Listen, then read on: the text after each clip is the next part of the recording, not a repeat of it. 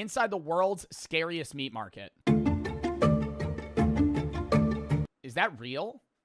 North Why does that look like a doll? Sulawesi's markets are just on this completely other level. People call it Asia's most extreme market for a reason. This is like the final boss of extreme food culture. I've never seen anything quite like it. This is pure and utter madness. Even Indonesians from outside this I feel like I'm not really okay. I've never eaten a bat before. Would I try it? Yeah, I would try a bat, but like I feel like in a crazy exotic meat market would be like some shit that's poisonous. If they were selling like Fuji or whatever it is, like fucking puffer fish, no, not getting that. That's how you get COVID, dude. Then I'd be patient zero. downright terrified of this place. It is not Fugu, not Fuji. known to have everything you That was just a duck. can imagine. Cats, dogs,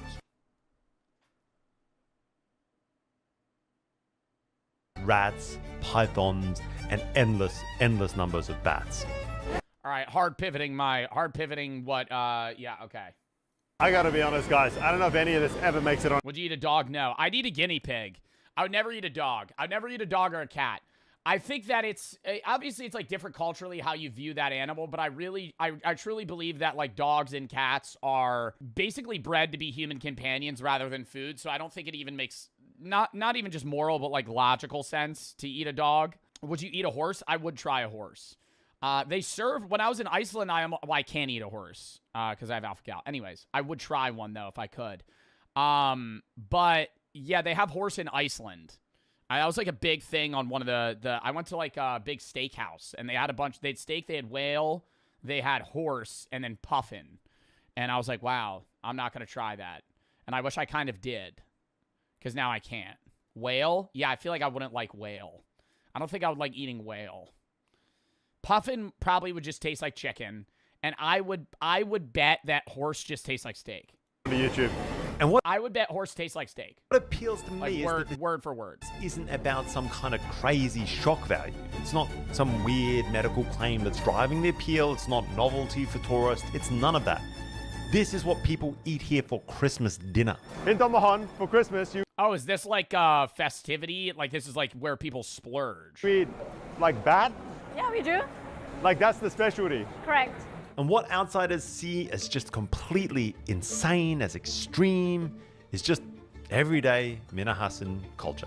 It's part of the tradition here that just never really modernized. So why does this still exist? The wing is the best. I mean, isn't it becoming more and more outlawed to eat like what would be considered Western pets in Eastern countries?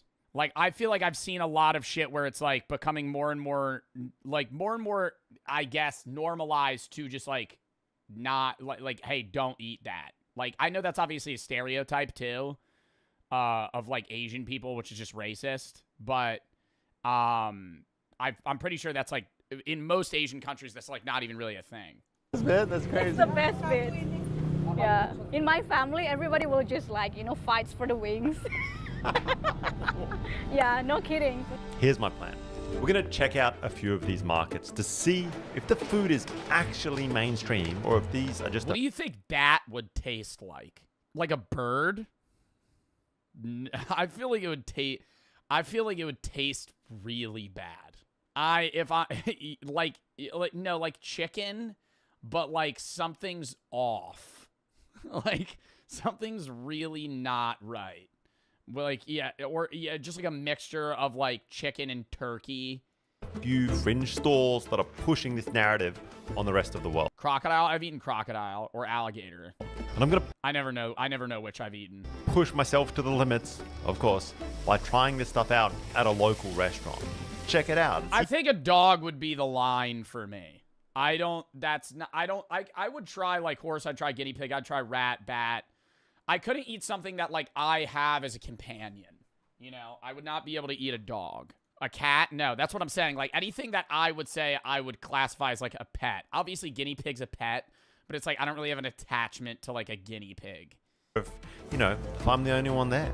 And finally, we've got to head out to the source. We've got to trek into the jungle, try and find some locals to take us on a true hunt and see if we can see What is that? Oh my god, just right over the flames. how this stuff Holy shit, just cooking him with his fucking organs in and goes everything. down Sulawesi style. It is pretty thick Sulawesi jungle, and for just some tiny ass little rats, it is wild. How do you catch a rat in a jungle? I feel like I would starve to death in the wilderness in fucking days, bro. How does somebody catch a rat? I would be running around that thing. Like, you would have to set up a trap.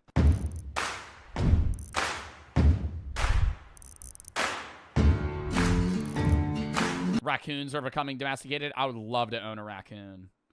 They're little bandits. Wait, where is this? Sulawesi. Have never seen this on GeoGuessr. In Indonesia. I never guessed that island.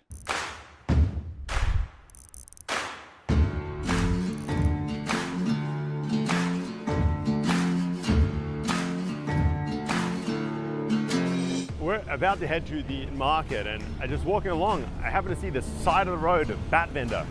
Just like a Oh my god, I could tell you right now, if you fucking spawn me on this goddamn road, I'm going Jakarta. If you spawn me on this road, in GeoGuessr, I'm going, that looks like English, but I can't understand any of it.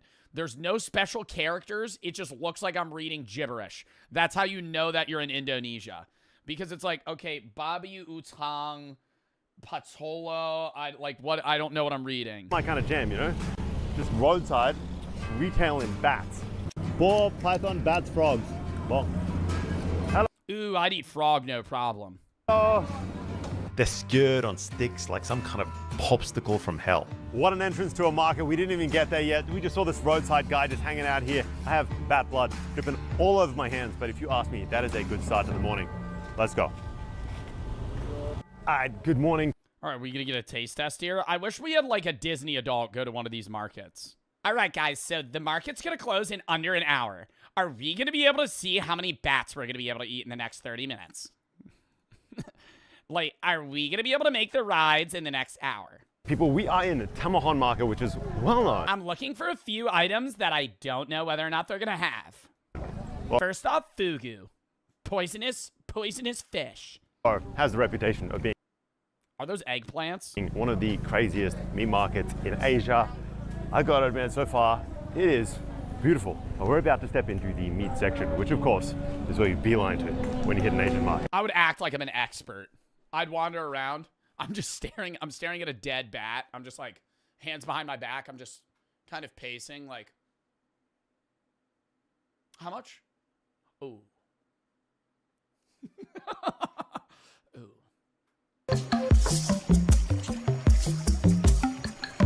Crazy. Woo. That did not take long. As soon Yeah, I'm happy he blurred that. as we hit the corner of the market, there are some blackened out roasting dogs. There's pigs everywhere. There's a dude carrying around a tray of, is that rats or squirrels? That's rats? Oh my god. Do you think they're seasoned? Wow. Bro, like I could not, like I'm not,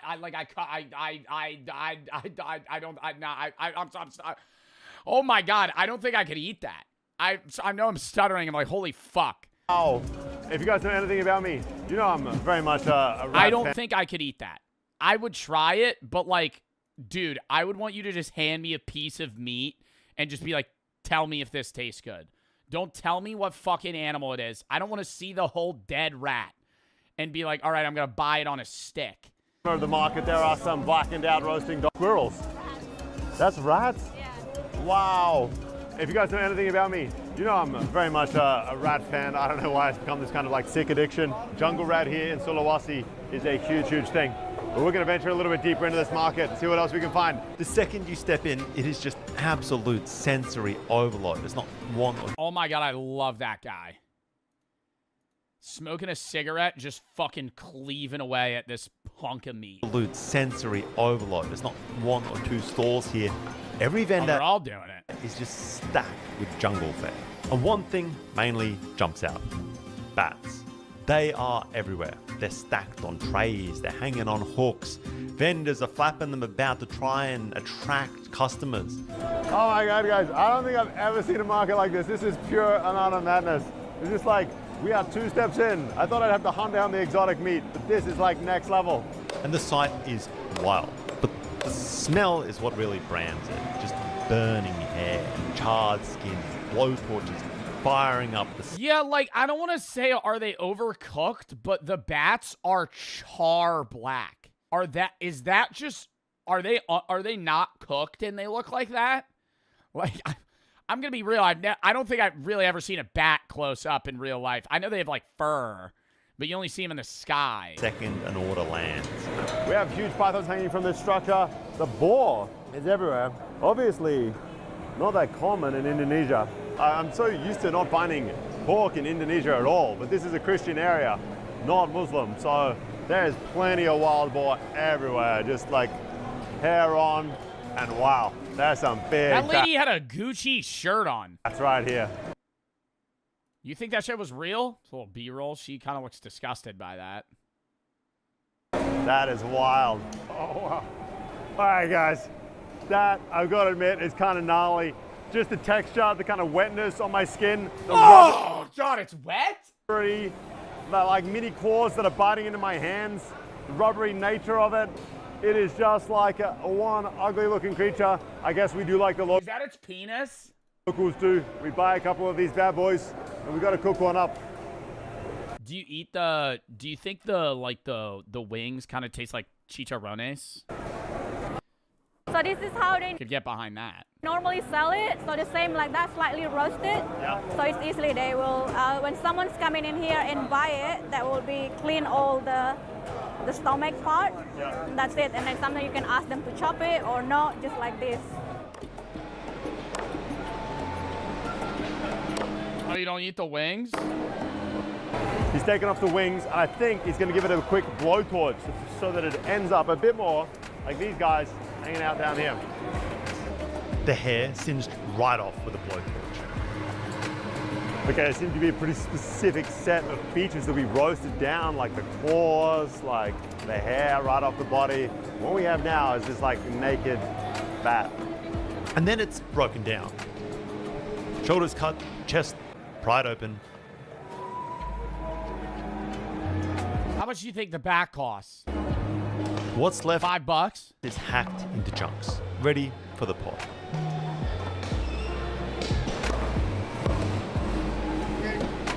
We have this kind of... Bro, I'm eating right now. I could eat watching this, no problem. I never understand that shit. Oh, dude, I'm eating. Oh, dude, I'm eating. You're not watching somebody throw... Bro, you know what you're eating? You know what you're eating? Probably a dead animal. You know what you're looking at? A dead animal. What the fuck? I mean, the disconnect's unreal right now. You're probably eating chicken wings, watching somebody cut a bat up, and you're like, oh, no, this is ruining my vibe. You're eating a dead animal. Lovely assortment of bat parts ready to roll. Okay, thank you. All right, thank you. We got a sub, people. Yes. Oh, thank you, sir. One package bat ready to go. I want to see him eat it. When are you going to eat it? This looks like a nondescript house in the middle of Sulawesi, but in fact, it is a restaurant. And inside, they have some of their local specialty dishes. This is like a common local eatery. It's not like you got to go to someone's backyard who cooks up special Chinese medicine infused, whatever, like you might find bat and cobra done in Jakarta. Here, it's... See, cobra's a no-go for me because that thing's fucking poisonous. Like, anything that kills prey by, like, poisoning them to death or, like, inserting some sort of venom is a no-go. Like, I wouldn't want to eat that. You also have alpha gal. I could eat a snake, Zod. Snakes aren't fucking mammals.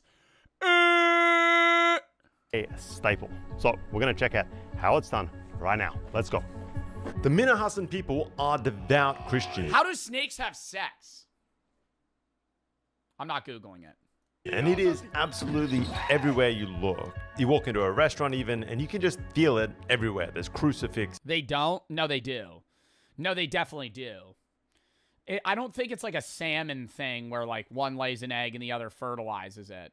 They have coils. Yeah, I'm assuming it's like a hole. Verses on the wall, and just this faith is woven into this space. And in my mind, that's kind of starkly juxtaposed against what is on the menu. It's not that there's anything wrong with it, it's just not what I usually... That's no problem, bro. Rice with chicken, I'm getting that off rip. Associate with sort of really traditional Christian meals. Either way, the menu is just straight up jungle fare. There's bats, pythons, dogs, you name it, and the place is just packed. Locals are pulling up, lining up at the counter and ordering canteen style like it's just another weekday lunch spot. They're like, I'll take a better cat, a better dog, some of that python, a bat please. It is kind of wild. And out back, the cook is already in his groove. I hand him the bat, and he is more than happy to show us how this is done from scratch. All right, the fly's going over. It's a problem. The bat first gets cubed, and I'm talking just straight up cubed. Everything is going in this thing. Organs, intestines, the hairy ears, those pea-infused wings and skin, the whole lot. Pea-infused wings? Pea? Bats store pea in the wing? No. People, they eat with Pea. Am I mishearing what he's saying? Pea from the wings. the guts. Oh, really? Yeah, it's like a medicine. Wow. With the guts in the bat. Yeah. Obat apa? Oh, asthma. Asthma medicine. For the traditional remedy, they will get the guts out and don't know, some like mix with something, and you can do for asthma remedy. And by the Okay, I like they're giving a time it hits the pot, I'm already questioning my life decisions. It looks kind of wild to me. I'm not I would be like, make that shit extra well done. I want it to be like char. gonna lie. I thought the bat wouldn't be that bad, but I think it's kind of like, it is pretty challenging with like all the guts and the organs and everything in there. Yeah, honestly, I don't think the bat's the problem. It's that it's eating, like he's cooking everything. If it was just like, oh, we're gonna take some of the meat. After a good 20 minutes or so of boiling, the bat is then set aside, but the wok water, notably, is saved. The broth, Yeah. they will drink it. So that's how they keep strong or maybe healthy, just like traditional medicines, apparently. The wok is then refilled with oil, and the cooking shifts gears. We're gonna add some lemongrass, garlic, huge spoonfuls of chilies, shallots, ground turmeric, and then, of course, the bat. And on top of all of Hey, they're kind of saving it. They're kind of saving this right now. It kind of looks disgusting still, but like what they're adding, I'd give it a try. this, he pours back in that with scarce food and resources, struggling to maintain their communities. The entire human population left on Earth was somewhere between 3,000 and 10,000 people, or roughly the size of Brandon, South Dakota. And we're all descendants of them. Wow. We're all related to those people. I feel like that's so cool that like every person has a common ancestor, like what, 60 people ago or something. Like there's somebody that so we're all related in some way. Yeah. But not in a sense of like incest. But I'm pretty sure this era is when they were making like was it whale bones? No, I think it might have been like, what's that motherfucker from Ice Age? A mammoth. Mammoth bone huts. Yeah, people used to live in this. Stuff that looked like this. Ukraine. Mammoth bone structure homes. This was like when it was like really fucking cold out. They would make shit like this out of just straight animal remains because it was so insulative. And they would put like hides and other stuff on the outside because it was just cold as fuck. You've never heard of Brandon, South Dakota? Okay, Madison Square Garden can hold around 20,000 people, so the entire population left on Earth after that eruption could fit in MSG twice. This phenomenon is known as a genetic bottleneck, and is also why we're all kind of related. Number 6, 1929. The Roaring Twenties came to an abrupt end in 1929 when the U.S. stock market crashed, setting off, stop me if you've heard this before, a global economic collapse. The Great Depression that followed was a decade-long economic Oh no! American steel is down! Let me go withdraw all my money from the bank. And then they had no money. disaster that affected almost every country in the world. Yeah, imagine pulling up to a bank going, I want to withdraw my money. And they go, we don't have it. Huh? Mental health was We don't have it. Huh? at an all-time low immediately following the market crash. Self-deletion rates were so high that some hotel operators in New York City would ask guests if they needed a room for sleeping or jumping out of. That's real. In the US, 1 in 4 people became unemployed, and wages for the remaining workforce were basically cut in half. Bread lines and soup kitchens became a common sight, and many people lost their homes and savings. One farmer of the day knew he couldn't afford to feed his sheep, so he slit their throats and threw them down a canyon instead of letting them starve. It's like, Wow. what? They don't like sheep? The events of 1929 set off a decade of economic hardship that culminated in Earth's favorite pastime, World War. Number 5, 1601. If you take one thing away from this video, Is that the witch trials? When were the witch trials? I was just in Salem. No, that was 1692. it should be that volcanoes are bad. So bad, in fact, that one volcano in Peru basically turned the lights off for the whole planet. The eruption of Huayna Patina in 1600 was one of the largest volcanic events in recorded history, spewing vast amounts of ash into the Bro, I want to see the volcano eruption that's that big that it blacks out the sun from the whole world. One volcano erupting that much. atmosphere. The summer of 1601 was known as the summer with no sunshine. Sunlight levels dramatically decreased everywhere in the world, causing mass famine, but nowhere more so than Russia. The lack of sunlight led to crop failures and livestock death. A third of the Russian population starving to death in the 2 years following the eruption.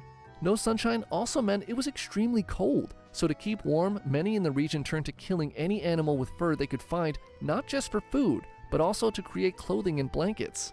Accounts from the time describe people so desperate for food that they ate grass, their pets, and each other. Which means all of us are just one cloudy summer away from cannibalism. I'm not eating my dog. That's the one thing I'm saying right now. I would not eat my dog. If I was starving, bro. Number 4, 1940. I will. You'll eat my dog or you're going to eat your dog. Javi, I'm telling you right now, you ain't eating my dog. I'm eating you before I'm eating my dog. 42. Not much to see here, just worldwide violence and genocide resulting in millions of deaths.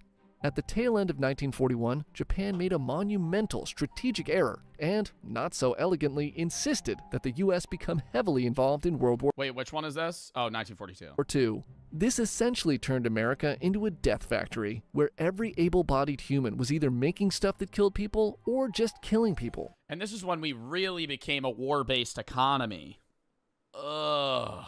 The war effort mobilized entire populations, leading to the development of new weapons and technologies, including the Manhattan Project, which would cause all kinds of problems for future humans.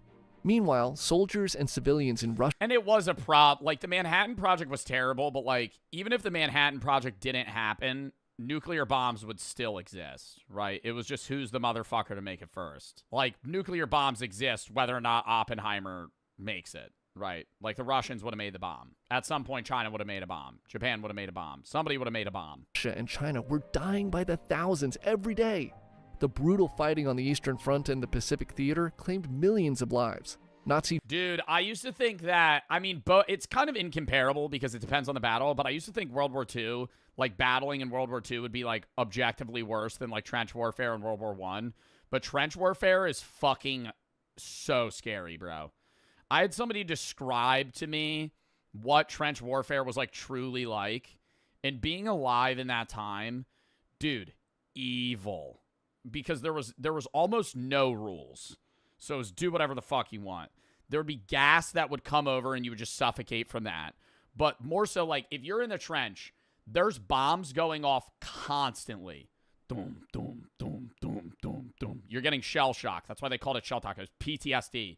But it was called shell shock because there was constantly bombs going off. Humans are only made to endure high-stress scenarios for short spans of time. Because in a 5-minute span, like say there's a lion or something that's approaching you, you're genetically made to deal with that stress in that 5-minute span, and either you're alive or dead, and then you move on.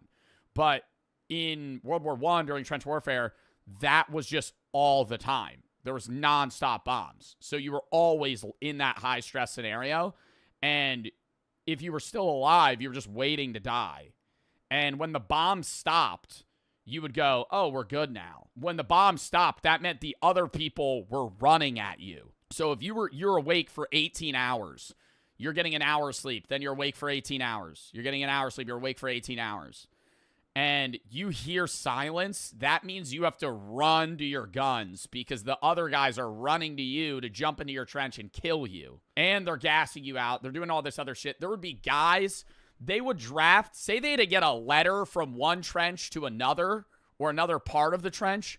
They would give 4 guys the same letter and go, run, because they knew that 2 of you at least weren't making it. So then if you were the one that made it and you didn't die, they'd give you another letter and they'd go, now run it back. And then you had to fucking try and run that shit back.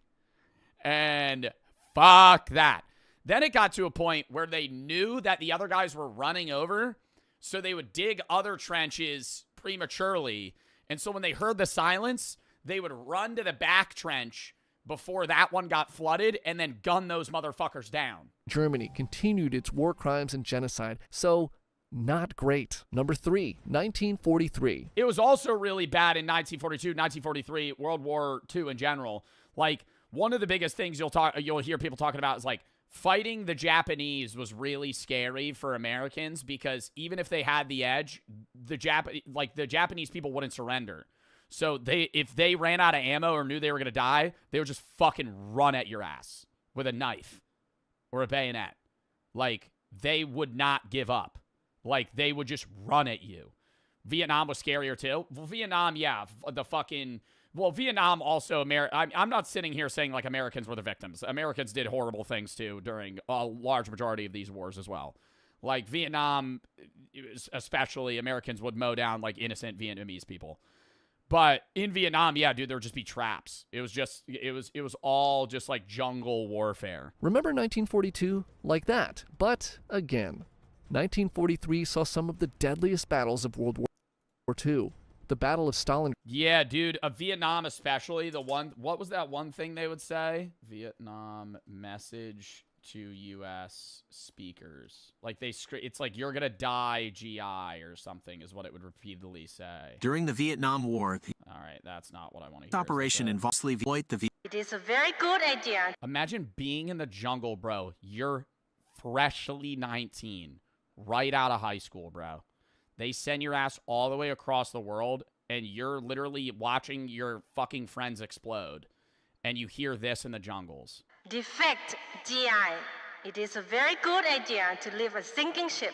And you're covered in dirt. Half your friends are dead. They lie to you, GI. You know you cannot win this war. And you're there for no reason, too. Like, World War II, like, you're fighting Adolf Hitler, right? World War II, I don't support war in any way, but, like, Americans in World War II wanted to go to war. People would lie about their age to get into the army. Vietnam was the reverse lottery, bro. They pulled your name. That was a death sentence.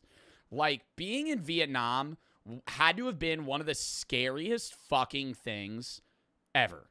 Like, having to fight on either side. Like, and dude, you're not even fighting for, you're fighting against communism. Like, you're not even fighting for, like, oh, the betterment of, like, people being, like, the Jewish people or something. Like, you're literally just going into Vietnam because your government's sending you. You would come back, and there were instances where, like, the soldiers were treated like shit, man. They didn't even like, it wasn't like they praised you when they came back, like World War II. It was so different. Your rich leaders grow richer while you die in the swamp, GI. They will give you a medal, GI, but only after you are dead. Like, bro. Your government lies to you every day, poor soldier. Like, dude, it's middle of the night and you're hearing that shit. Reverse. The U.S. would play U.S. sounds for Vietnamese people. The Vietnam, what was the tapes the U.S. would play on those big-ass speakers to the Vietnamese guys in the tunnels? Yeah, they would spray shit with Agent Orange, and Agent Orange got people killed. There's a whole video on, like, pesticides and how Agent Orange, like, ruined people. Wandering Souls. Yep, there it is. The U.S. would play this for the people underground. Make you lose your mind so you'd run out of the tunnel and then they'd fucking shoot you in the face. Stalingrad, one of the bloodiest battles. People don't realize how, no, I'm serious. Like, you hear about, like, you learn about war, bro, at such, like, a basic level in high school. Like, that shit, bro, like, no, like, people go, oh, war's bad, you're killing people. It's beyond that, dude. It was psychological torture to have to fucking fight in any of these wars. Battles in history ended in early 1943 with the defeat of the German army. This marked a turning point in the war, but came at a staggering cost of over 2 million casualties. I always think, dude, being in D-Day, man, that had to be so fucking scary. Being a guy that was getting shipped on D-Day, World War II, you're on a boat, just running on Normandy Beach, watching hundreds of people get mowed down. Explain D-Day? Bro, how do you not, like, see, why do I have to explain? How do you not know? D-Day was when the U.S. were storming the Germans on Normandy Beach, and the Germans had these concrete structures that were hooked with, like, fucking, like, like big automatic machine guns.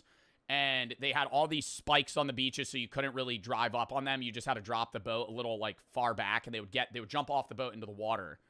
D-Day boats. So they would be in these boats packed like sardines, and they would drive up to the beach. This hatch would open. They would all run out. All of them would die. Not just the U.S. I'm saying from the U.S.'s perspective. I know there was other countries involved. I'm saying U.S., Germany. Germany was the people that were defending. It's like Saving Private Ryan, yeah. And you would go Canada, France, Australia. Yeah, it was the Allies. It was the Allies versus the Axis powers, but I'm pretty sure the only people on the Axis powers were Germans. Was there Italians in D-Day? I don't know if they were on the lines in D-Day or on the defending side. No, I think it was just Germans up there. I don't know. I'm not a genius on D-Day. Anyway, somebody said this was boring. Fuck out of stream, bro. Who gives a fuck? Imagine, bro, the first waves of these boats of, like, you know, all the Allied powers, literally all of them died. All of them died. Like, instantly. And the U.S. and the Allies' strategy was, we're just going to keep sending people. At some point, it was just numbers. It was a numbers game. We have more people than they can kill. And then eventually they got through. In the Pacific, the Battle of Guadalcanal and the continued island hopping campaign resulted in massive losses on both sides. And Nazi Germany continued doing Nazi Germany things. So again, a horrible time. Number 2, 1347. Welcome to medieval times. You really can't say anything about the mid-1300s that doesn't involve the bubonic plague. In 1347, the Black Death began ravishing most of Eurasia and parts of North Africa.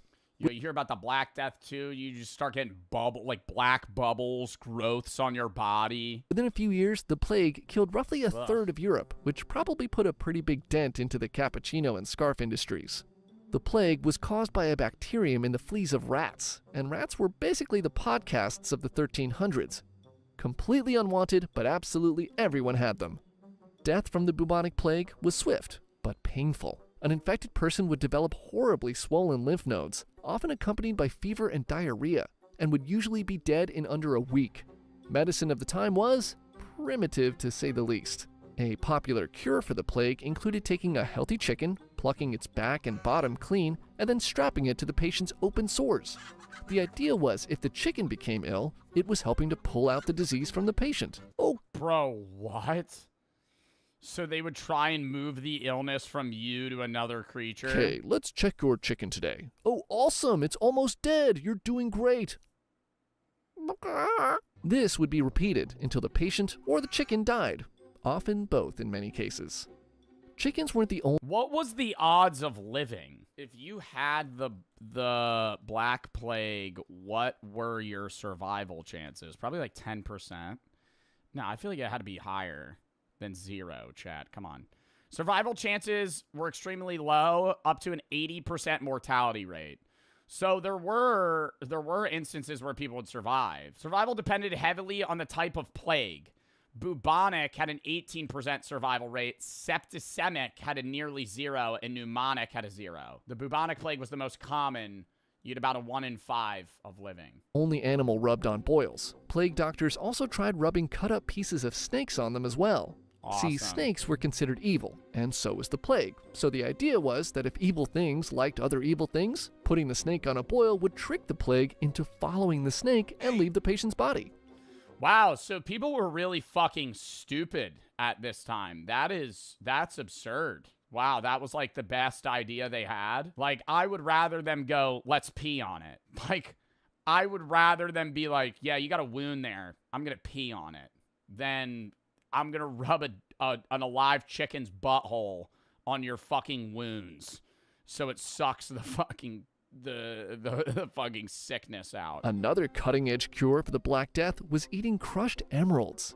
People who couldn't afford emeralds would drink arsenic or mercury instead, which probably was just a little less effective than the chicken and the snake. All the anguish from this pandemic began to pull society apart at the seams. Many people took the chaos of the situation as an opportunity to steal from the sick and weak. Needless to say, people were so... Steal from the sick and weak, bro. If you were one of the guys that lived, you were just straight rolling in it, bro. You just steal everybody's shit. Half the households ain't got anybody in them anymore. They're dead. So scared to help one another, many were left to die alone in misery. It took centuries for Europe and other parts of the world to recover from the mass destruction of the Black Death. Number 1, Yeah, I could easily see, dude. If you're in the UK, over half of London dies. Like you're gonna need 30, 40 years to just rebuild society. 36. This is essentially a greatest hits of all the worst moments from human history. Things kick off with our old friend the supervolcano, which sent a cloud of volcanic ash over the entire northern hemisphere. This left most of the world in virtual darkness for 18 months, brought the global temperature down 30 degrees, and caused, say it with me, widespread famine. Things were extra bad in China, where dust rained to the ground by the handful, and 70 to 80% of the population died. The lack of sunlight led to crop failures, starvation, and social unrest. But wait, there's more! On top of extreme... Yeah, that's pretty scary, dude, living in, like, perma-darkness. ...food scarcity, a plague broke out in Europe. People would break out in pus-filled boils before perishing by the thousands, making disposal of the bodies impossible. Bodies were heaped in piles or thrown into the sea, only to wash back up days later. And the southern hemisphere wasn't spared. To make things worse, 536 had a powerful El Nino that warmed the waters off the South American coast, killing fish stocks, flooding the coasts, and you guessed it, causing widespread famine. So yeah, 536... Oh my god, dude. People were literally just, like, constantly on the... I feel like societies pre, like, 1600s were just constantly on the brink of death, like, every 50 years. Like, oh my god.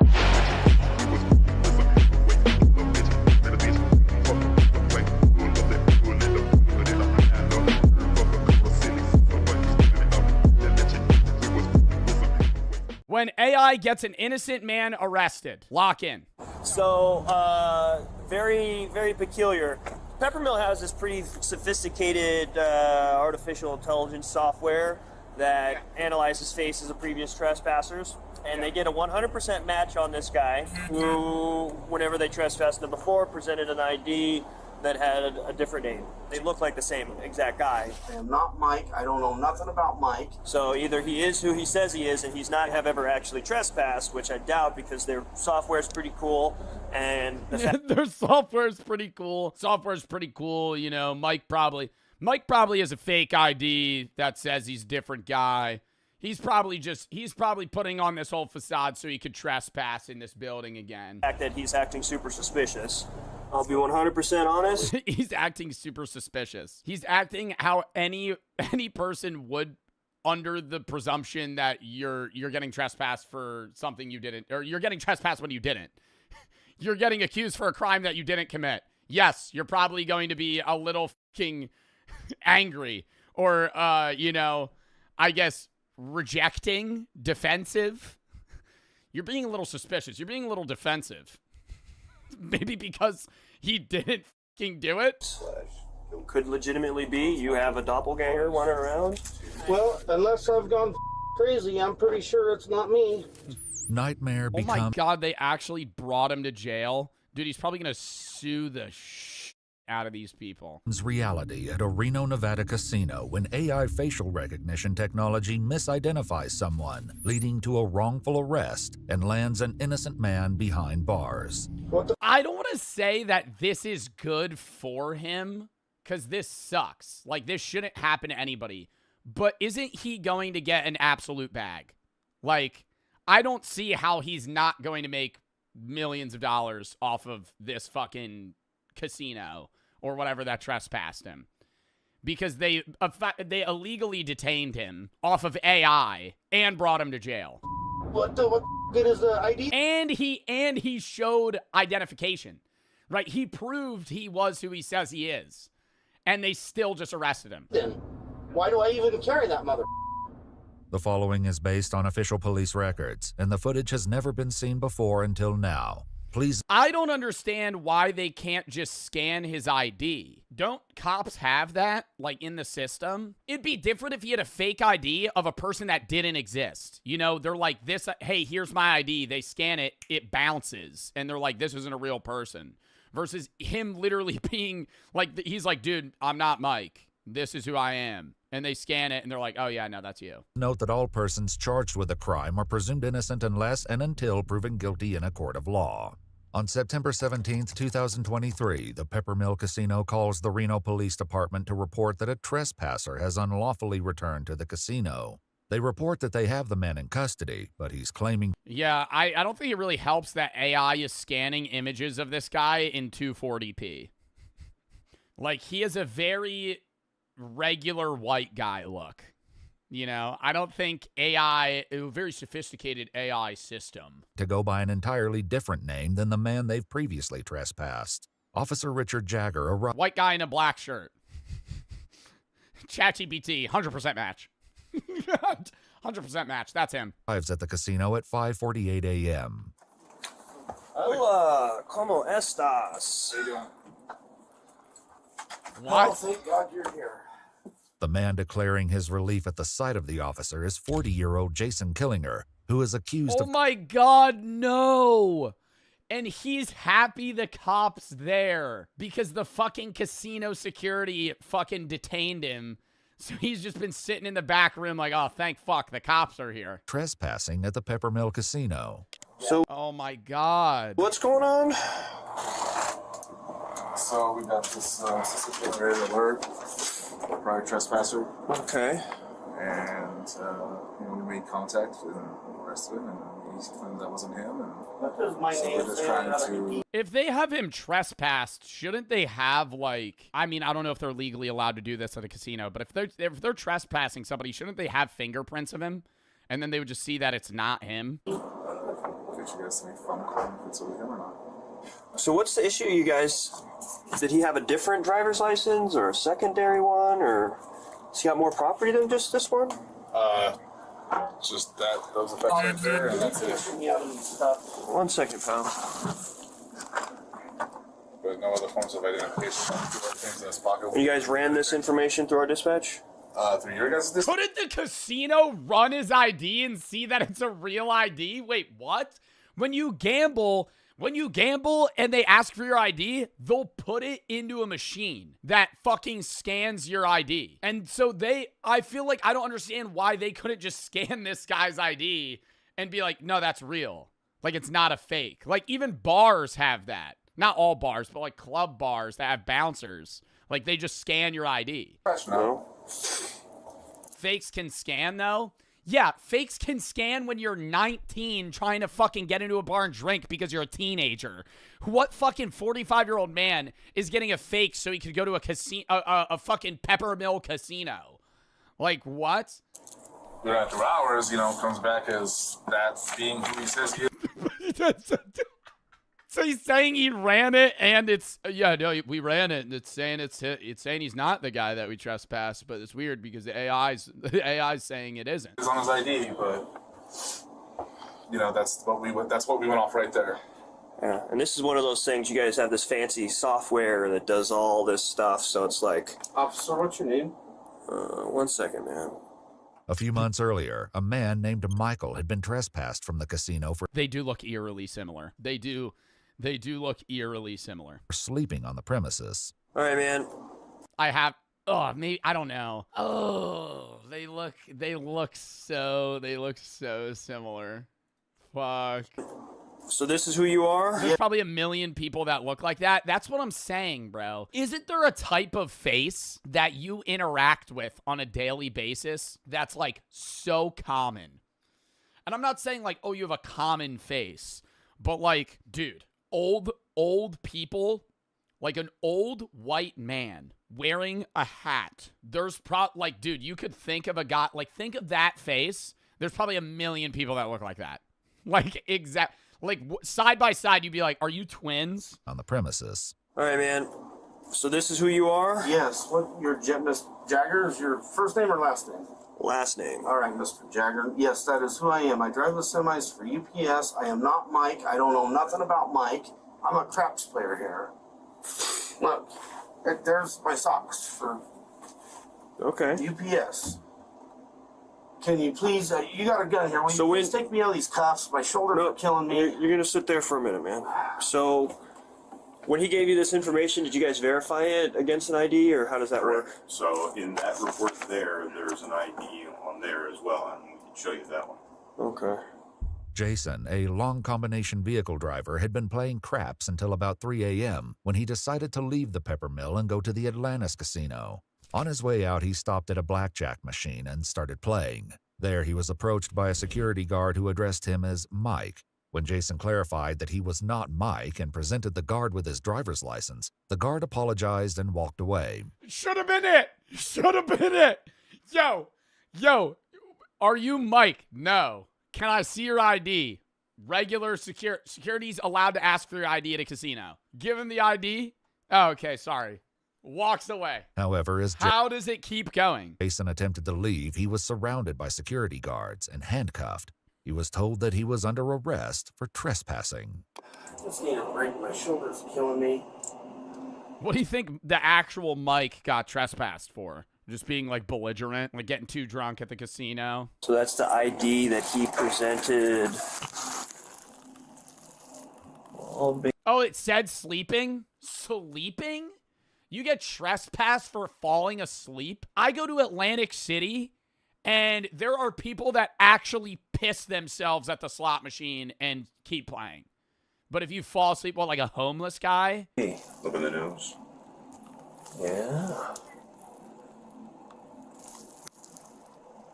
Huh. Weird. Very weird. All right, let me snap a picture of that. I'll run both names. The casino's AI facial recognition software positively identified. Nah, actually, when you do look at it again, it's this guy's skull is wider. Jason as Michael, the man they had trespassed. Let me step out this way, I get better reception. Yeah. The only thing that was weird is that we'll have to, lift him up and see how tall he is. Yeah. They didn't measure his height to see. That says he's 5'9", and that says 6'1". Yeah. Oh my God. I mean, why did they even call the cops? I feel like that is 5'9" and 6'1". What? I'd be like, yo, let's just measure me. The guy's 5'9". I'm not 5'9". This isn't the only difference between Michael and Jason's IDs. All right, now that I'm seeing both of their IDs, they look nothing alike. Like, these are clearly two different people. Oh my God. Jason is listed as 7 years younger than Michael. He has blue eyes. He's 7 years younger. He's fucking, 4 inches taller and 50 pounds more. And says that he weighs 50 pounds more. As well, the signatures are different. In his report, Officer Jagger wrote, quote, "The associated demographics on each driver's license were fairly similar, with the only major distinction being hazel and blue eyes, which are by their very nature similar eye colors and are dependent upon lighting." And the pictures are... Imagine Jagger goes to the guy, he's like, you get that leg lengthening surgery, boy? So you put on a few pounds, change your eye color. You're wearing fucking contacts, aren't you? I bet you fucking got that metal rod shoved in your fucking leg. That's why you're 6'1", just so you could come back to the Peppermill, eh? The nose. You want to keep playing fucking craps? I bet your dumb ass wants to... I bet you have plans to fall asleep here again. And then we have our... Call you a little napper. Our new system, our new facial recognition system. And that's what it's telling us. It's telling us that it's looking at it, and it's doing that. And then there was another one that came up when he was at our TRK, which is one of our better cameras. This was right before we arrested him. We looked at it and said, that's him. 99.8%. Dude, from the imagery, it does look like him. And it came up 100%. Okay. 100% match. Yeah. So if the software's saying it, that it's legit. Right. And it's so it's pretty damn accurate. So either he presented a fake AI from 2023.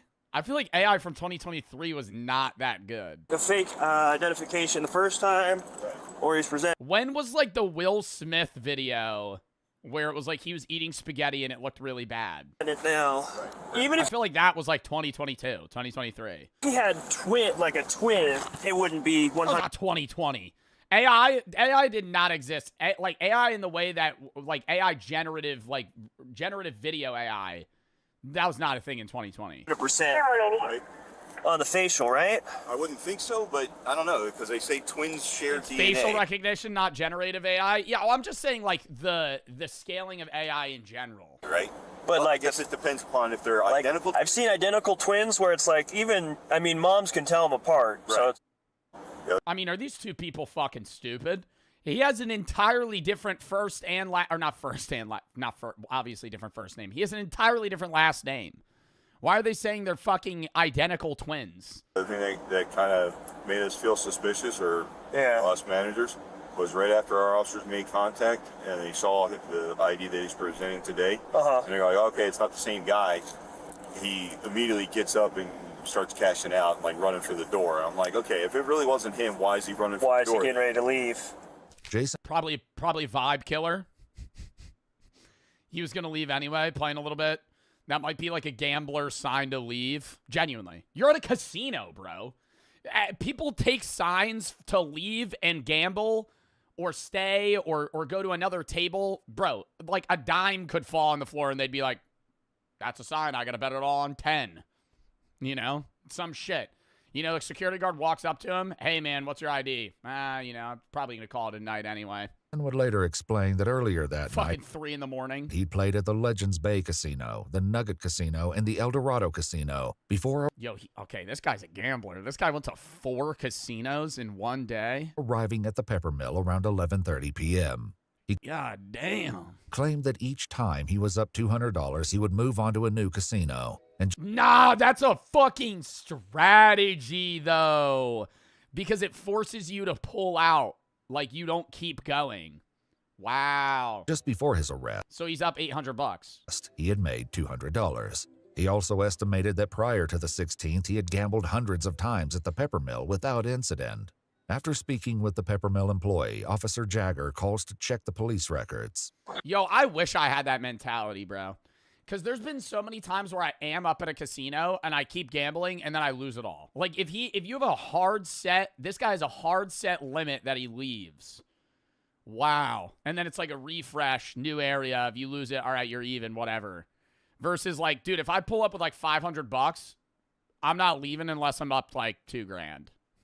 Like, bro, because I'm like, yo, I'm not walking out of the casino up $100. If I come in with 5 and I'm up 100, what a lame ass fuck it. I leave the casino, yeah, really cashed out big today. Really ran them for their money.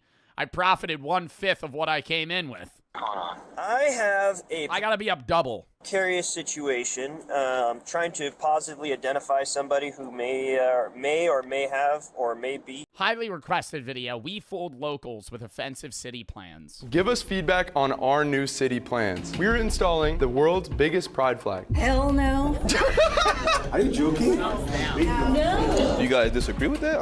I can guarantee you no one will ever vote for that. Who wants to see us? I always wonder how, like, YouTubers and even mainly, like, Impractical Jokers still get people to believe these things. But I've come to realize that they always get old people that are, like, really detached from society and reality in, like, local rural towns to do, like, a town meeting about city plans. Like, somebody that would be a part of the HOA in, like, your rural Nebraska city. Not gullible? I don't know. I wouldn't necessarily say the word gullible. But, like, yeah, no, people that are living in 50 years ago. Society where parents stay together longer. Well, we have a solution. A 50% rent increase for single mothers. What? I'll need something to throw at you. We'll take that as a yes. We'll take it as a yes. No. Are you trying to go? I feel like these guys can pull it off because they're YouTubers, but don't you ever wonder how, like, I don't watch Impractical Jokers anymore. I feel like nobody, I don't want to say that's a dead show, but, you know, it's not 2013 anymore. But I always wonder how they still get people that don't know them. You know what I mean? Like, who below 50 is gonna walk into a Walmart and have Murr or Sal walk up to them and be like acting really weird and laughing before they say anything? Like, obviously they have a person in their head telling them what to say. Like, even if you don't know them, you'd be like, yo, you're a part of a bit. Like, this, I'm on camera right now. The NFL playoffs are here. Football is at an all-time high, and there is no better time to get in on the action than with DraftKings Sportsbook, the sponsor of today's video. If you sign up with DraftKings and use promo code JOEB at sign-up and place a $5 bet and your bet hits, you get $300 in bonus bets instantly. What an offer! DraftKings Sportsbook is the place to place touchdown bets. Not only do they have same-game parlays, they also have live betting for the people that love the thrills of live betting, betting on drives, betting who's going to get a touchdown, if they're going to place a field goal, whatever, in a given drive. DraftKings has you covered. And if DraftKings isn't available in your state yet, one of the green states, you could still take advantage of DraftKings Fantasy. So sign up for DraftKings today and use promo code JOEB at sign up and place a $5 bet. If your bet hits, you get $300 in bonus bets instantly, minus 500 odds required. Thank you to DraftKings for sponsoring this video. Let's get back into it! Said no. Disclaimer, everything said in this video is for entertainment purposes only. This does not represent us. Do not replicate or act upon any content shown. We invited local residents. Oh, so you don't think single mothers should have a 50% rent increase? Huh. Yeah.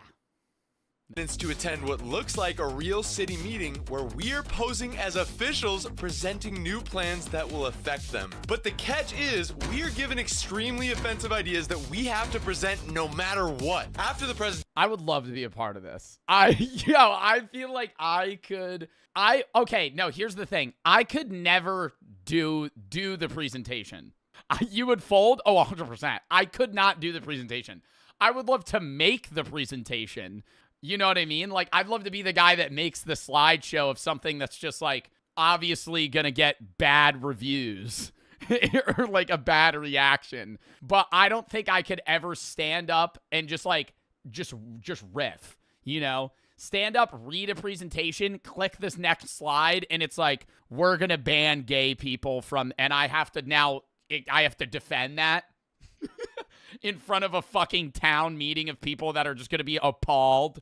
Strangers will raise their hands if we convince them to support our new plans. And just like the Impractical Jokers, whichever team gets the fewest hands raised will face the terrible mystery punishment at the end. It's actually... So this is Impractical Jokers. This is... This is a one go on Impractical Jokers. There's no thumbs down. It's just if you lose, you just get the punishment. I'm telling you right now, it's not good. It's not gonna be fun. Yeah, we're not doing all that. We're not doing all that. We're not gonna do all that. No. You guys can do terrible.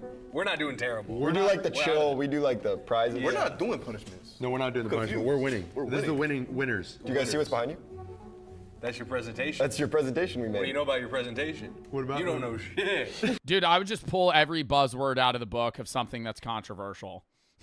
Like, the presentation would just consist of, like, every single, like, buzzword that just gets people upset. You don't know shit about your presentation. They're fine. Is it that bad?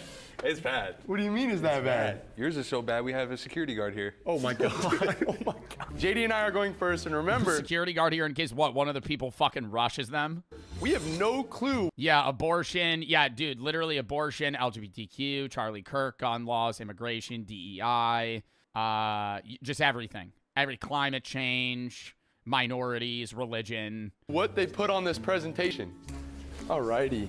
Thanks for being patient, guys. Thanks for coming. Thanks for making the commute. Like, you know, for the lady with the rainbow choose kindness shirt on, you're going to have to shoot different compared to the Karen in the back. Every slide's got to anger somebody else. Random strangers in front of them. So how's your guys' day going so far? Is everybody good?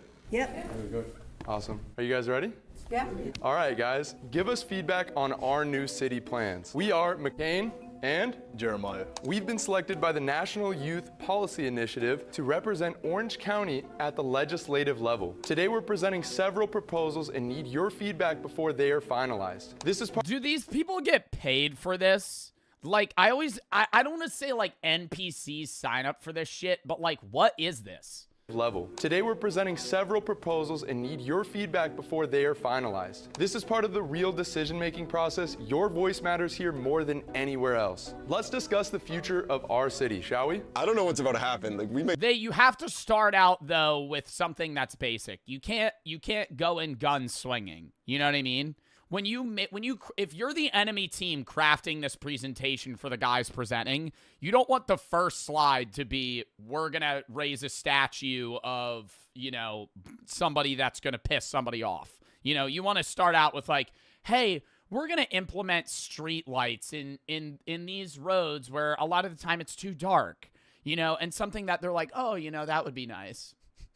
Then you go to something else that might be, kind of, edging it a little. That's kind of the wrong word, edging it, where it's like something that might be upsetting, but, you kind of get past it. And then you gotta, butter them up. their press fucked. This is gonna be bad. Who here wants to see real economic growth and results in our city?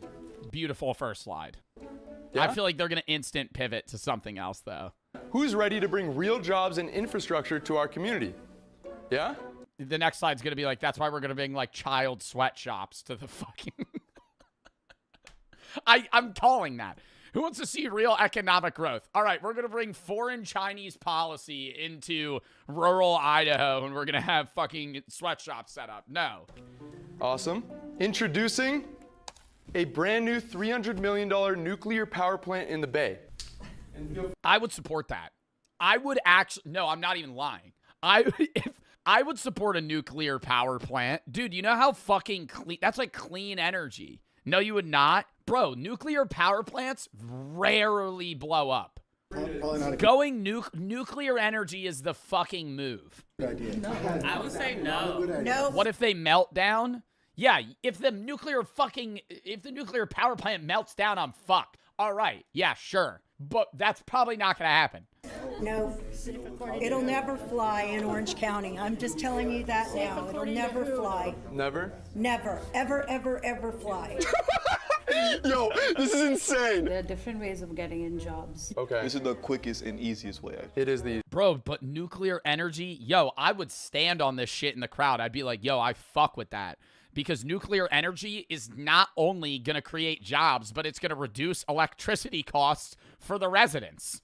Why would you not want that?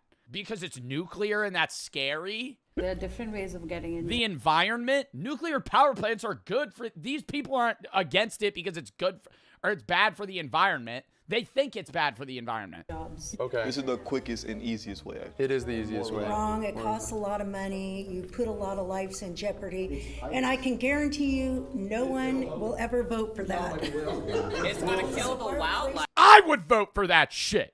Yo, this is not real. This is it, dude. This is huge. Let's go on to the next one. Is that...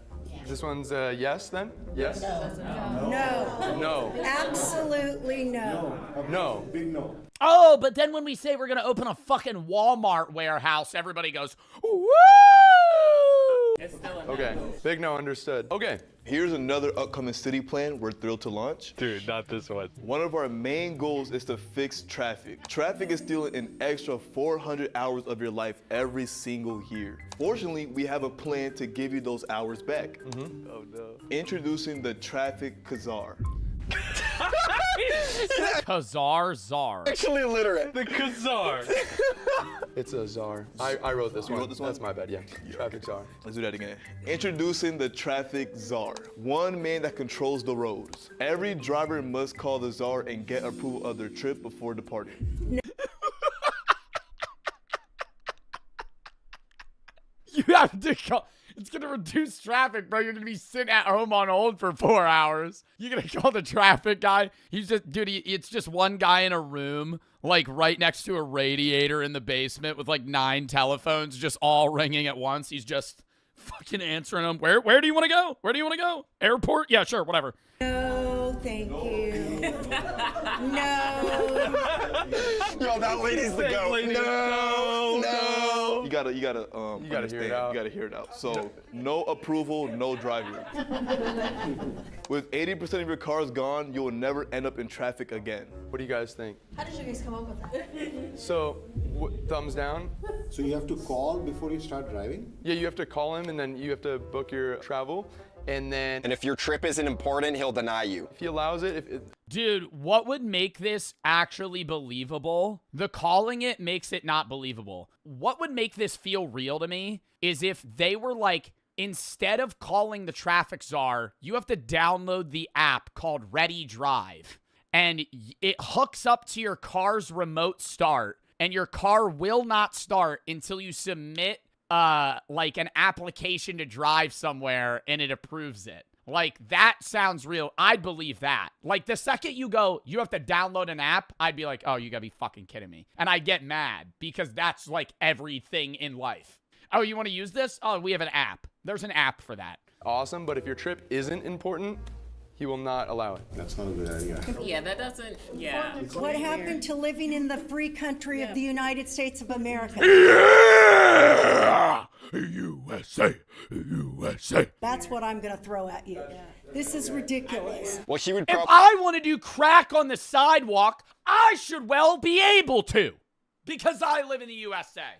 probably approve you, but not other people that are like lazy. Well, he would approve you, but he wouldn't approve anybody that's like lazy or like not doing it for a real cause. This is ridiculous. No, this is serious. We don't live in North Korea. Thank you. Oh my! Dude, North Korea, you wouldn't even have a car. North Korea, bro, you're riding a bike to work. God. I'm gonna say it. I don't care. We can go to the next one, but mean, I maybe think next. I think this one's good. In Russia. Next. Yo, the lady in the back might be the goat. If we lived in Russia, maybe. No, she might be the goat. We have new adjustments for the education system to change the game. Oh, fuck. This might blow it, bro. This is racist. Recent data reveals students' test scores have plummeted to historic lows, threatening our community's future. Who's ready to flip the script? Well, let's see what you got. Let's make it happen by transitioning our teacher staff from our current diverse lineup to a selective high classes to a fucking synagogue. I just got out of synagogue. It's this small reformed synagogue called Soul Cycle West Hollywood, and the rabbi's name is David, and he had the most third eye-opening sermon. Soul Cycle. Writers often admit online that the Soul Cycle changed my life. My vibration. I love how the music's so loud I can sing and scream and let it all go. I also love feeling a part of a community and seeing the same faces every day / week. I think that's not specific to Soul Cycle. I think that's just like having a club. It inspires me to keep showing up. Would love to hear how others got involved and how soul has impacted your life. What's your favorite parts of Soul Cycle? What difference did it make in your life? classes have changed their entire lives for the better. Not just through weight loss, but the way that they can scream and sing along with other writers to let go of their problems. They've even claimed that they've chosen Soul Cycle over actual therapy. I'd be better. You're exercising. I love the Balatra music in the back right now. You're partying. You're having fun. This is the best time of my life. You might even get laid. I think I might get some pussy. If this sounds incredible to you, I'm sure you're curious about the pricing. Well, the cost of the classes is pretty steep. Let me guess. Rich people. I doubt it's. Do you think it's monthly or like per session? I'm gonna guess it's like $100 a session. There's probably 4 sessions a month, so you could do individual session or you could sign up for month. I think if it's monthly, it's probably like $250. If you're buying by month. Single Soul Cycle class, which lasts about 45 minutes to an hour, costs about... Oh, that's a lot shorter than I thought it would be. I thought a session would be like 2 hours.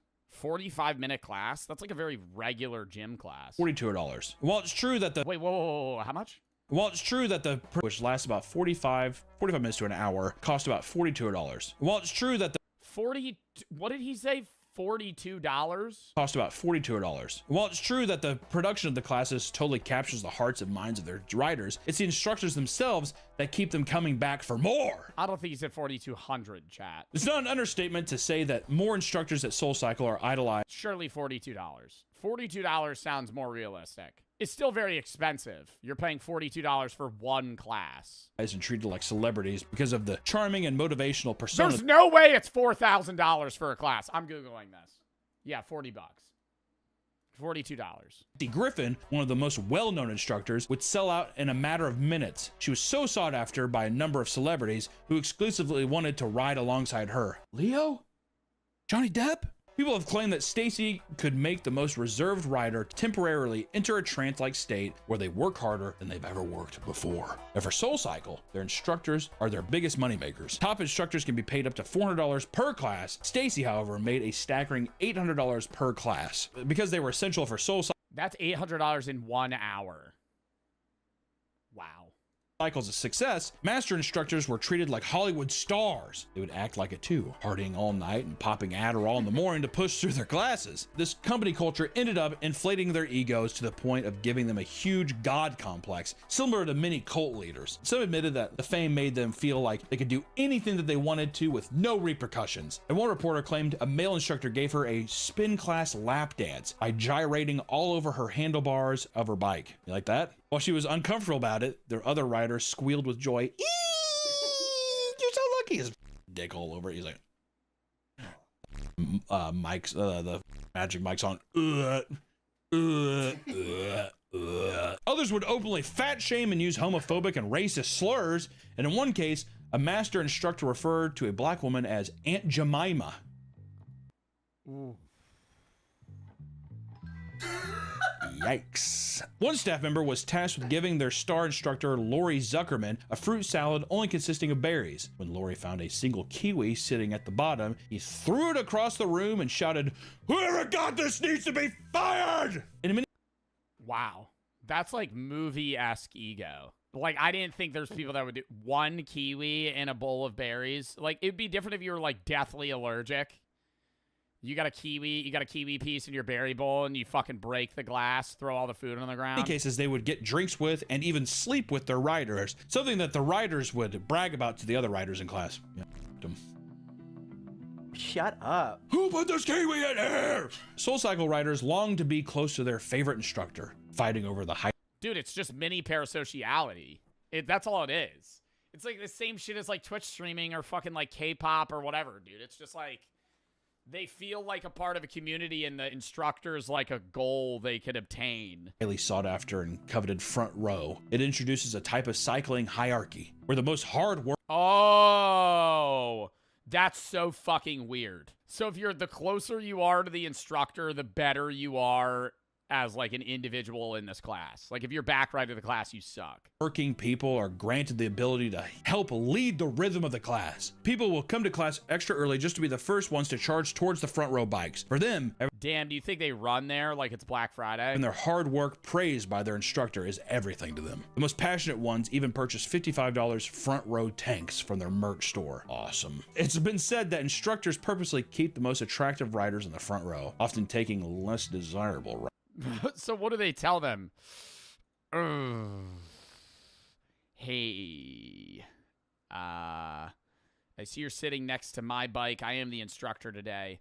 You know, I've seen you in the class before, usually in the back left or right row, kind of where it's darker. You know, you can't really make out any faces over there. And, you know, I could kind of tell by your silhouette that you were, how do I put this? Slightly repulsive. Seeing you in the sunlight here, you're kind of looking more like a vampire. Could you maybe go back over there?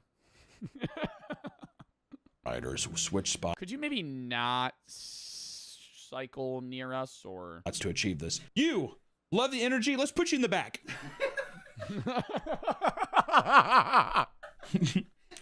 Love that smile. You're awesome. Let's move you up. The need for a front row seat would often lead to riders being bullied verbally and sometimes confronted in person to the point where people broke out into tears. One rider who was thought to have been a master instructor's class favorite found that the other female riders put used tampons in her purse as revenge. Soul. Yeah, I'm going to be cycling next to Vanessa today, okay? So let's say I've made it to the top of the... She's like sifting through her purse.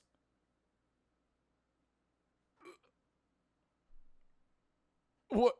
Just her hand just touches the wet fucking blood-filled tampon. Cycle. Soul Cycle is not nearly as popular as it was a decade ago. Poor business decisions and a string of controversies regarding their company culture and the effects of COVID lockdowns impacted them harshly. While still profitable, their numbers dwindle as they attempt to mimic the success of companies like Peloton and by creating bikes for home use as well. Listen, guys, a lot of home workout programs can feel like a gimmick, right?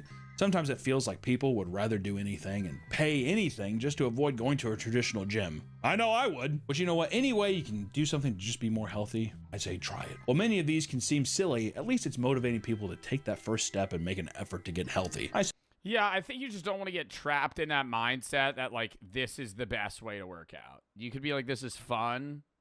But I think a lot of them are over-marketed to where it's like, hey, you're actually burning more. This is better for you than going on a run. I suppose there's no harm in that. Except for people like, you know, the Soul Cycle thing was probably a bit crazy. All in all, not a bad idea to just get up and be a little active. But until next time, my friends, stay active, stay healthy, and Tybo. We'll see you. That was a W-vid. All right. Next video.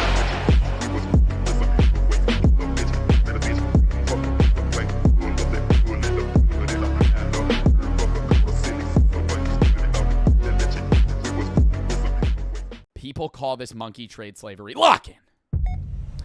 Every time you buy coconut milk, you might be buying slavery. Never buying coconut milk. Saying that. But do you guys buy coconut milk? I may have bought coconut milk like one time. Ever. That tastes terrible. What, you saying a monkey made the milk? Every time you buy coconut milk, you might be buying slavery.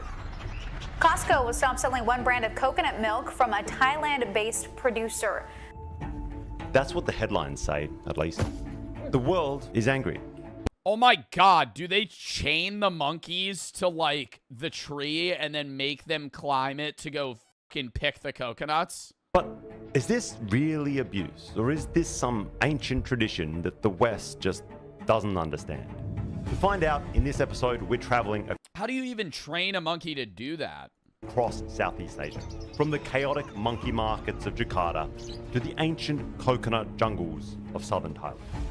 And we'll see how they're sold, trained in monkey schools, and put to work in towering... Trained in monkey schools? They have a whole system where they train them? Do you think you could fail out? Like, how many monkeys do you think fail out of the school because they, like, don't listen? All right, I'm going to have this take off rip before... let's see if my take changes. I think if they're training them through a reward-based system and they're not, like, electrocuting them or some shit to, like, ingrain that they have to do this or they'll get hurt, I don't see this as a problem. Like, if they're just, like... Hey, they end up training the monkey to go pick the coconut and then they give the monkey, like, a grape or something. I think that's fine. Like a dopamine reward. But if they're, like, zapping the motherfucker and they're like, we're going to hurt you if you don't do it. Because, I mean, that's, like, the same thing as, like, retrievers. Like, it would be, like, the same thing as a retriever dog if you did it like that. It'd be like, okay, go get the duck. And then they go pick up the duck, you give them a treat. Then they go they like doing it. I think the argument then still is that monkeys are smarter. And so it's like, are you taking advantage of that? Jatinegara Pet Market. It's basically this, like, zoo where you can buy anything roadside.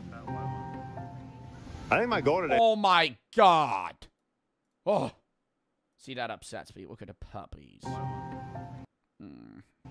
I think my goal today is to see, like, how many different species we can possibly see then one day just as one market. Exotic geckos, nectar. Those were fucking, like, flying... Were those sugar gliders? Then one day... What are those? They're not flying squirrels. Are they sugar glider? What are these? Are these flying squirrels? These little things right here? How do they even catch those? This is one market. Exotic geckos next to someone's random house cat, all crammed together. There's sugar gliders everywhere. Sugar glider, answer my question. Never mind.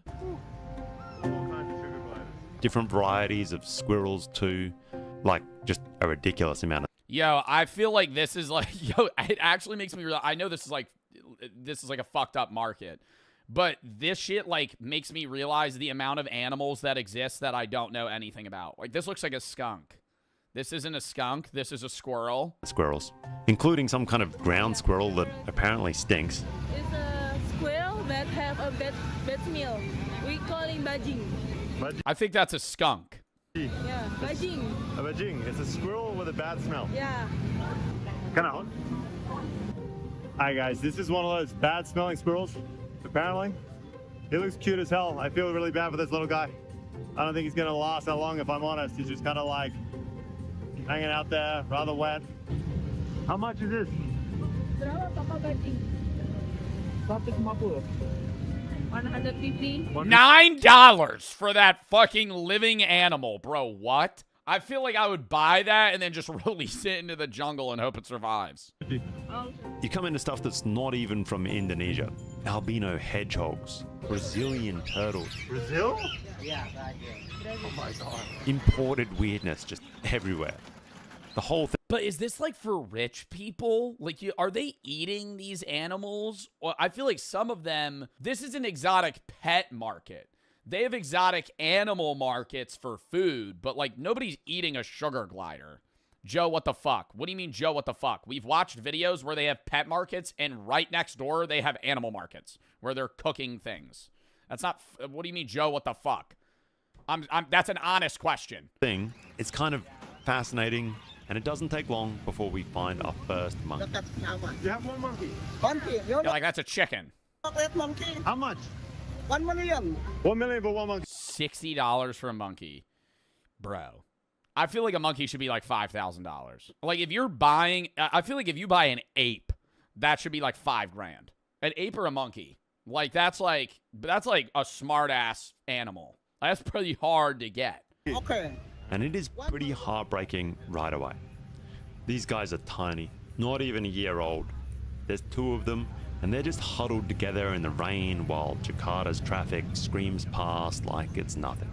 Like, what do people buy them for? They buy for a pet? Or Dude, it just sucks because, like, if you buy it, you're fueling the business. Like, even if you bought that monkey and then, like, somehow rehabilitated it and then put it back in the wild, like, you're incentivizing this transaction. You know what I mean? Like, you buying them isn't saving them. It's saving the ones that you're buying, but it's not stopping the cycle. Like, this is a continuous thing that's just going to keep happening. Some of the animals here, I don't think are bad that they're selling them. Like, there were, like, a few lizards. Like, I don't think that's bad that you're selling lizards for either food or pets. Like, I think that's fine. It's when you have, like, malnourished, like, baby squirrels and fucking, like, actual apes in cages. monkey won't get big. Really? They're macaques. I believe all of them are macaques, just a few different varieties of them. Mainly pigtail macaques and longtail macaques. Dari mana, Pak?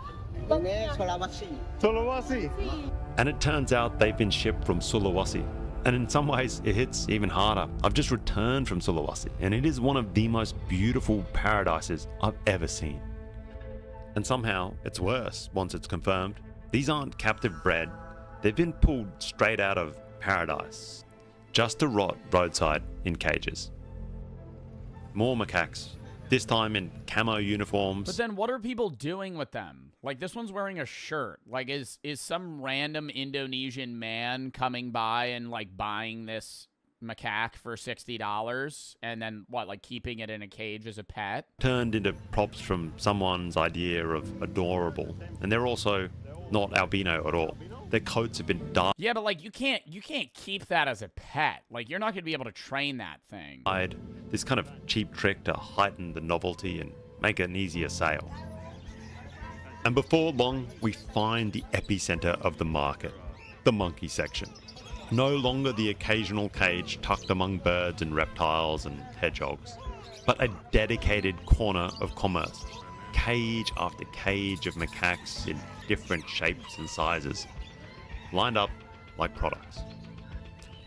They're from Sulawesi And like how many of them are dying before they're even getting sold? and Sumatra primarily. And then from here, they'll be shipped all over Indonesia. Oh, isn't that when they start fucking losing their minds? What is that called? That's like an actual thing. Where they just like roam in circles. Zoocosis. 50 monkeys. He has 50 monkeys. Why do you have that many monkeys, bro? Like, is there that big of a market for this? Maybe less. Around about 50. Yeah. And in just one stall here, they have more than 50 monkeys, cage after cage lined up. And then you see the ones that are already breaking.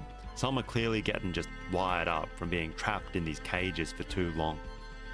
Some of them are too small, they're too stressed. And once they get bigger, you can tell they're nowhere near as easy to sell anymore. Meanwhile, there are more cages with tiny babies. Some of these things are insanely young. Again, looking like they're barely a month old, clinging to each other like that's the only comfort they've got.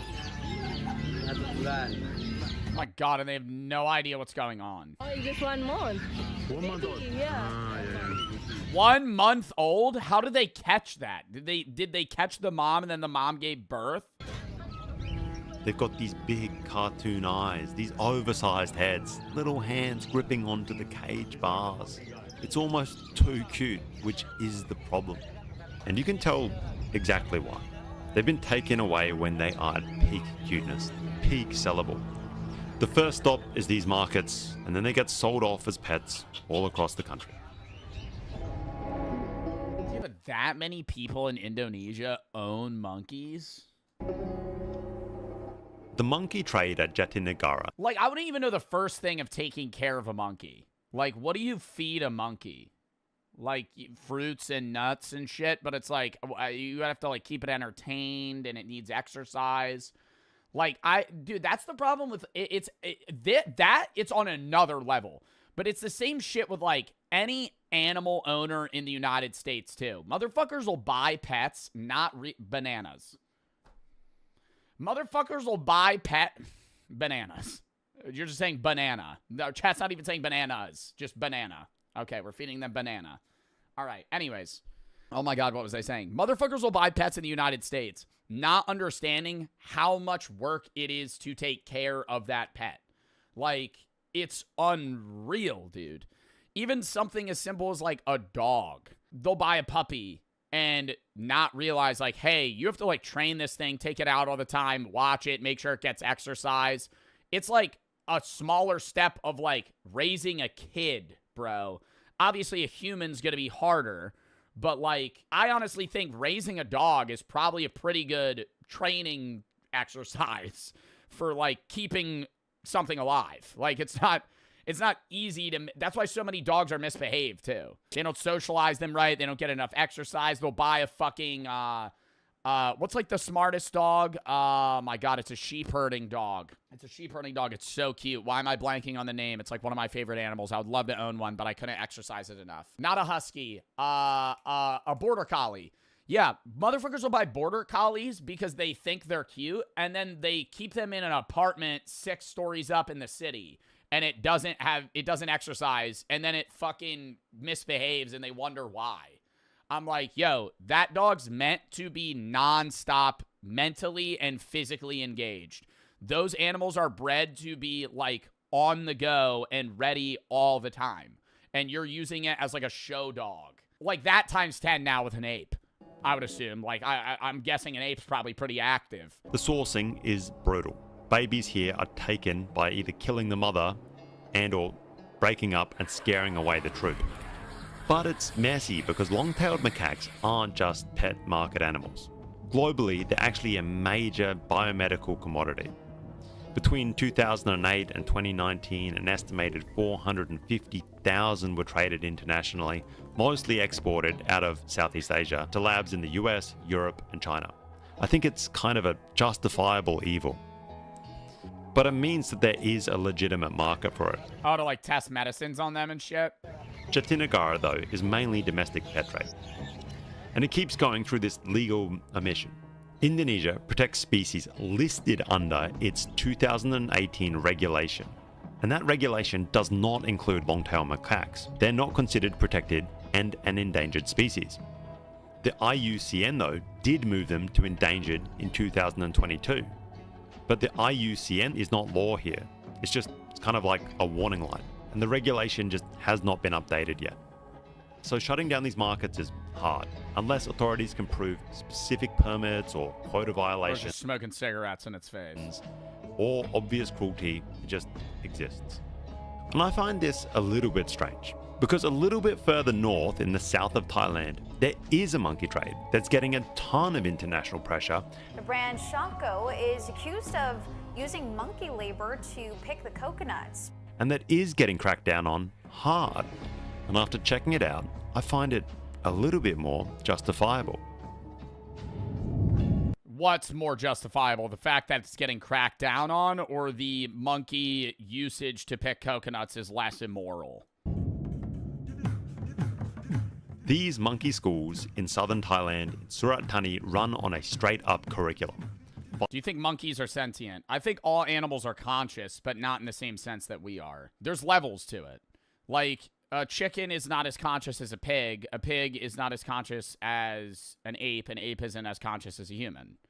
Why? I mean, it's the levels of brain structure and perception that they have. Like, bugs are obviously not as sentient as humans are, but I mean, they're still conscious because they have experience. Like, consciousness is divided into a multitude of things. It's like, you know, memory, the capability to recall information, the ability to communicate, express emotions and feel emotions, which many animals, basically all animals, are able to do. Feel pain, and like a few other things like reason, you know, like humans can reason, or I guess complex understanding of things like dolphins, elephants, whales, where they can mourn. There's like a million categories that determine how sentient something is. Like, yeah, crows and ravens, somebody said in chat, very smart animals. I believe a crow, I don't know which one's smarter, a crow or a raven, but I think one of them has the intelligence of like a 6-year-old, which is like crazy.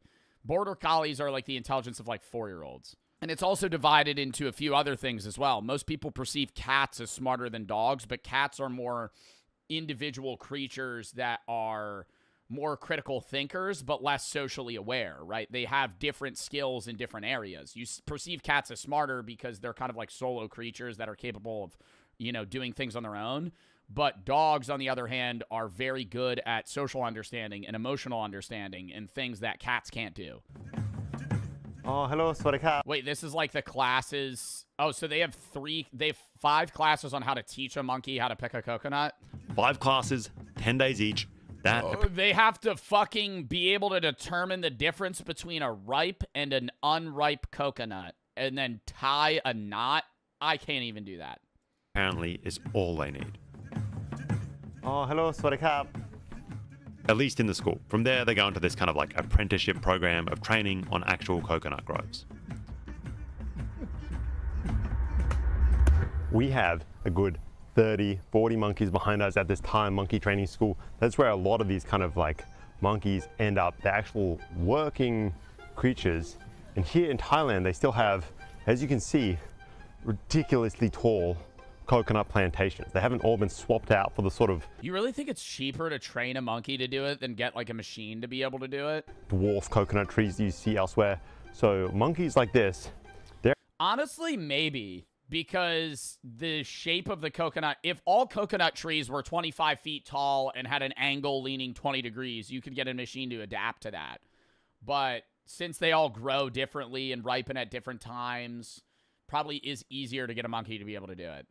How would a machine even do that efficiently? That's what I'm saying. Like, certain machines are only able to do certain farming efficiently, right? That's why, like, human farmers still, like, pick blueberries. But, like, you could have a machine do corn and, like, you could, like, you know, flood a bog or whatever it's called for cranberries and shit. Like, there's different methods of farming. an essential tool in the south of Thailand or in Surat Thani. We're going to see exactly how they're trained up and how they turn into coconut harvesting machines. He has been doing this since he was 15 years old. Wow, that's crazy, huh? He's 57 now. Can you 57? tell? He looks so young. How many monkeys do you think you've trained? He think about 1,000 of monkeys. 1,000 monkeys? Yeah, about 1,000 Wow, of that's monkeys crazy. already. Okay, so the monkey school setup is kind of, I mean, I don't know what you'd imagine, because you don't know what a monkey school looks like, right? But essentially, a bunch of coconut trees. Do you think he's training them and then deciding which ones are picking up faster and then having those ones breed to efficiently make a smarter monkey population? Makes sense. These tires are attached to the bottom of them. Like he's selectively choosing which ones do better. Each monkey gets one tire, one coconut tree. That's their hangout, their base. And they're Oh, they get like a home? Periodically brought into the sort of the class section, the curriculum section of the school. And I've got to admit, that's kind of crazy. Like, I don't know if I think this is fucked up or not. Like, I've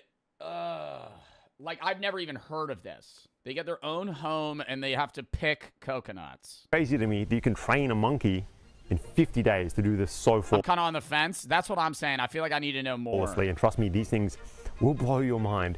The level of mastery, the smarts of these monkeys are fascinating. Here it goes. So the first step is to learn spinning the coconut. Spin. They will do this for 10 days. Another interesting thing is like... He'll just spin a coconut in front of their face for 10 fucking days until they pick up on that shit. Oh my God. Dude, that monkey's got to be so confused for the first 3 days. Just fucking watching this guy spin a coconut right at his forehead. They cannot focus for... No, they have... Yeah, dude, they have low attention spans because they're babies. They need to... Yeah, they need to be able to understand how to, detach the coconut from the tree. A long period of time, right? So he said like only 2 to 5 minutes or less than that. Oh, they only do this for 5 minutes? Oh, because he's doing this for 10 days, but they only do it in 5-minute intervals, and then he lets him go back and goes and grabs the other one. That's all. So it's like these short periods. It's like Super Monkey Ball. Periods of training. Because they cannot focus, they don't want to be trained that long. Yeah, they will behave after training. He will sell like 15,000 baht. 15,000 baht for one monkey. 15,000 baht for one monkey. All right, guys. What do you mean he's selling the monkeys to like different farms? Second step is now learning to hang on the tree. The monkeys learn to use 3 limbs to twist while anchoring with the 4th. Then it's just a matter of elevation. Day by day, the coconuts get higher and higher. That was super quick and super impressive. He jumped right up there, nailed the 2 down. Boom. I mean, this is impressive to watch. Let's move on to class number 3. Selection. The monkeys learn to select just the coconuts that contain water, typically by their color. He's like ready to roll this one. Business time. Oh my God, guys, this guy is like clipping along. That's 2 coconuts down, 3 coconuts down. He is absolutely crushing this. 4 coconuts. Nah, he's not supposed to spin those ones. 5. Last one.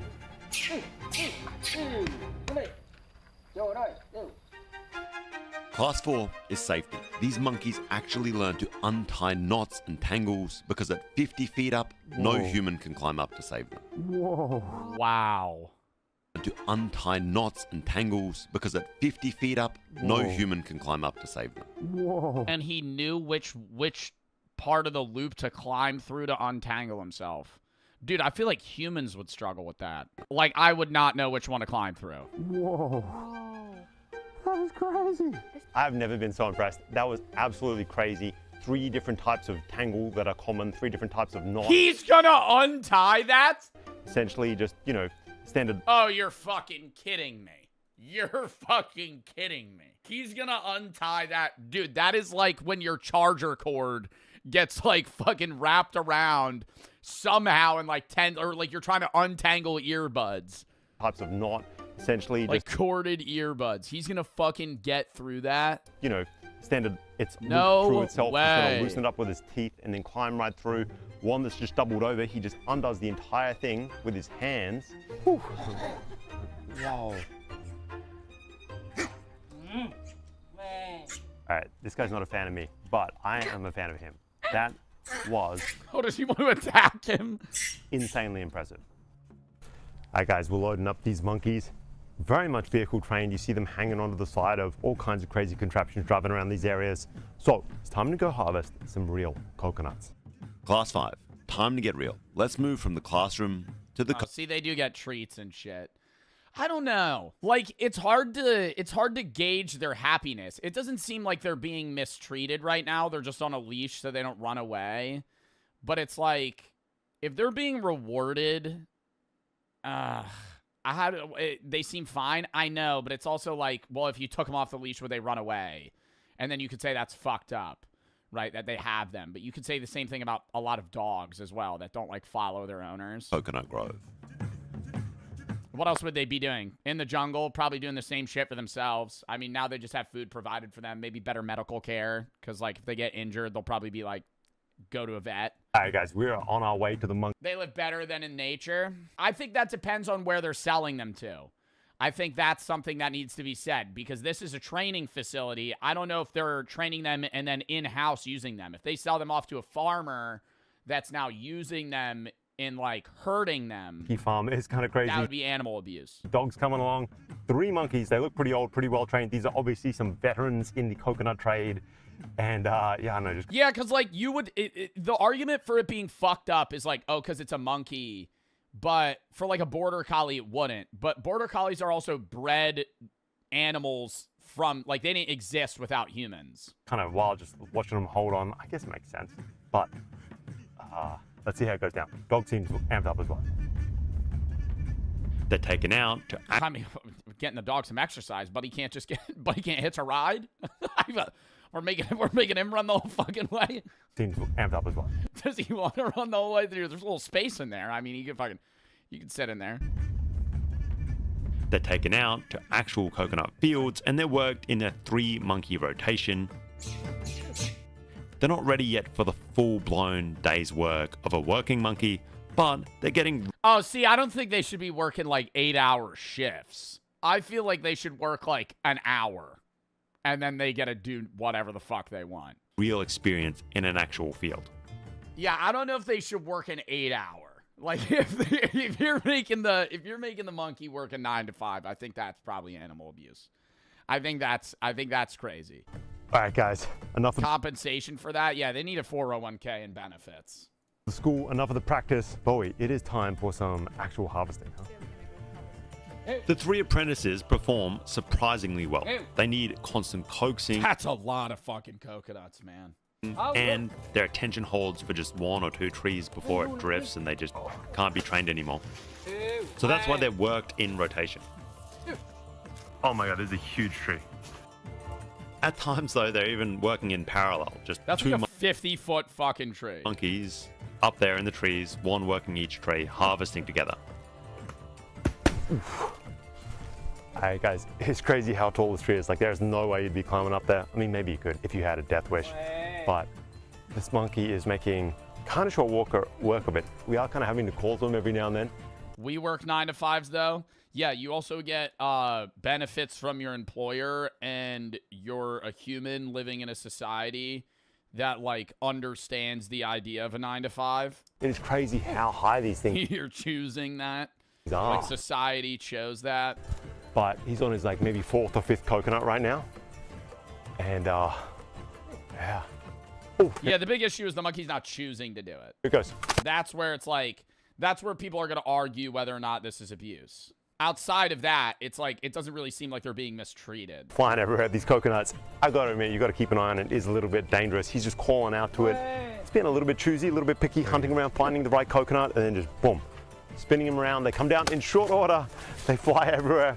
Again, gotta keep an eye on it. Just crazy though, how high this tree is. And I've got to admit how effective this has been so far.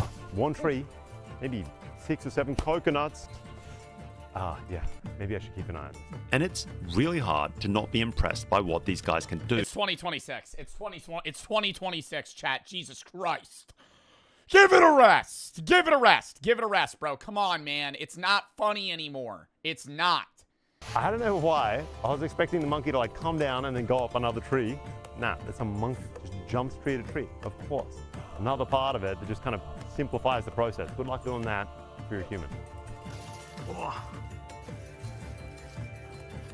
That was monkey number 2. He made absolutely short work of that. That was mind-blowing. Huge tree.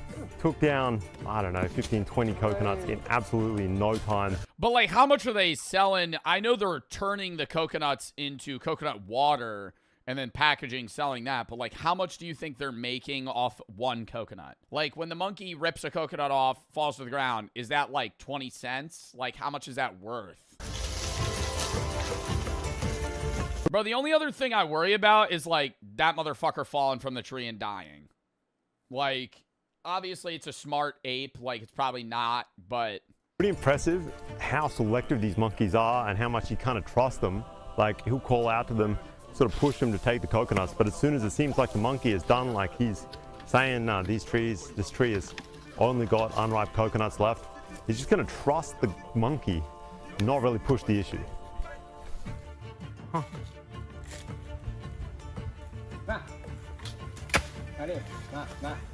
Later that day, we run into real working monkeys.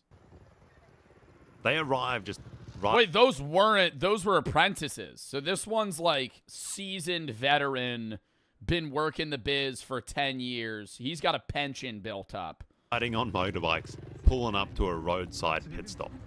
One of them's on the side of a trike, the other's just hanging onto the back of a motorbike like a school kid in Vietnam, catching a ride home. Wow, and they just hang out with humans. Do you think they perceive the humans as different from themselves?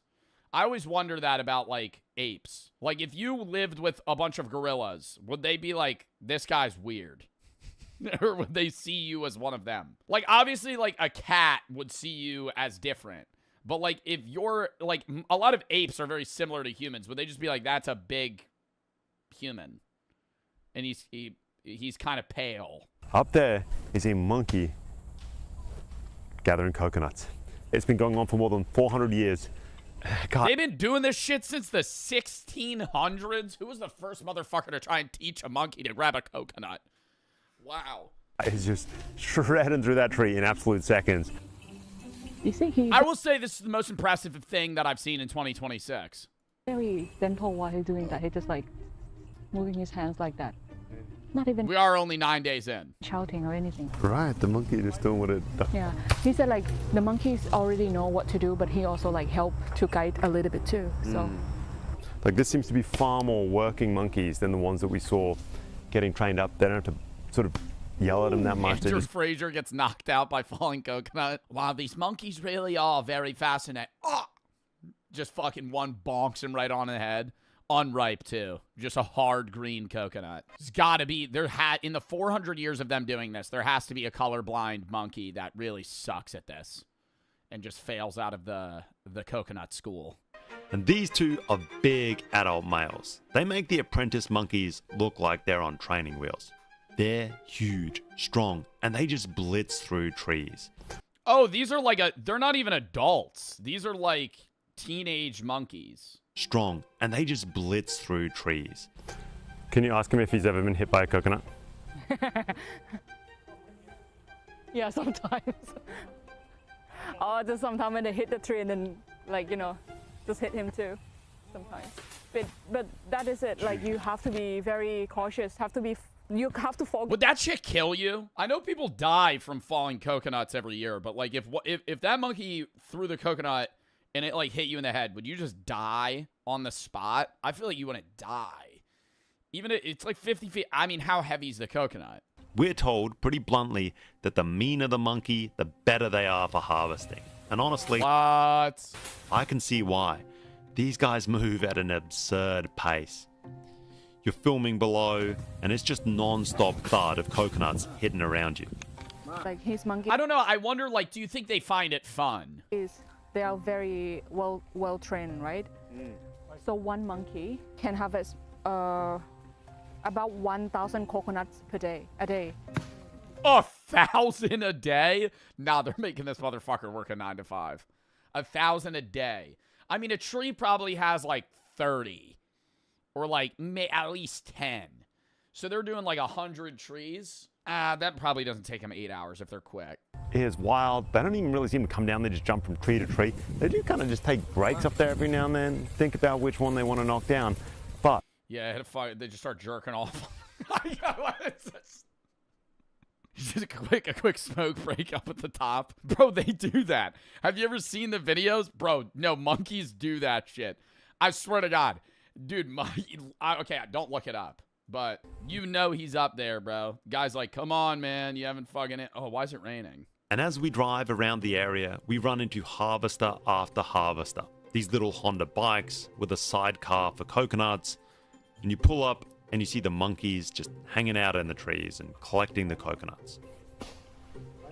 So again, guys, similar kind of setup. A couple of these trikes. Big boy monkeys, males.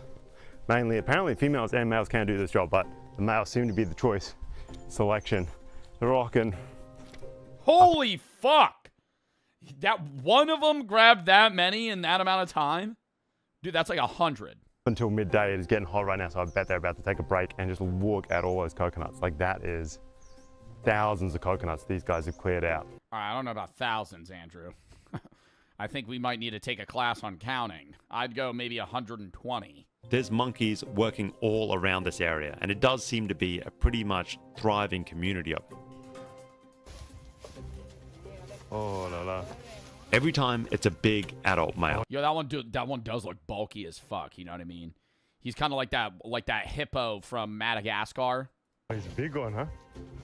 I feel like he'd walk out some hardcore. Oh, God, their buttholes are always just out, bro. Damn.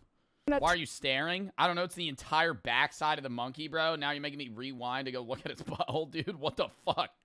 Yo, like that shit. Stop.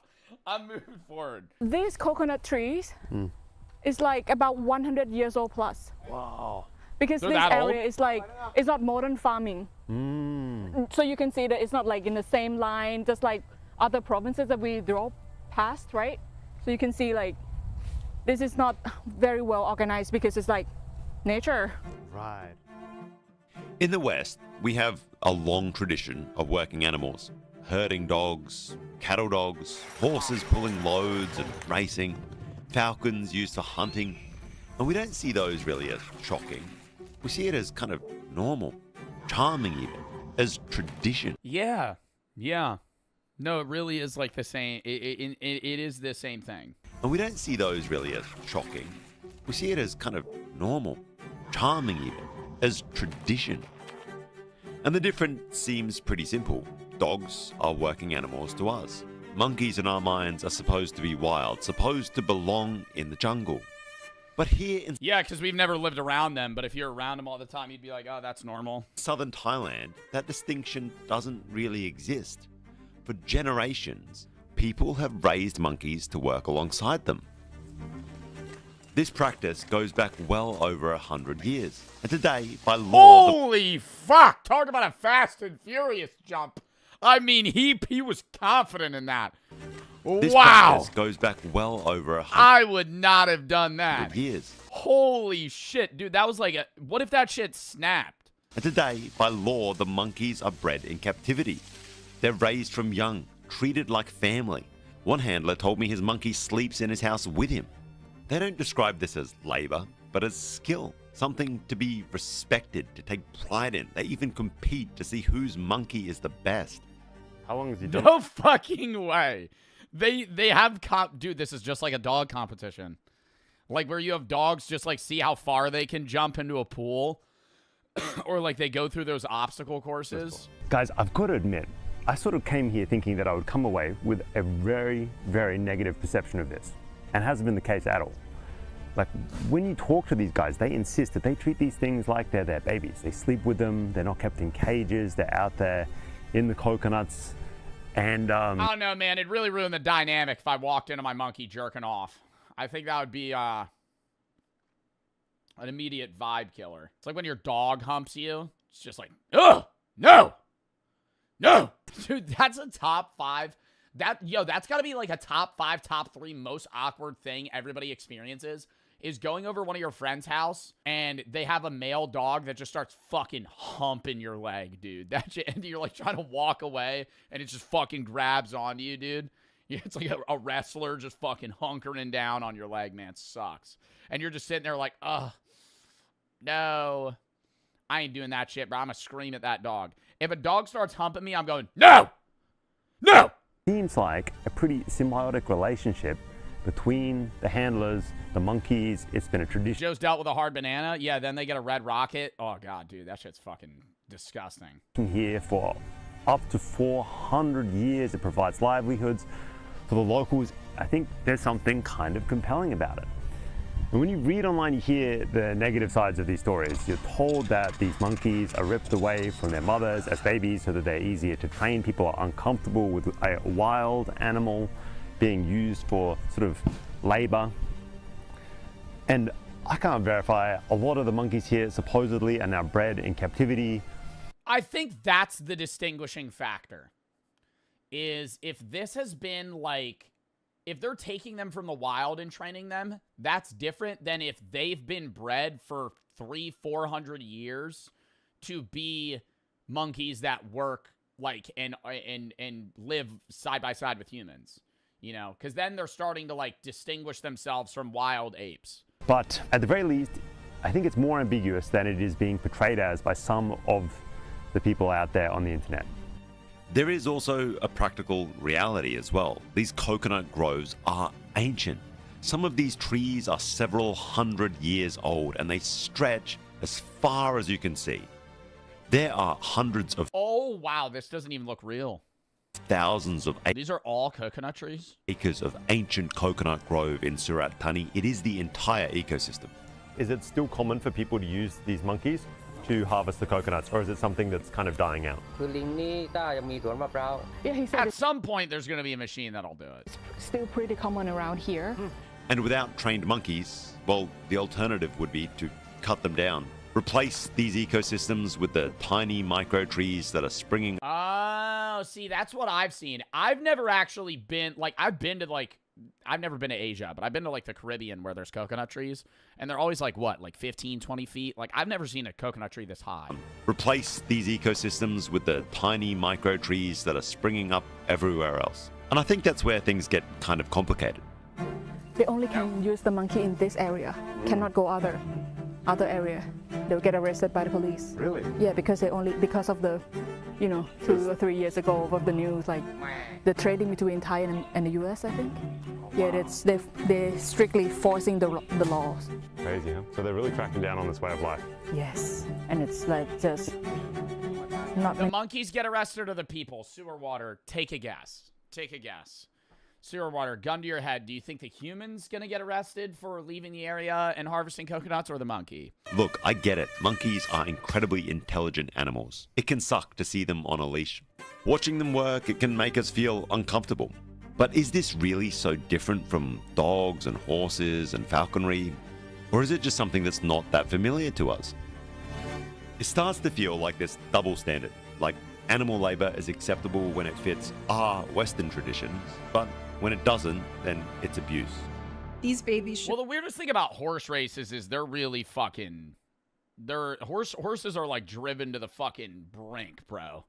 And they're young. Like when you see those horse racers, the only thing is like they have to work that hard for the first 2 years of their life. And to my knowledge, I don't even think the owners of those horses make that much money from the racing itself. Obviously, they're betting, but the money maker is when that horse is done, they just sell that horse to fuck for like 10 years. Be cradled by their mothers, but they're prisoners.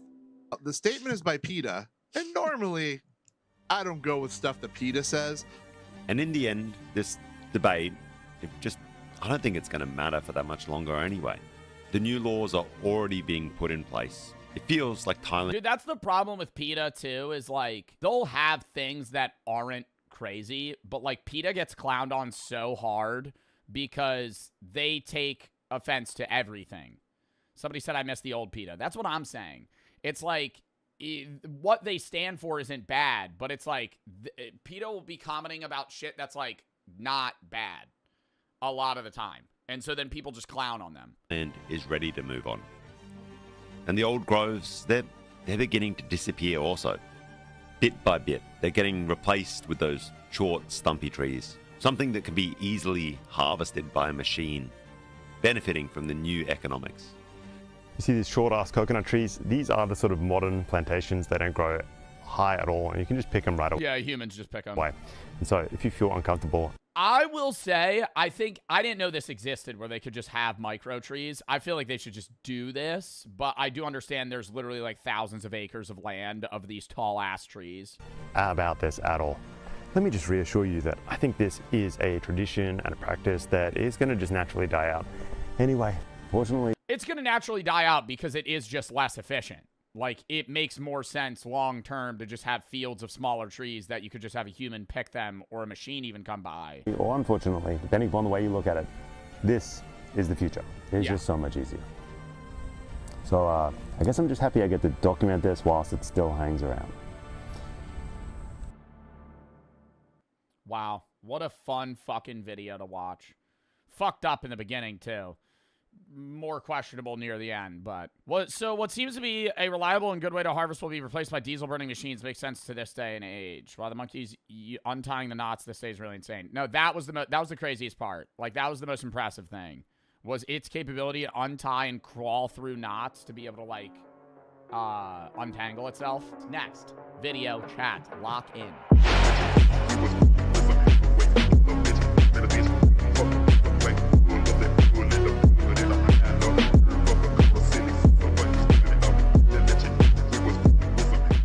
When the director uses real bullets. This is Alexei Kravchenko. He's 14 years old, and he's also not an actor. This is his first time on a film set. And this is not CGI.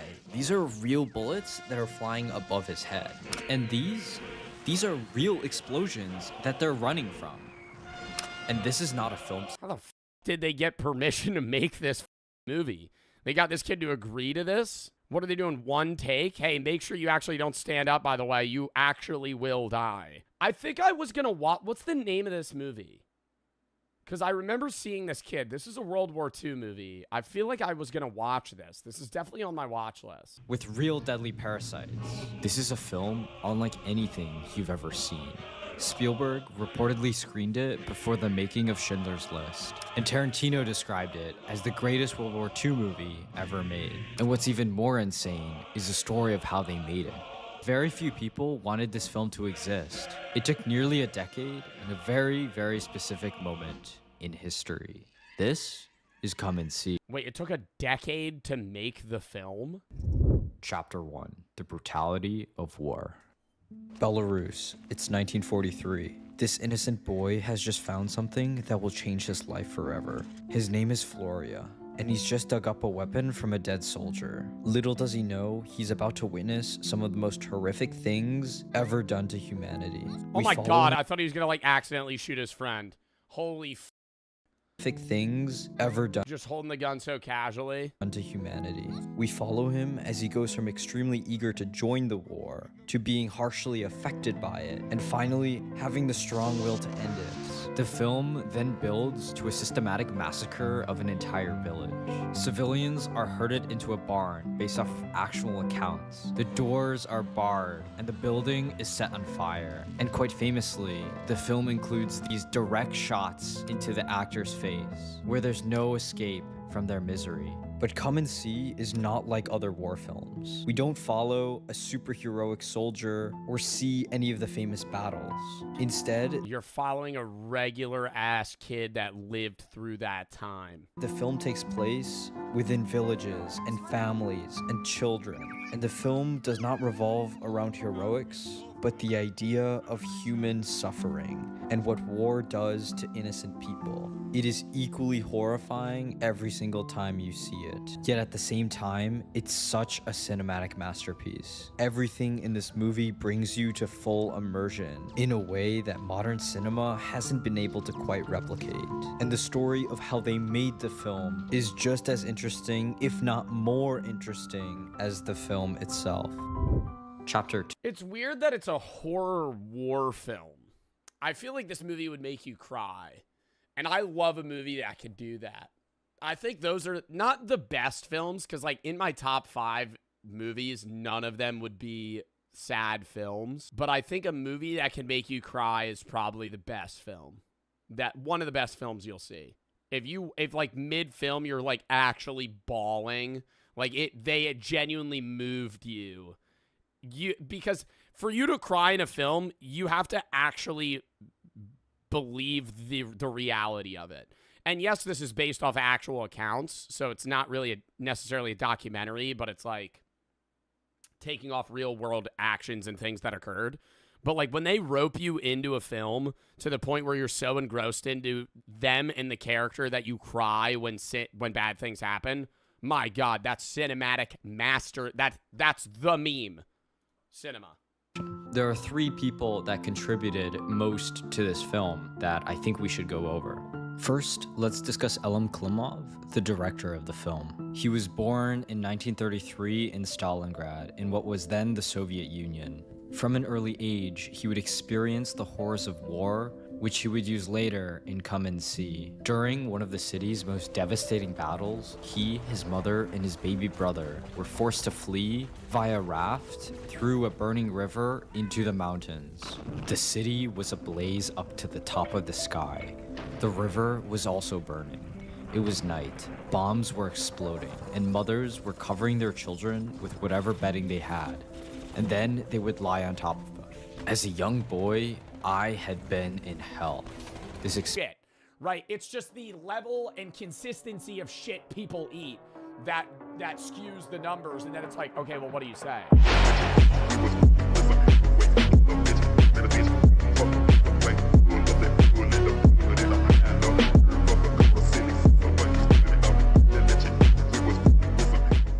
How Wawa is beating fast food companies at their own game. Before we even get into this chat, who knows what Wawa is? Who knows what Wawa is? If you don't, it's basically 7-Eleven, but better. It's a superstore gas station. I would say the equivalent of a Wawa. Wawa's like northeast/east. I would say for like southern people, Buc-ee's. Buc-ee's a lot larger, but people perceive Buc-ee's as the same way that people in the northeast perceive Wawa. A very loved store, right? All the athletes, get sponsored by Wawa. Most Eagles players are sponsored by Wawa. Not most, but a lot. Steak shorty. Come back.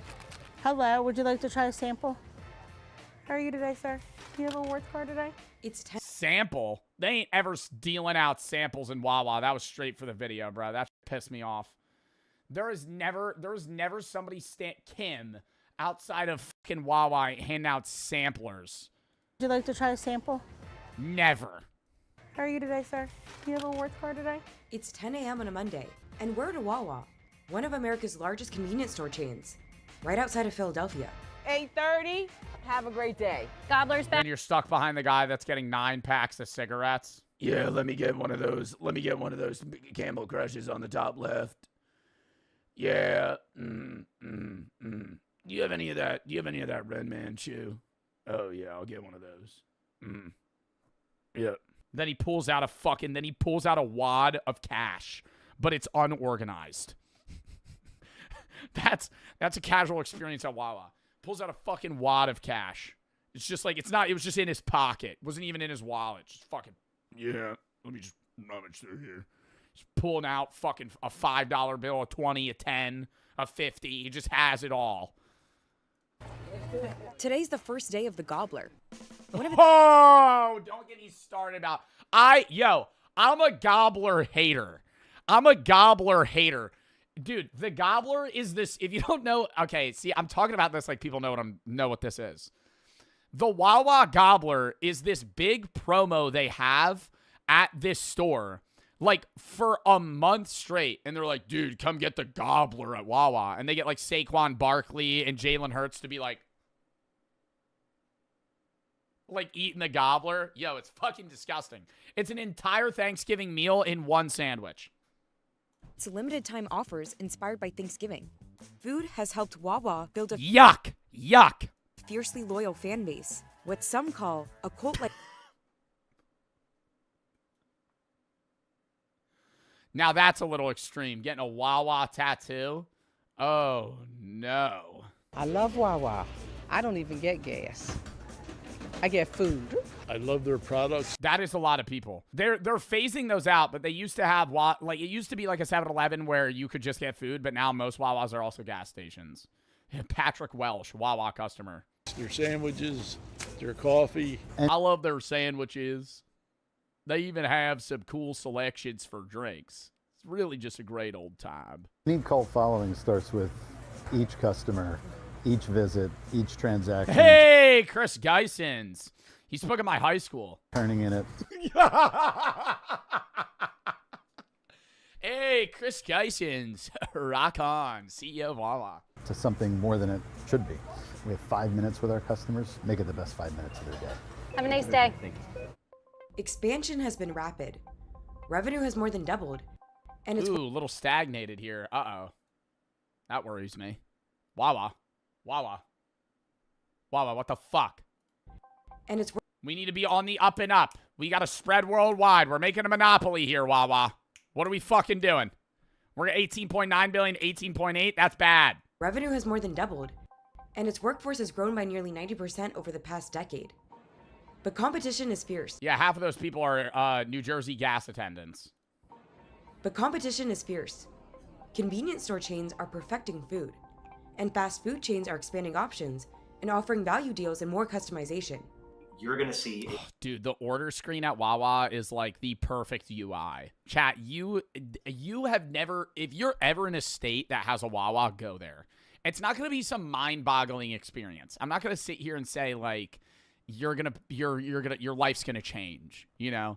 But if you go to a Wawa, you're going to leave that and be like, wow, that would be, like, really nice to have. You know, open 24/7, they always have, like, a bunch of meal options. It's like a million fast food places in one. You could get salads, hoagies, sandwiches, soup, mac and cheese, hot dogs, milkshakes, smoothies, re-energy fucking, like, juices. It's like, dude, it's fucking espresso, cold brew. You can fucking get anything at a fucking Wawa. Whole pizza, you get at fucking Wawa, you know? Lotto tickets, Zins. Maybe heroin in the back, but they're not associated. It'd be another guy. Gamer Sups. Try it. Code BART. 10% off. Free shipping. Free sample pack at checkout. You could get cups. Powdered tubs. Or cans. Link in description. Bye. Continued expansion of high-quality food service in the convenience industry. And if anything, the quick service restaurants better watch out, because if you can get better food faster at a gas station, that kind of changes everything. But with an estimated $18.8 billion in annual revenue and nearly 1,200 stores, Wawa is holding its own against public players like 7-Eleven and Casey's. Yo, fuck Casey's! Yo, fuck Casey's for the motherfucker! Yo! Earlier before this stream started, or earlier before this video started, some motherfucker in my chat was like, oh, Casey's is better than all of them. Yo, 2,800 stores, 15.9 billion in revenue. 1,100 stores, 18.8 billion in revenue. Which one's more successful? Honestly, if you crunch the numbers too, I'm pretty sure Wawa's even doing better than 7-Eleven. Per Wawa is making more money. How many stores do you have? 0. So can it keep up the momentum? What a fucking awkward intro. God, a millennial pause. Just 2 miles away, at Wawa's headquarters, the Innovation Center is testing new hoagies, or subs. Bro, they're hiring people. What is that? See, no, that's something I'm going to complain about, is I love their options, but they also have a lot of fucking weird shit that no one orders. Like, because they just have a million. Okay, so they have fucking 300 ingredients, and they go, we're just going to make 85 different things that have these ingredients in them. So then they just hire people to, like, come up with these weird ideas. Stop having that shit. Just have everything be custom and let me put it on it. This is something I'm going to complain about. They came out with this panini sandwich. It's a panini with turkey, cheese, garlic sauce, honey hot sauce, and mac and cheese. It's amazing, okay? I have a few things I would like to change, all right? I'm going to order it, but I have a few things I'd like to change. When I go to custom panini, I'm not allowed to add the mac and cheese on the custom panini, and that pisses me off. That fucking grinds my gears, okay? See, so now, hey, Chris Geisens, if you're watching this fucking video, hey, pal, maybe change that. Maybe make it so I can put mac and cheese on my fucking panini without having to order the fucking specialty sandwich that they fucking want me to order. Sauces, coffees, and smoothies. So this is... Yeah, I got 98 fucking flavors of smoothies, dude. Back around the I got samples. dragon fruit. Some shit you've never even heard of. Well, you've heard of dragon fruit. They have other weird shit. We send back out several concepts to our Wingmates panel. Aside from the dozens of fresh... Oh my God, right there, dude. That's like heaven. Yo, you click one, it expands to like 9 different options, and you can just be tapping that shit. Be like, just searching that shit. It's amazing. Aside from the dozens of fresh food and beverage options available to customers in-store, Wawa offers 15 limited-time items every year. The Gobbler, around Thanksgiving... Nobody fucking eats the Gobbler, bro. I need to see the numbers on this shit. I don't know anybody that's ordered the Gobbler. Everybody in New Jersey goes to fucking Wawa. I don't know a single person that eats the Gobbler. I do? Okay, Zod does, bro. Zod eats the Gobbler. You've craved that. You've been like, damn, the Gobbler's back. A sandwich with mashed potatoes, turkey, gravy, and cranberry sauce. Oh, it's dripping too. Year. The Gobbler, around Thanksgiving, Yuck. is its most popular. Coffee is a big deal. There are... What's another fucking specialty sandwich that Wawa has seasonally that's popular? They have Hoagie Fest. And Hoagie Fest is like the fucking... Dude, when I see Hoagie Fest, all of the sandwiches, I'm pretty sure, are the same fucking price. So if you get a 6-inch or a 12-inch, they're the same price. So when I see a motherfucker on Hoagie Fest, or it's like $4 and $5. No, it's like, if you get a 6-inch hoagie, say it's like $4. Regularly, the 12-inch would be like $8 or like $10. But a Hoagie Fest is like $4 and $5. Just get the fucking bigger one. But I see people get the 6-inch hoagie. What are you fucking doing? You're just wasting money. Already 9 variations at its stores. We used to have... Some people are health conscious. It's a 12-inch hoagie, brother. Cut that bitch in half. Oh, Chris Geisens, lock in. different third parties. Dunkin' or Pizza Hut was part of our offer here. And customers said to us, we trust you, we trust your food, we trust the brand you are. And so now every product we sell here that's food or fresh beverages or Wawa branded. I think it offers a nice tart flavor. All right, I'm gonna get some slurpant. A focus on food is... All right, we're getting a little snobbish with the science here for the Wawa. I mean, dude, the people that are getting the coffee are pulling up at 4 a.m. They're truckers. It's paying off. Customers who shop at both Wawa and quick service chains Burger King, Wendy's, or Starbucks have been shopping more frequently with Wawa than with the others since 2023. And breakfast is the clear winner.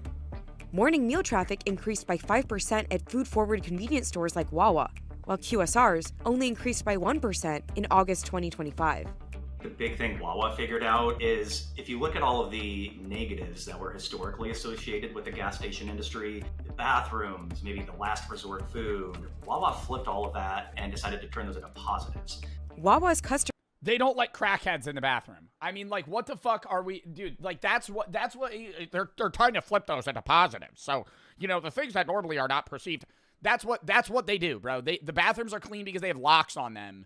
At ones of high traffic areas, like, dude, they just don't let, like, why would you? I'm not saying, bro, I'm not gonna have a take here. I'm saying the bathrooms are cleaner because they have janitors that take care of them and they don't let, like, homeless people roam the stores. Customer base is also increasing.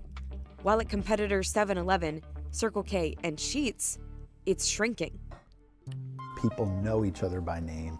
People create this warm environment. That, I think, is somehow the secret sauce. Chris Geisens, king of parasociality.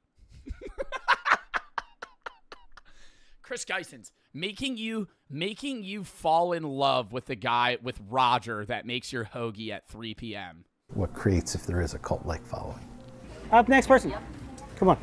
And it starts with its employees. Ooh, Dan's gonna be whipping up my mac and cheese at 3 a.m.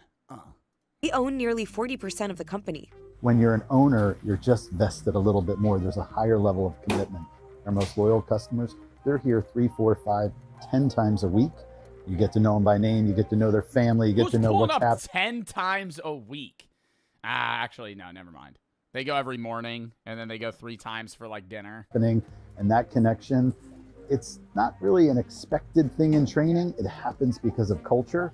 I'm gonna have a chat. We're never gonna know. This is gonna be like a Schrodinger's cat. Is there any liquid in that coffee cup? Is there any liquid in that coffee cup? Or is he just holding that?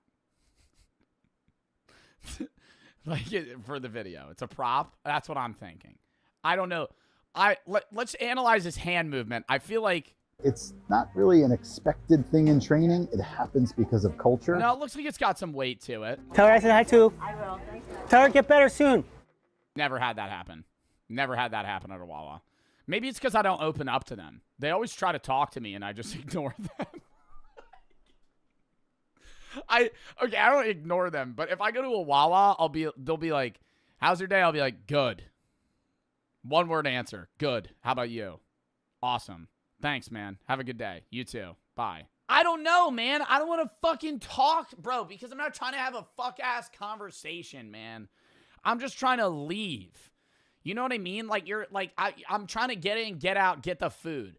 They're nice. I'm not upset. I'm not rude to them, chat. I'm just like, I'm not going to continue the conversation. What about the community?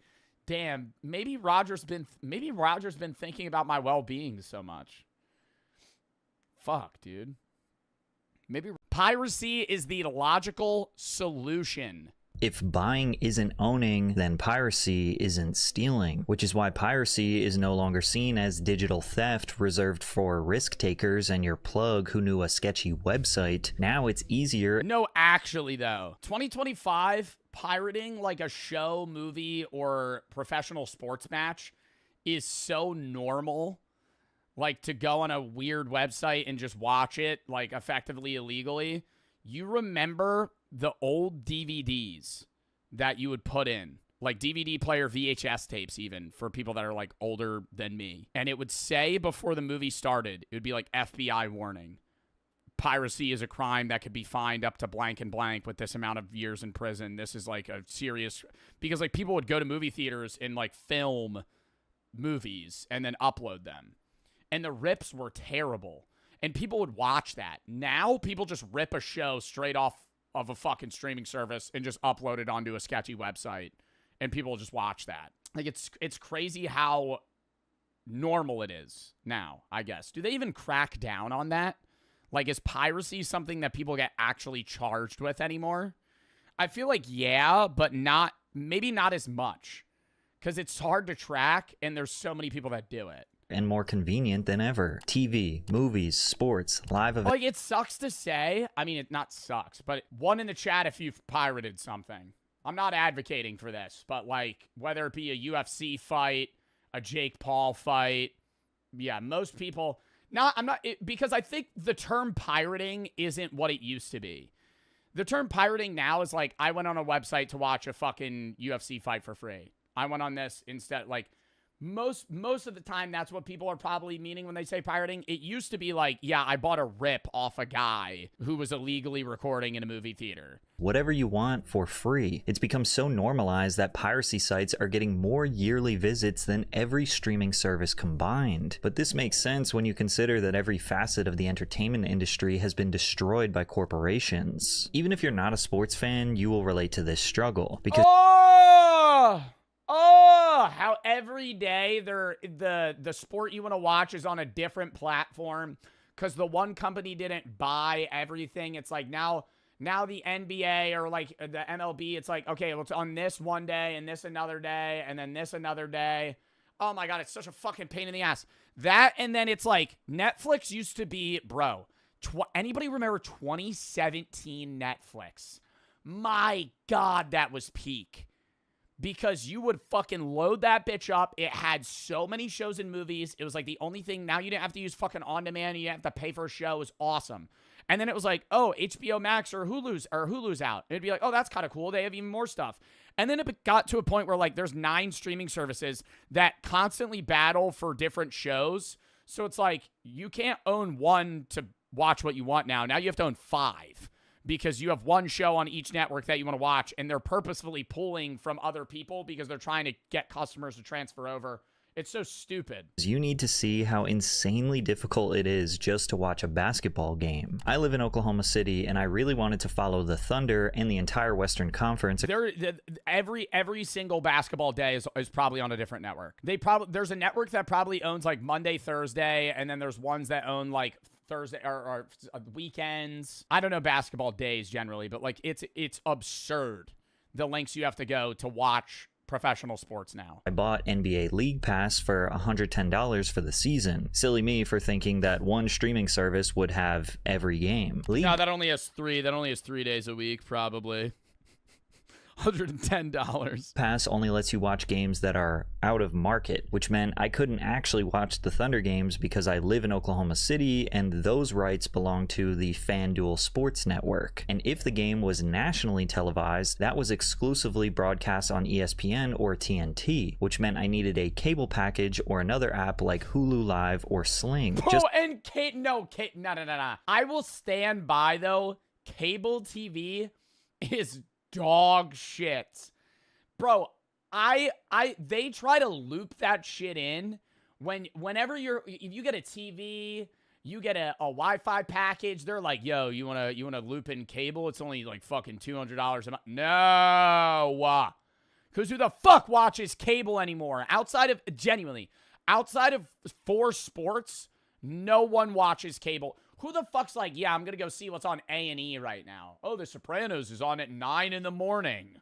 What? To catch the games literally happening in my city. As of right now, if you want to guarantee that you will be able to watch all of old people, yeah. Somebody said my grandparents. Yeah. Old people. No, I feel like more and more, there's probably stats on that. I would say the average Gen Z person does not own cable. The NBA games in the US, when they are actually happening live, you need to have ESPN, which requires you to have Hulu plus Live TV or YouTube TV or Sling Orange TV or with an upgraded cable package. Then you need Peacock, which is $11 per month. Then you need Prime Video, which is $9 per month, and ABC, which would come with your basic local cable subscription. The cheapest way to get Bro, it's like that's just to watch one basketball game. I think like pay-per-view, it's a little bit different.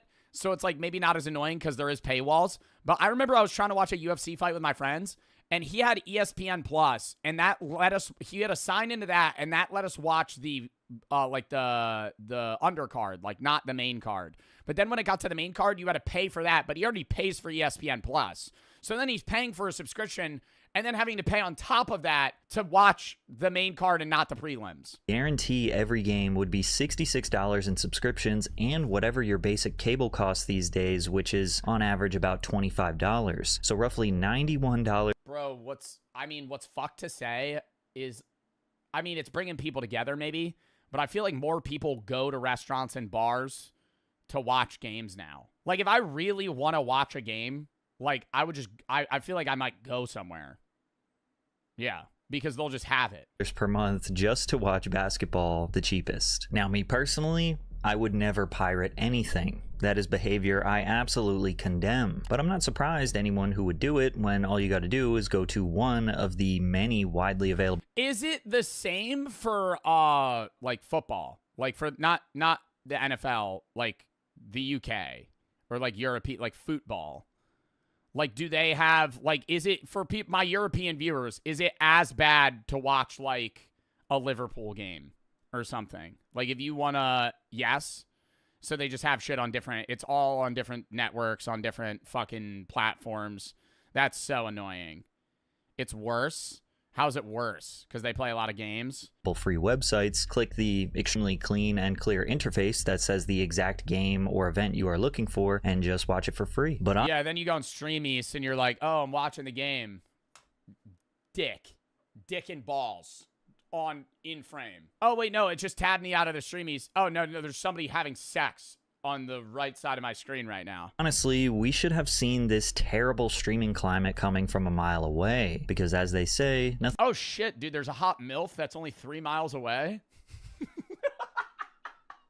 You're mid-game, you're like, oh fuck, what's that? Nothing good lasts forever. And to understand why piracy is so rampant today, we have to understand this detailed list of problems that piracy solves. Netflix used to be falling for that? Can I say that? Who is falling for that? The fucking Jessica's waiting for you 6.3 miles away. It's got to be like old men. Like old men are like, "Oh, really?" They click on it. $8 per month, and it had a deep, deep catalog of some of the most popular shows ever made. Oh my god, yes. When Netflix had The Office was when streaming services was peak. Office, Friends, Breaking Bad, Dexter, Family Guy, American Horror Story, Pretty Little Liars, Law and Order, and even some Disney and Pixar. Wow, Netflix had all those at the same time. Now they have some boof-ass fucking 20% Rotten Tomatoes films. Titles. They had the Harry Potter films, they had Star Wars, they had classic movies like Shawshank Redemption, The Godfather, The Dark Knight. They even had Marvel titles before Disney Plus launched. It felt limitless, like the entire entertainment industry was in one app for the price of a fast food meal. Kipatowski! Today, $8.99 gets you 9,000 shows you will never watch, and that's with ads. And if you don't want ads, no problem. That's $25 a month. Plus, every studio with a morsel of value. You gotta pay for no ads, too. You might as well just watch cable TV if you're not paying for the...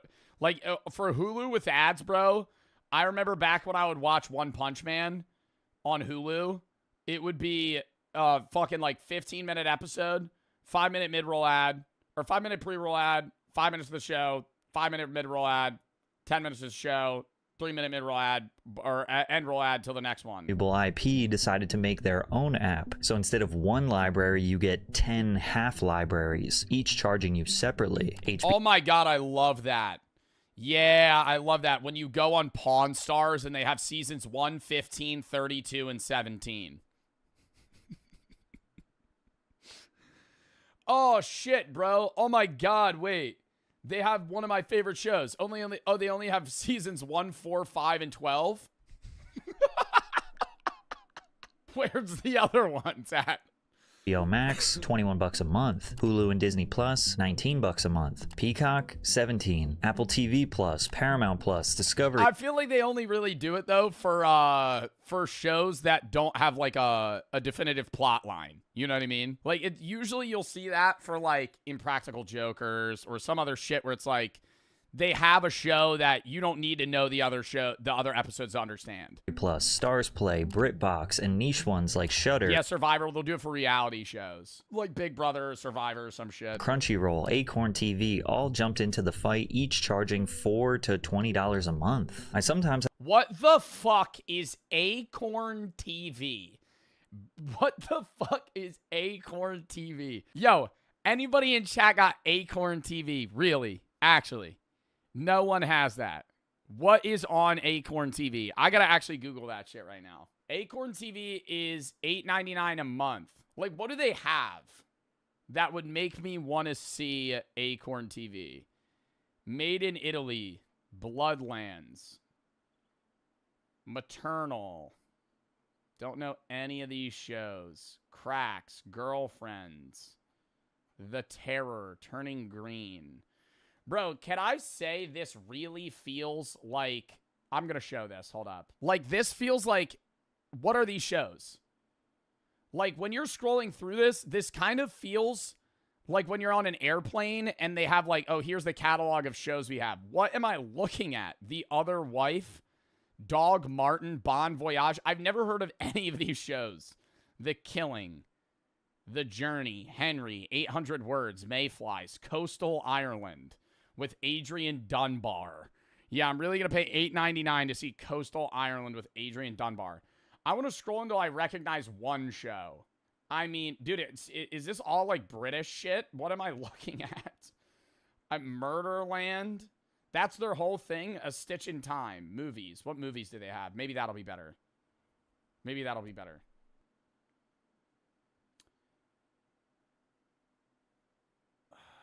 Stardust, Black 47. These are all the movies they have.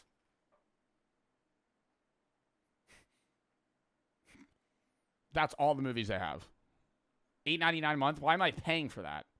Why would I pay for that?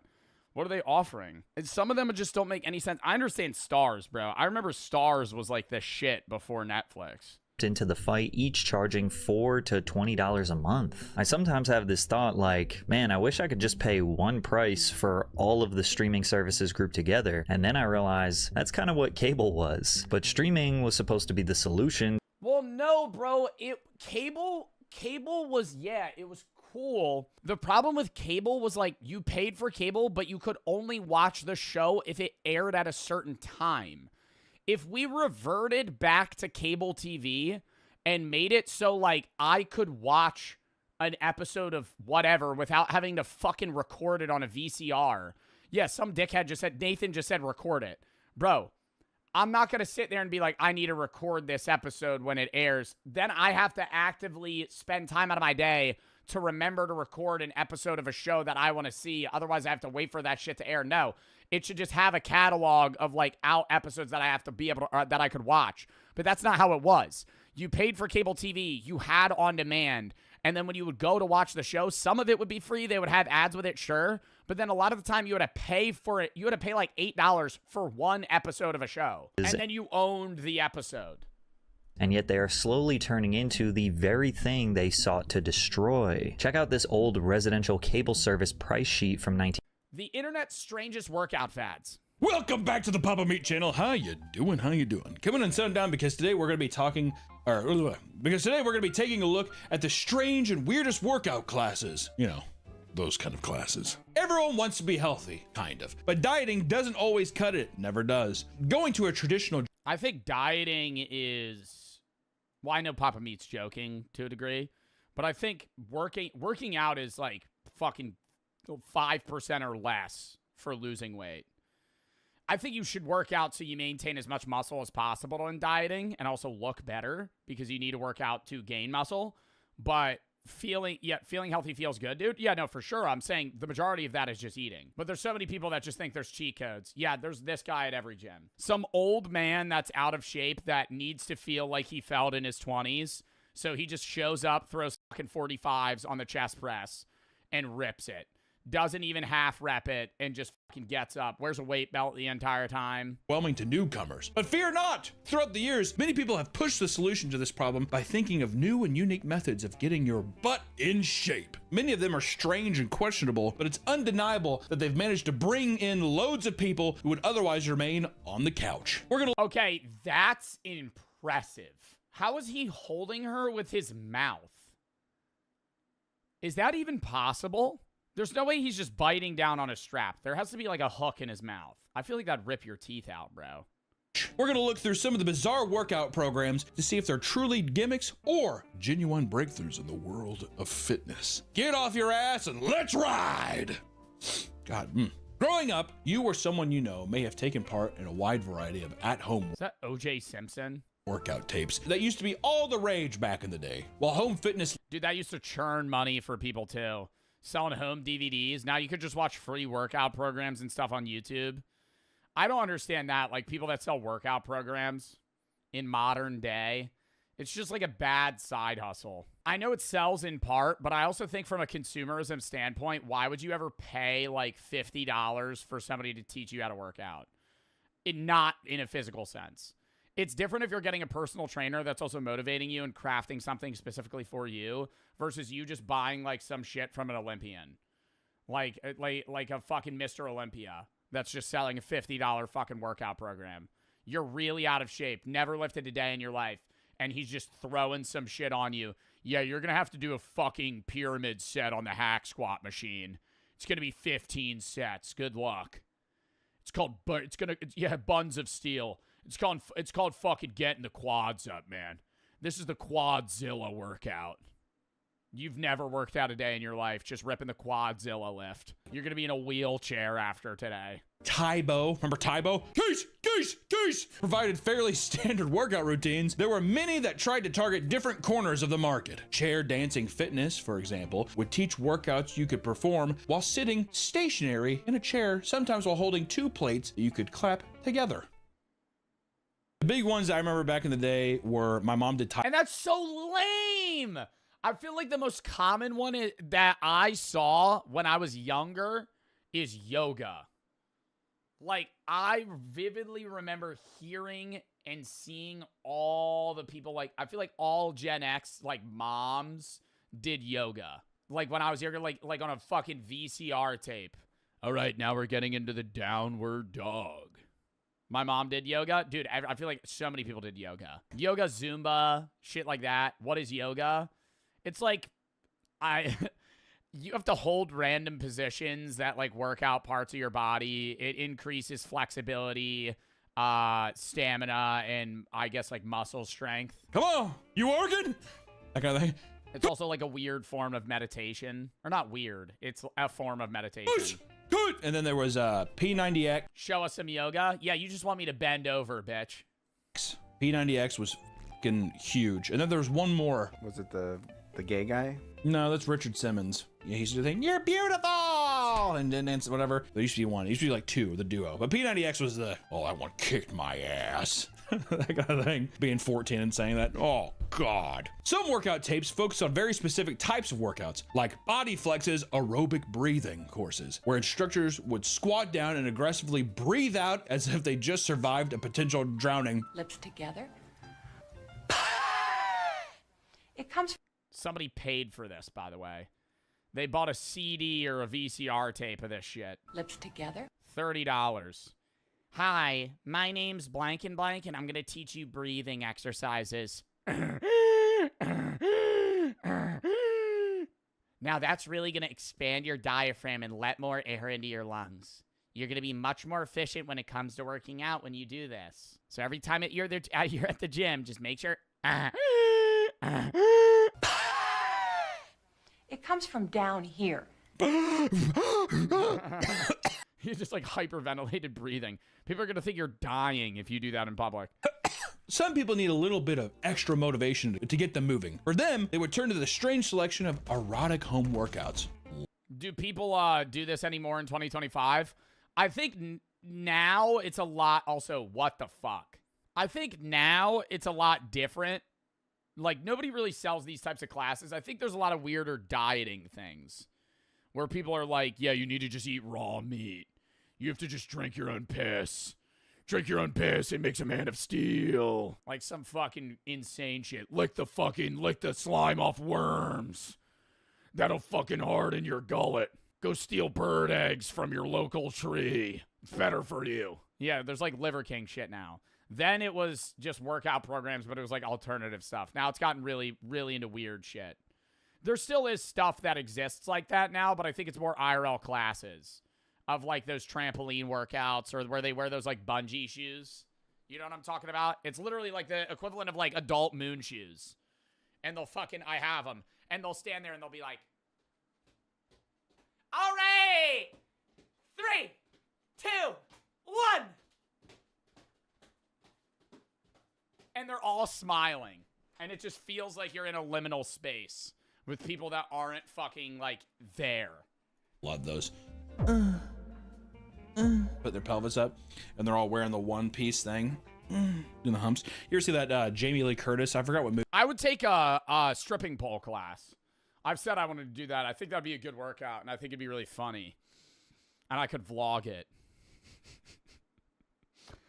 I would do like a stripper pole class. What? Dude, other creators have done it where you do, like, I learned how to, like, like one leg spin around a pole. I feel like that'd be badass. Build your legs. Yeah, it'd help my inner thighs. Maybe it is. Jamie Lee. Then maybe I'd be able to squeeze a watermelon. Curtis and John Travolta. Please! Please! I'll schedule it right now, Joe. Do it. From that workout class at the beginning.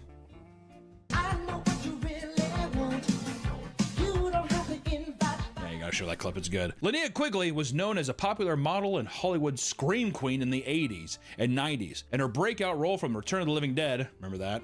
showed her tits. It's awesome. First off, that movie might be one of the best zombie movies of all time, but yeah, she did a bunch of workout stuff, horror workout tapes. It was sick. To capitalize off her popularity in horror workout tapes, she starred in Linnea Quigley's Horror Workout, a campy workout video mixed with cheesy horror movie stuff. It features a nude shower scene, erotic stretches, and aerobic exercises alongside a cast of zombies and other models. It's pretty sick, I'll be honest. But do you think people are actually working out alongside of this? I feel like people would just be like gooning to it. So you're hard. The thought process is you're hard while you're working out. I think that you start hard, but then after a while you're like, oh, I'm like, this is actually working. Or maybe you just watch and you just beat your, I don't know. Well, that's the whole thing they say is like you put up sexy pictures of women in your workout area and it like makes you work harder. That's what they say. Is that why Arnold had like really buff? What? That's what they say. Who says that? I have never been to a gym that just has like erotic pictures of women on the walls to like motivate me to work out. I will say, I think being at a gym makes you work out harder than a home gym. Working out at a home gym or like a hotel gym is the most fucking lame workout you'll ever have. Working out at like a semi-packed gym with other people that are like, they're not paying attention to you, but it just motivates you more to like try harder. Arnold's not gay. Maybe he is gay. I don't know. You're beautiful. Come here. Especially if a guy's repping the same thing as you. You're like, oh, now I gotta outshow him. I see that guy's curling 35s right there. Let me just pick up the 40s. Start repping him. Then you see that one high schooler that shows up. That was me. But now I see other guys that do it. And now I'm like, wow, that was me. And it's so cringe. 14. Mosey on over. It's like their first time at the gym. They just fucking the 45s.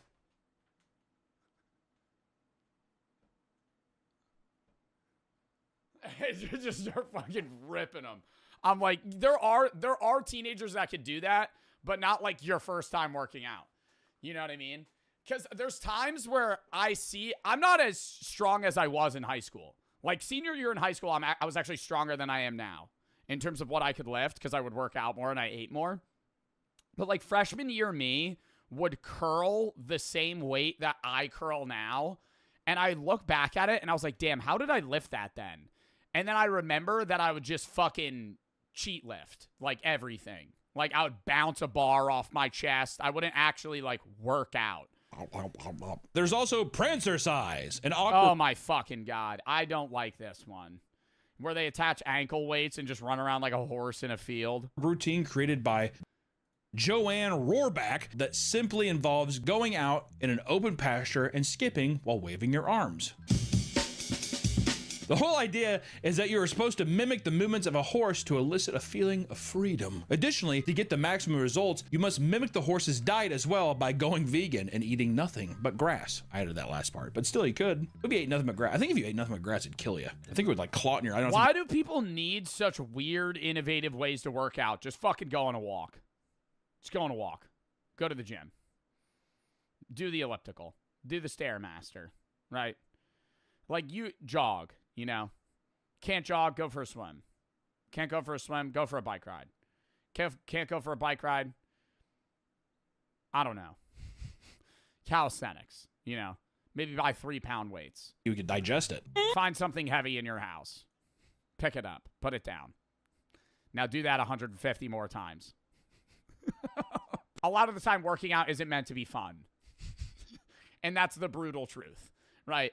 I work out 5 to 6 days a week. Half of the time, I don't want to go to the gym.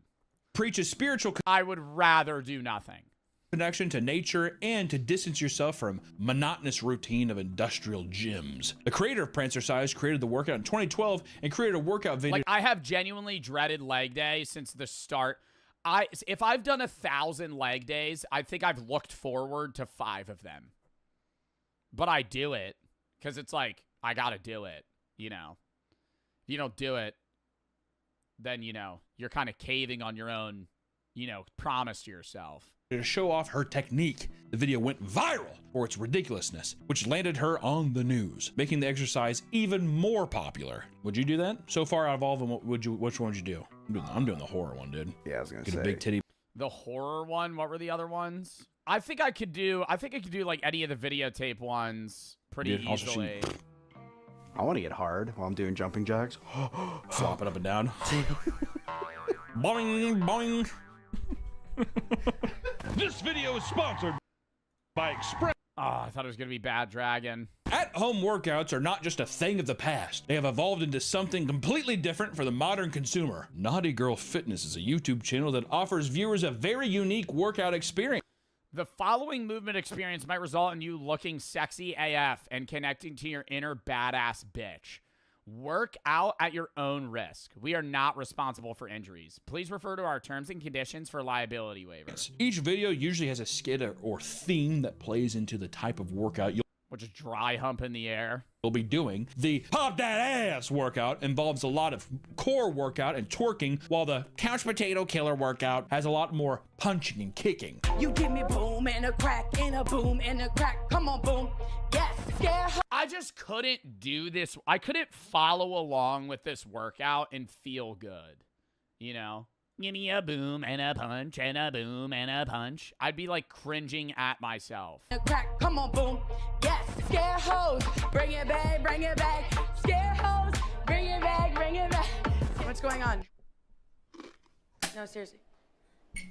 No, I'm serious. What is going on? What's going on? Oh my God, no, Jazzy, I'm seriously scared. Stop. No, I'm serious. No, I'm not playing. These self-proclaimed spicy workouts have gained a lot of traction recently and now get thousands of views as people look to get fit through their computer screens, which makes sense. That's like, I just don't think the way you get fit is through doing TikTok dances. You could look to get fit through your computer screen, but like that's just like calisthenic shit. Like you could literally like go work out. You just need like a steel bar or a tree branch. Fucking work out. Push-ups, sit-ups, body squats, individual leg squats, running. modern TikTok stuff. You know what I've been seeing a lot too? A lot of these like at-home like treadmills, bikes and everything, they all have like virtual, like you're running on a trail.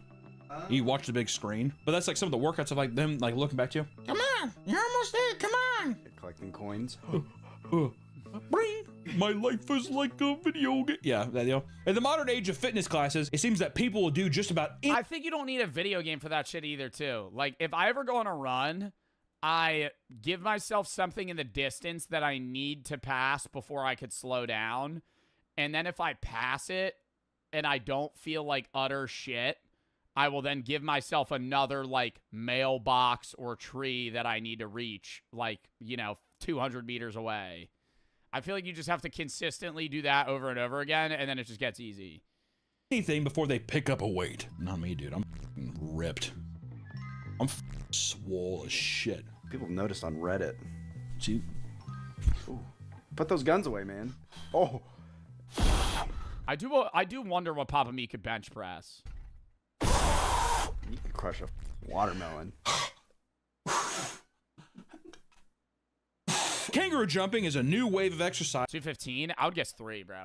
I think Papa Me could bench 3 plates each side. That has been sweeping. Oh my god! Oh my god, this is what I was talking about earlier. The nation. It essentially involves putting on modified moon boots and jumping around, all right? That's what it is. But it's still cool. Workouts vary from rapid jumping or jumping to the beat of a song or kicking your legs up super high. One more time, we're gonna... Bro, Howie Mandel is just fucking collecting achievements, dude, on Steam. Why is he on everything? He's on the Kai Cenat Mafia-thon. He's on America's Got Talent. He's on Deal or No Deal. He's on the news. He's on random YouTubers' videos. If it feels as embarrassing as it looks, you may want to sit this one out because many classes take place in public parks or parking lots. It's grown into an international phenomenon and even went viral online for a series of parking lot kangaroo class videos featured an instructor adorned in a wolf mask alongside wolf-themed music. Right outside the liquor store. I'm walking outside. I just rip a fucking sidewalk slammer. I just buy a fucking 40-ounce fucking Colt 45. Just sit outside with a paper bag. Just be like, yeah, this workout's ass. What really draws people in are supposed benefits, which include the claim that kangaroo jumps reduce running injuries, making it easier for people to do cardio. While studies show that it aids in reducing injuries in novice runners, there are no long-term studies confirming it has any actual impact on reducing injuries as a whole. A workout that does have some proven benefits, however. Yo, you playing the drums on a yoga ball, that's how you know you've missed the plot, right? I just gotta say that. If I'm at the gym and I have signed up for a course class and I see there's a trash can with a fucking yoga ball and they hand me drumsticks, I've lost it, okay? I don't know what my life is anymore. That's where I would immediately dissociate in that moment. Like, what the hell are we doing? And there's somebody that literally planned an hour workout session of this. 10 sets of fucking jamming out. The name might sound intense, but it's actually super simple. All you need is an exercise ball and 2 drumsticks. Classes you are utterly burning no calories doing this. I hate to be that guy.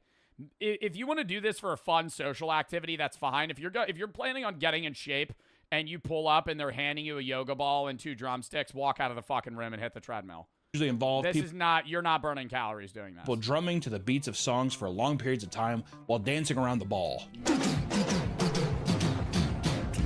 I can feel it. Come on, Jessica. You need the rhythm. It's do-doon, do-doon, do-doon, not do-doon, do-doon, do-doon. Okay? If you're gonna, I understand this is a workout session, but we all need to be on pace together. A lot of it's audio, okay? And I hear you fucking up the beat. For those looking for a more intense workout, some instructors will have you plank or squat on the ball while drumming. It might seem ridiculous, but there are some studies that show the exercise has significant benefits for cardiovascular health, hand-eye coordination, and stress reduction. Cardio drumming is also a great option for kids and older people, as it's super simple and low intensity, easy on the joints, all that jazz. And as people start to turn out new ideas, as people start to run out of new ideas, modern fitness classes become increasingly absurd. Bungee fitness classes strap you into a harness so that you can jump, squat, and literally fly around the Bro, but that's where I think we've missed it. And I know some people need it to be fun for it to be, like, I guess, motivating. But I don't think working out is meant to be fun, right? At least the way I perceive it. When you're done working, the benefit of working out is looking better and feeling better, right? If you're going to a workout class and it's hard as shit, it's not fun. It sucks. They're screaming at you the whole time. When you're done, you get a runner's high. And you're calming down, your heart rate's lowering, and you feel fucking better. Like, I'm not going in to be like, yeah, I really just want to be able to talk to my friends and go on a bike. Like, at that point, just go on a walk. Goddamn room. It's ridiculous. The class isn't as inclusive as people who are too overweight cannot join the... You can't hate it, though. Some people won't do it. I get that. But, like, then it's not even really like this is getting them in shape. It's more the primary benefit is, like, money, right? This is getting people to sign up for a gym membership and classes versus actually getting in better shape. And yes, it introduces them to the gym world, but it's like, if this is all they're doing it, because there is a heavy difference, but if you've ever been to a gym, there's a heavy difference between people that work out at a gym and have a gym membership and people that take gym classes. Every gym I've ever been to, the second the class is over, everyone leaves. They show up and stand in front of the fucking class and wait for the class to start. The second the class is over, they leave. They don't work out before, they don't work out after, right? So whatever they're getting there is all they're getting. So if instead of actually having them work out and you're making them have fun, like, yeah, they're burning 100 calories, that's fucking 4 Oreos, bro. They're going to go home and gain that right back. Like, they're not actually getting any substantial, meaning out of this. Class due to the potential safety risk. Fall on the goddamn ground like a sack of bricks. Many classes list the weight limit as 240 pounds, with some allowing 300-pound participants. The more weight, the higher potential for damage being done to the structural integrity of the building. One class even apologized structural integrity of the building to people who were too big to join, explaining that they had consulted engineers about reinforcing the building, but were told it wasn't possible. That would be in that category. Oh, okay. Do you think that was just instructors telling people they couldn't? Just like, sorry, we had engineers come out, we can't. Yeah, an engineer, a guy who built the building, said that the building will literally break. It'll cause the building to break. Me and all these petite people, we're going to jump around for a bit. You can watch, but don't move. Dear God, don't move. Despite that, it's still super popular and has a long list of benefits, including building muscle, improving posture, better balance, and weight loss. Sometimes it's good to step back and separate yourself from all the insanity of some workout classes and go back to the classic, like yoga. As you can imagine, however, some people are not satisfied with just basic yoga classes. They can spice things up with goat.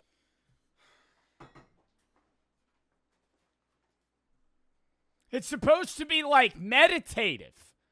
It's supposed to be like, it's not supposed to be stimulating, like mentally. I feel like it's something where you're like, hey, you're going to sit in this pose for 5 minutes. Why are we adding fucking farm animals into the... What? Goat yoga. It's exactly what it sounds like. Yoga with goats. People claim that it's great for lowering stress and strengthening your core. There's also goats in the room. What they don't tell you is that the major risk of being in the close proximity of a farm animal is people regularly get peed and pooped on. Oh my God. Which has led to having some asthma attacks or even vomiting. There's also a goat in the room. Not to mention... Starts pissing on your back. I mean, that, like, yeah, that's really going to make me want to come back to the goat yoga set. Goats are extremely stubborn and will... When the goat starts fucking dry humping my back and starts pooping on me. Bite, ram, and climb all over you, leaving bruises and cuts from their hooves. The craze was super popular roughly 10 years ago and has been going strong since then, with multiple ranches being... Surely there's got to... built for the... Bro, why is that one's butthole so out?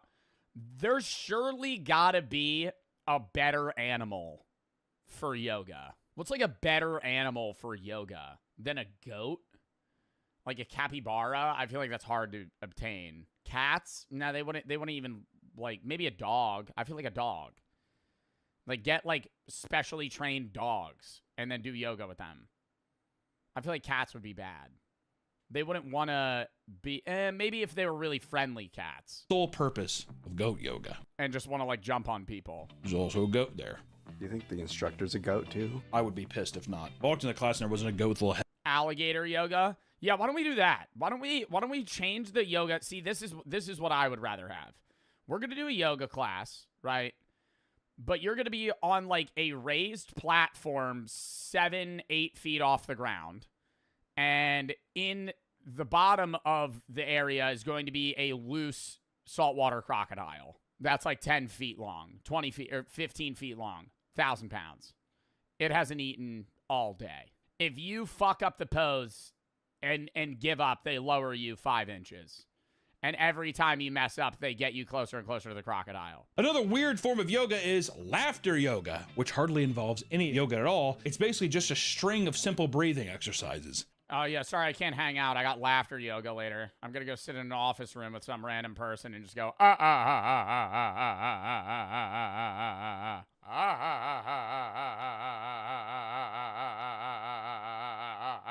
He.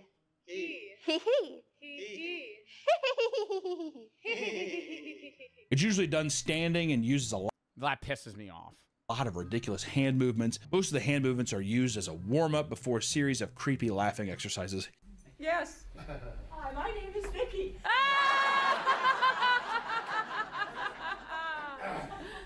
You don't understand the premise of laughter yoga.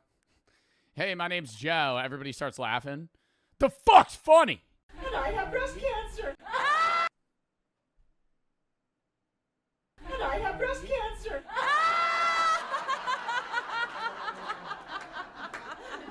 Very good. Very good. Yay! The supposed benefits include better... What? Nah, that isn't real. They, like, share, like issues or trauma in their life and they just laugh at each other. Cardiovascular health and boosting your immune system. It can even be used as a coping mechanism for stress or anxiety. Put your hands like this, and we're gonna unzip with a sound. Gonna open it up. Take your brains. There's somebody in the crowd that's taking it way too serious. They're actually, like, peeling their skin off their head. They just see it in the back. They start bleeding. Just in the back. You're like, what is that noise? You see it? And now watch.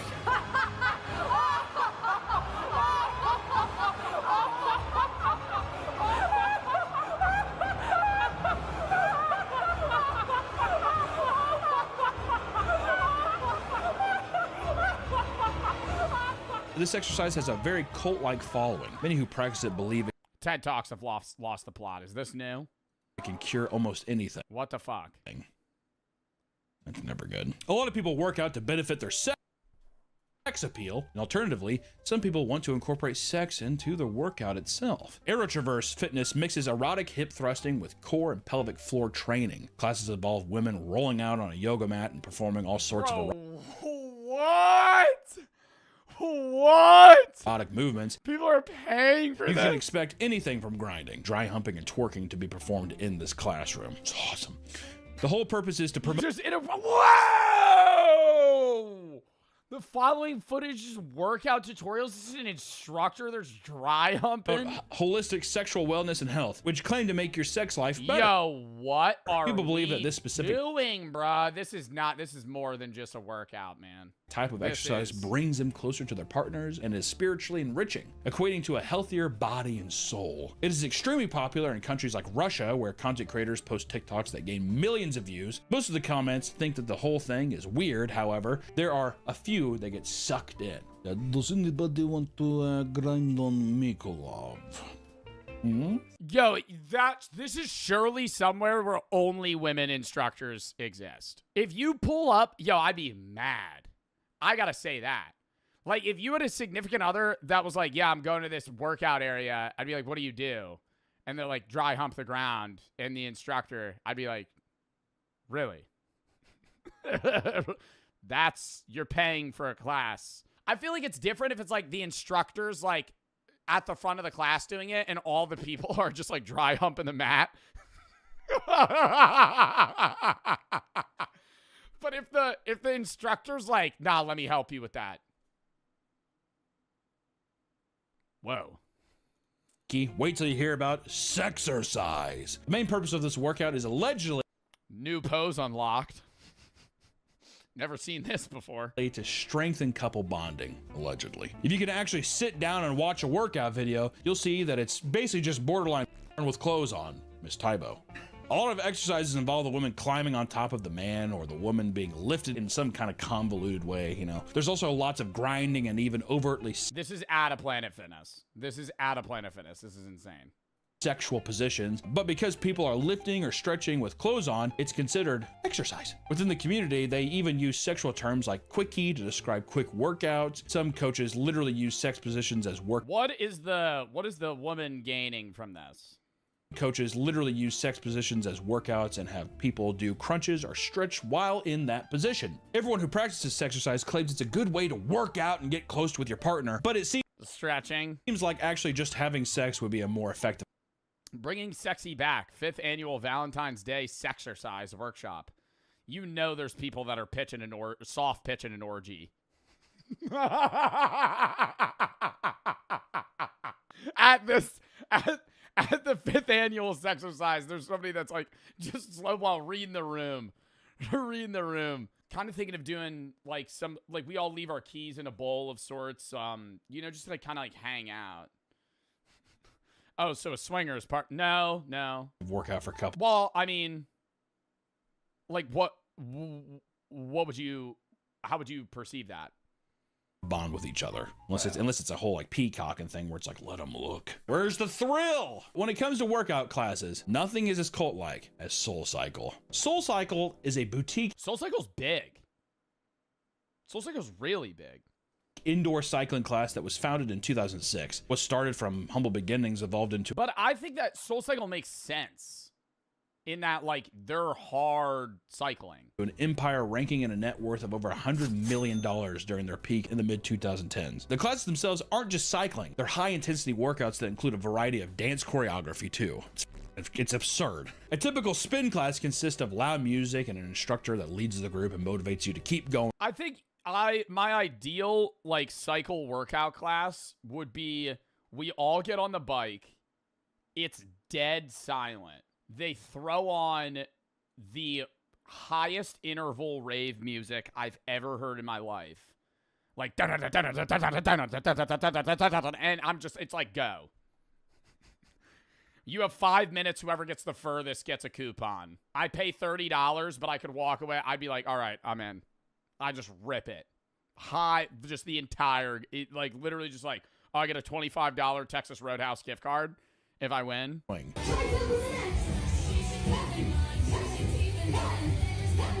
At SoulCycle, everything. All right, that's not the vibe I was getting originally. Thing is turned up to 11. There are countless videos showcasing the way SoulCycle throws money into the production of their classes. Some SoulCycle classes look like a full-on concert, with instructors dancing in elaborate costumes on the main stage alongside riders, and others will hire and bring in bands to play during the class, live at concert. You're at your live music. There are also in-studio raves, where crew members run through the crowds of riders swinging glow sticks. They even provide props like money shooters that spray dollar bills all over the room. In some cases, instructors literally run into the back rooms during performances so crew members can help them quickly change outfits like a NASCAR fucking pit crew, dude. This over-the-top energy may seem cringe to some, but for the rider— Oh, this is rich people shit. This is like LA, Miami. Yeah, this ain't like regular local, bro. They got a band. It's therapeutic and it's like a spiritual experience. Former CEO Elizabeth Cutler had once claimed that, quote, "And the bike is such a metaphor for life."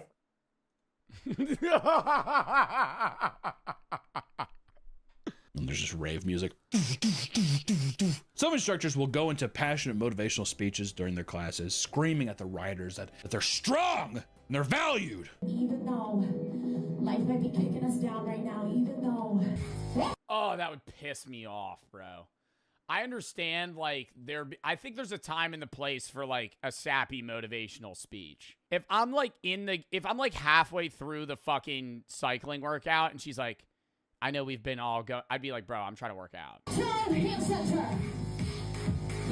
Sometimes things get a little religious, with instructors dramatically reading Bible, like literally hard cut the rave music off, verses to keep people moving. Full vibe change. Psalm 118:6 says,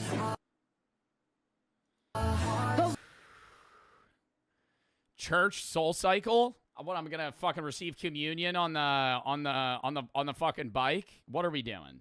Lord is with me. I will not be afraid. And on TikTok, people gush about how valuable the classes have been for them, with one comparing the classes to a fucking synagogue. I just got out of synagogue. It's this small reformed synagogue called SoulCycle West Hollywood, and the rabbi's name is David, and he had the most third eye-opening sermon. SoulCycle. Writers often admit online that the SoulCycle changed my life. My vibration. I love how the music's so loud I can sing and scream and let it all go.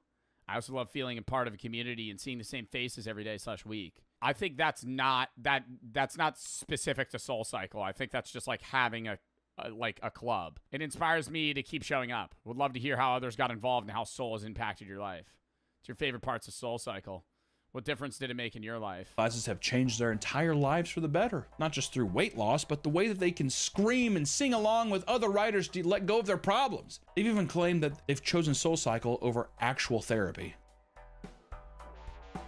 I'd be better. You're exercising. I love the Balatra music in the back right now. You're partying. You're having fun.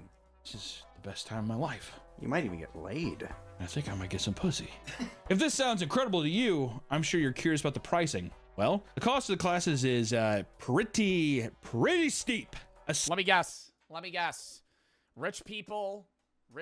I doubt it's. Do you think it's monthly or like per session? I'm gonna guess it's like $100 a session. There's probably 4 sessions a month, so you could do individual session or you could sign up for a month. I think if it's monthly, it's probably like $250. If you're buying by month. Single SoulCycle class, which lasts about 45 minutes to an hour, costs about... Oh, that's a lot shorter than I thought it would be. I thought a session would be like 2 hours. 45-minute class? That's like a very regular gym class. $42. Well, it's true that the... Wait, whoa, how much? Well, it's true that the... which lasts about 45 minutes to an hour, costs about $42. Well, it's true that the... 40... What did he say? $42?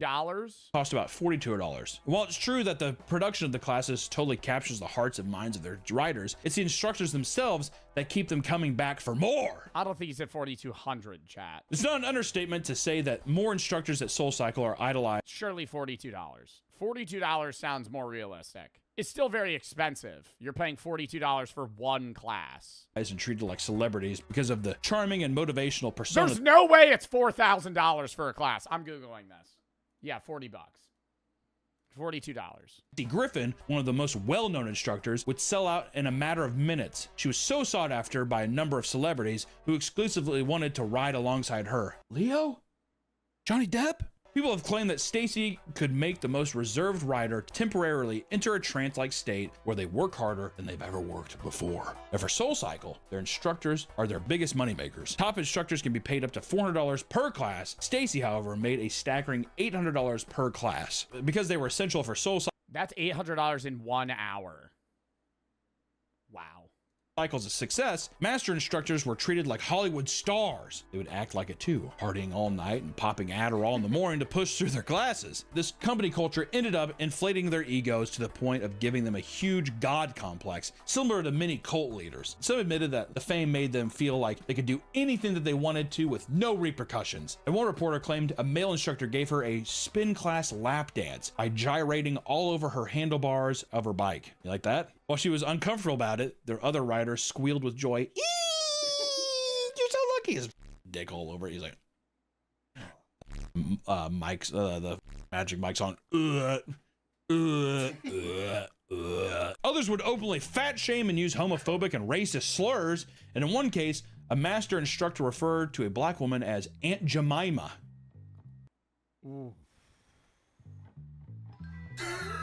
Yikes. One staff member was tasked with giving their star instructor, Lori Zuckerman, a fruit salad only consisting of berries. When Lori found a single kiwi sitting at the bottom, he threw it across the room and shouted, "Whoever got this needs to be fired!" In a minute. Wow. That's like movie-esque ego. Like, I didn't think there's people that would do one kiwi in a bowl of berries. Like, it'd be different if you were, like, deathly allergic.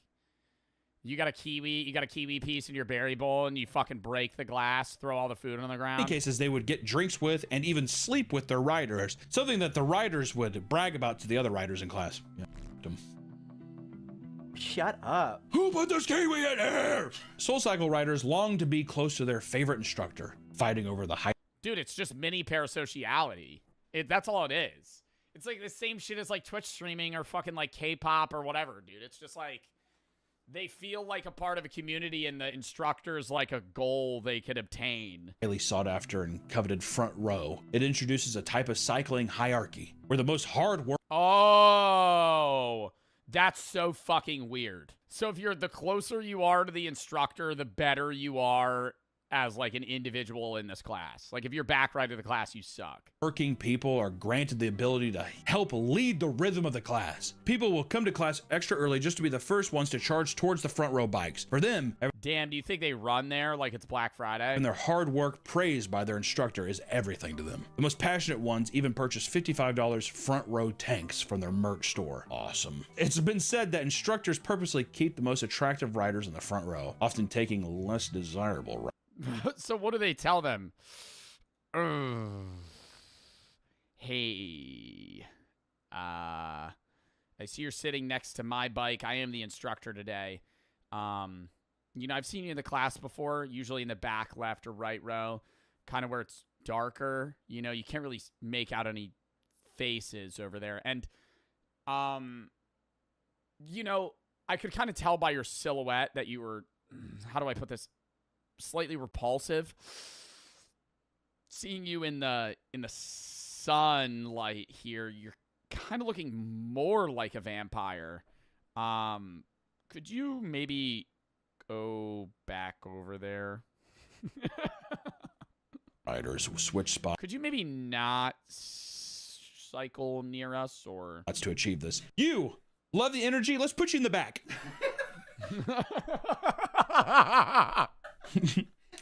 Love that smile. You're awesome. Let's move you up. The need for a front row seat would often lead to riders being bullied verbally and sometimes confronted in person to the point where people broke out into tears. One rider who was thought to have been a master instructor's class favorite found that the other female riders put used tampons in her purse as revenge.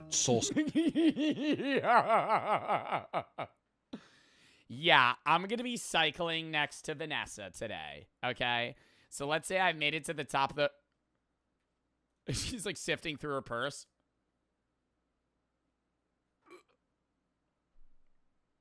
What? Just her hand just touches the wet, fucking blood-filled tampon. Cycle. Soul Cycle is not nearly as popular as it was a decade ago. Poor business decisions and a string of controversies regarding their company culture and the effects of COVID lockdowns impacted them harshly. While still profitable, their numbers dwindle as they attempt to mimic the success of companies like Peloton and by creating bikes for home use as well. Listen, guys, a lot of home workout programs can feel like a gimmick, right?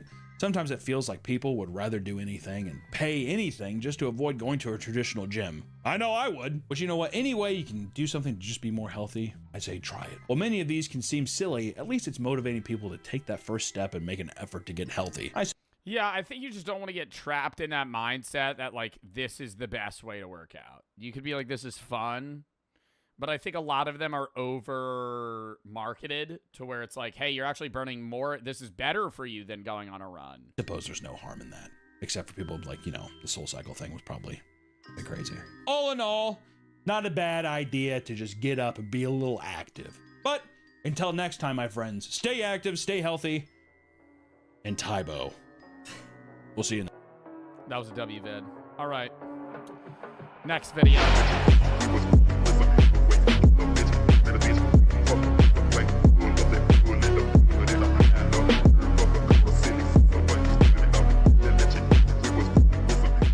13.8% computer and 4.2% tablet.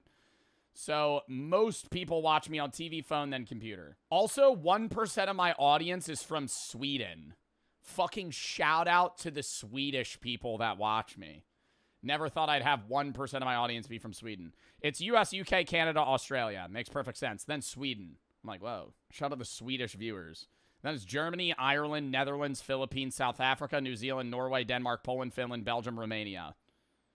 0.2% of my audience is from India. Low budget YouTube videos that are free to watch, not multi-million-dollar films behind a paywall. I don't know about you, but when I watch a movie, I like to pay attention. By training viewers to expect— Yeah, movies, you gotta pay attention. I think it's shows. Well, I don't know. I would say a lot of people put on shows as second screen TV. Would you guys say you put on movies as second screen TV? I would say if I'm watching a movie, I'm watching a movie.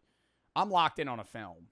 But a TV show, I might tune in, tune out. Content that doesn't demand their full attention, Netflix is creating an audience that's even less likely to pay attention. And the less they pay attention, the less they care about quality. And as long as they feel just entertained enough, means they likely won't cancel their subscription. It's almost like they are conditioning the perfect audience who will barely pay attention to their content or their— I watch Dexter as second screen. Yeah, you could watch some episodes of Dexter second screen. If it's like Deb being like, you don't care about me, Dex? I have a lot of beer in the fridge, Dex. But then if it's Dexter actively fucking murdering somebody, you gotta lock in. Yeah, when Deb gets into an emotional scene, tune into TikTok. I just don't like her acting, man. They make her annoying on purpose, and she does the role very well. But it's like, oh my god. You know how it's the same thing with like Skylar White. You know how like they make Skylar White purposefully annoying? Like, it's like that. She does really well, but it's like, fuck, man. Like, I hate the character. She is having some character growth in Dexter currently, though. I'm starting to like Deb a little bit more. I can't say why, because that would be spoilers. In the cable era, a show needed to be excellent to survive. Well, not forever, actually. This started to die in the 2000s. Once cable became the dominant form of television in America, the few companies at the top could now take advantage of their market dominance. Cable prices climbed 40% in just 6 years, jumping from about $34 in 2000 to $47 in 2006. Meanwhile, inflation only rose 14.3% in that same period. Cable companies such as Comcast, Spectrum, Dish, DirecTV, and Cox started bundling networks into giant packages with Cox? Hundreds, sometimes thousands of channels. If you wanted to watch ESPN, you were forced to also buy Lifetime, QVC, the Golf Channel, MTV3, and whatever else they decided to shove into the bundle. You weren't allowed to just pick the 5 or 6 channels that you actually watched. And now, streaming companies are doing a similar tactic. They flood their platforms with new shows. Yeah, bro, I remember we had cable TV, and we got some like free bundle when I was younger, and we had 2,000 channels. And you only watch channels like 1 through 100. So I was like, what the fuck is on the rest of these channels? You go to channel like 1,732, it's It's just some random shit going on. Movies you will never watch because adding volume creates the illusion of value, justifying their increasing price. Netflix alone released 589 new Netflix originals in 2024, just slightly over its 2023 total of 589 Netflix originals, like not 589 shows or 589 individual like episodes. Netflix did not release almost 600 new shows or things. 68. There can't possibly be nearly 600 new shows and movies worth watching every year, but it's all part of the bigger plan. Every year, Netflix originals slowly take up more of their catalog, and then they license less. In 2022, over 50. Yeah, and it's like Netflix originals can be pretty fire too, but most Netflix originals you're not watching. Like, you've heard, you know Stranger Things, you know Squid Games, but it's like, you don't know fucking some random sitcom they have casted. 50% of their catalog was originals. Now, some of these originals are good. Ozark, Queen's Gambit, Beef are just a few off the top of my head, but the rest are mostly filler. They are watering down their product to... The Good Place is a Netflix original, and BoJack Horseman, and Big Mouth. They didn't start as originals. Save money instead of purchasing valuable shows, because licensing the movies and TV shows you actually want to watch cost a fortune. In 2019, Netflix lost both Friends and The Office, two classic, reliable sitcoms that were some of the most watched shows on their platform, after Warner Media and NBC pulled the rights for their own services. To fill that gap, Netflix struck a massive deal to acquire Seinfeld, reportedly paying over $500 million for global streaming rights, and that's only for 5 years. So they would have to spend another fortune to keep the show. And this is the cycle we're stuck in now. Streamers don't want to pay billions to keep the classics that people actually want to watch, so they crank out repetitive, boring, low-budget originals that are literally designed for you to halfway pay attention to. Then they slowly raise the monthly price because look at all this new, fresh original. Why is Hulu the most expensive?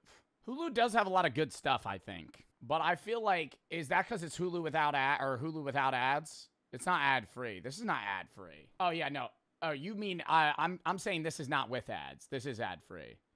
Apple TV is only $10. They don't have a lot. Original content we're giving you, and users have been conditioned to only watch casually anyways, so they barely notice the dip in quality. Plus, that's only one streaming service. Every company with a little bit of valuable IP started their own app, and they're doing the same exact system. So now if you want a library of great shows and movies, you need to subscribe to multiple services. The average household actively uses around 4 streaming apps, and 8% even access 10 or more. That equals about $69 per month, which is just about the same price that cable was in the early 2010s when everyone jumped to streaming. Piracy is the solution to all of these problems. Piracy reached a low in 2020 with 130 billion website visits, which by the way is still a ton, but by do you think they're gonna crack down on piracy? 2024, that number had risen to 216 billion, and it's actually incredibly simple as to why. Gabe Newell, the founder of the online video game marketplace Steam, summarized this perfectly nearly a decade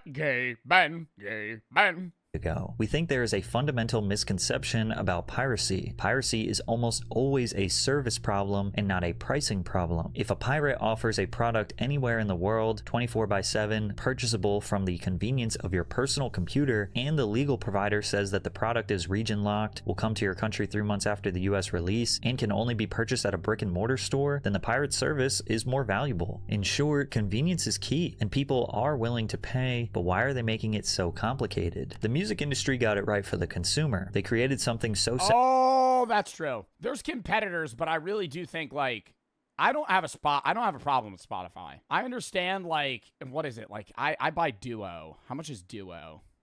Because I pay for me and Brooks. It's like what, like $12? It's like 12 or 15 a month or some shit. I don't know what it is. I think it's 15. But it's like way cheaper to have Duo than Solo. What the fuck is Duo? You get 2 accounts of premium. But it's like I think that's worth it, you know? Because you're basically getting unlimited. The streaming service solution to music is only upsides.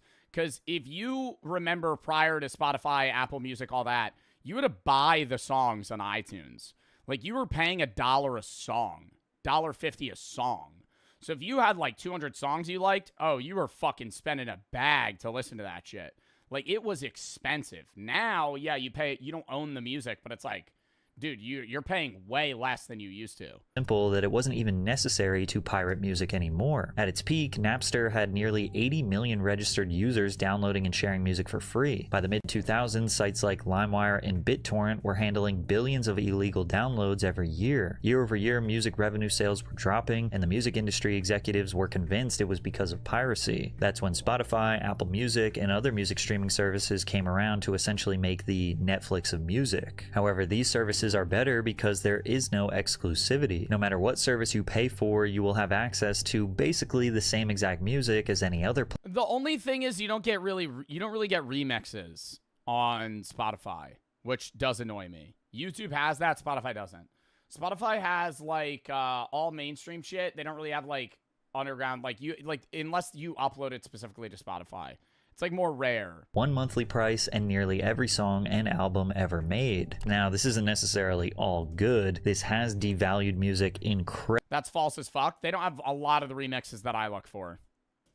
A lot of slowed down shit. Incredibly, and artists get fractions of a penny per like an Aura song. Stream, but unfortunately the customer doesn't care because the service is better for them. But we might be at a tipping point with music streaming services because Spotify is seemingly taking a page out of Netflix playbook and prioritizing their own music over licensed music. But the problem is it's AI generated, but that's a whole different video. Compared to now, it seems like in the early 2010s streaming services had it right. All they had to do was not change. Piracy was at an all-time low in the early 2010s because it was safer, easier, and not a financial burden to just pay for the content you wanted to watch. Now, there are always going to be people who simply don't want to or can't pay. This is extremely common with pay-per-view events. For many years, Dana White and the UFC waged war against sites like crack streams, trying to convince everyone that he would get them shut down. You kind of stirred the pot a little bit with the piracy, the online streamers. They want to come after you and give this thing away. So, I will say pirated versions of UFC fights are generally lower quality and fail a lot. I think it does make sense to just buy a UFC fight with your friends. Like, solo, you can't really reason buying a UFC fight, but like, if you're with like 10 of your friends, just each spend like $4, and then you get to watch the fucking pay-per-view. Any regret? It kind of maybe stirring the pot a little bit? I'm glad you asked me about that because we got one. We got him. We're watching this guy right now. All you have to do is turn it on Saturday, and we got you. I can't wait. Turn it on Saturday, streamers, and see what happens. Nothing happened. 4 years later, and you could watch any UFC fight crystal clear HD on a handful of different free streaming sites. Dana eventually realized he was losing the battle with illegal pay-per-view streamers, and to everyone's surprise, he actually made a deal that benefits the consumer now. In 2026, all UFC events will air exclusively on Paramount networks in the United States. That means in 2026, all UFC events will air exclusively on Paramount networks in the United States. That means 13 marquee numbered events and 30... All of them? How much did Paramount pay for that? $7 billion.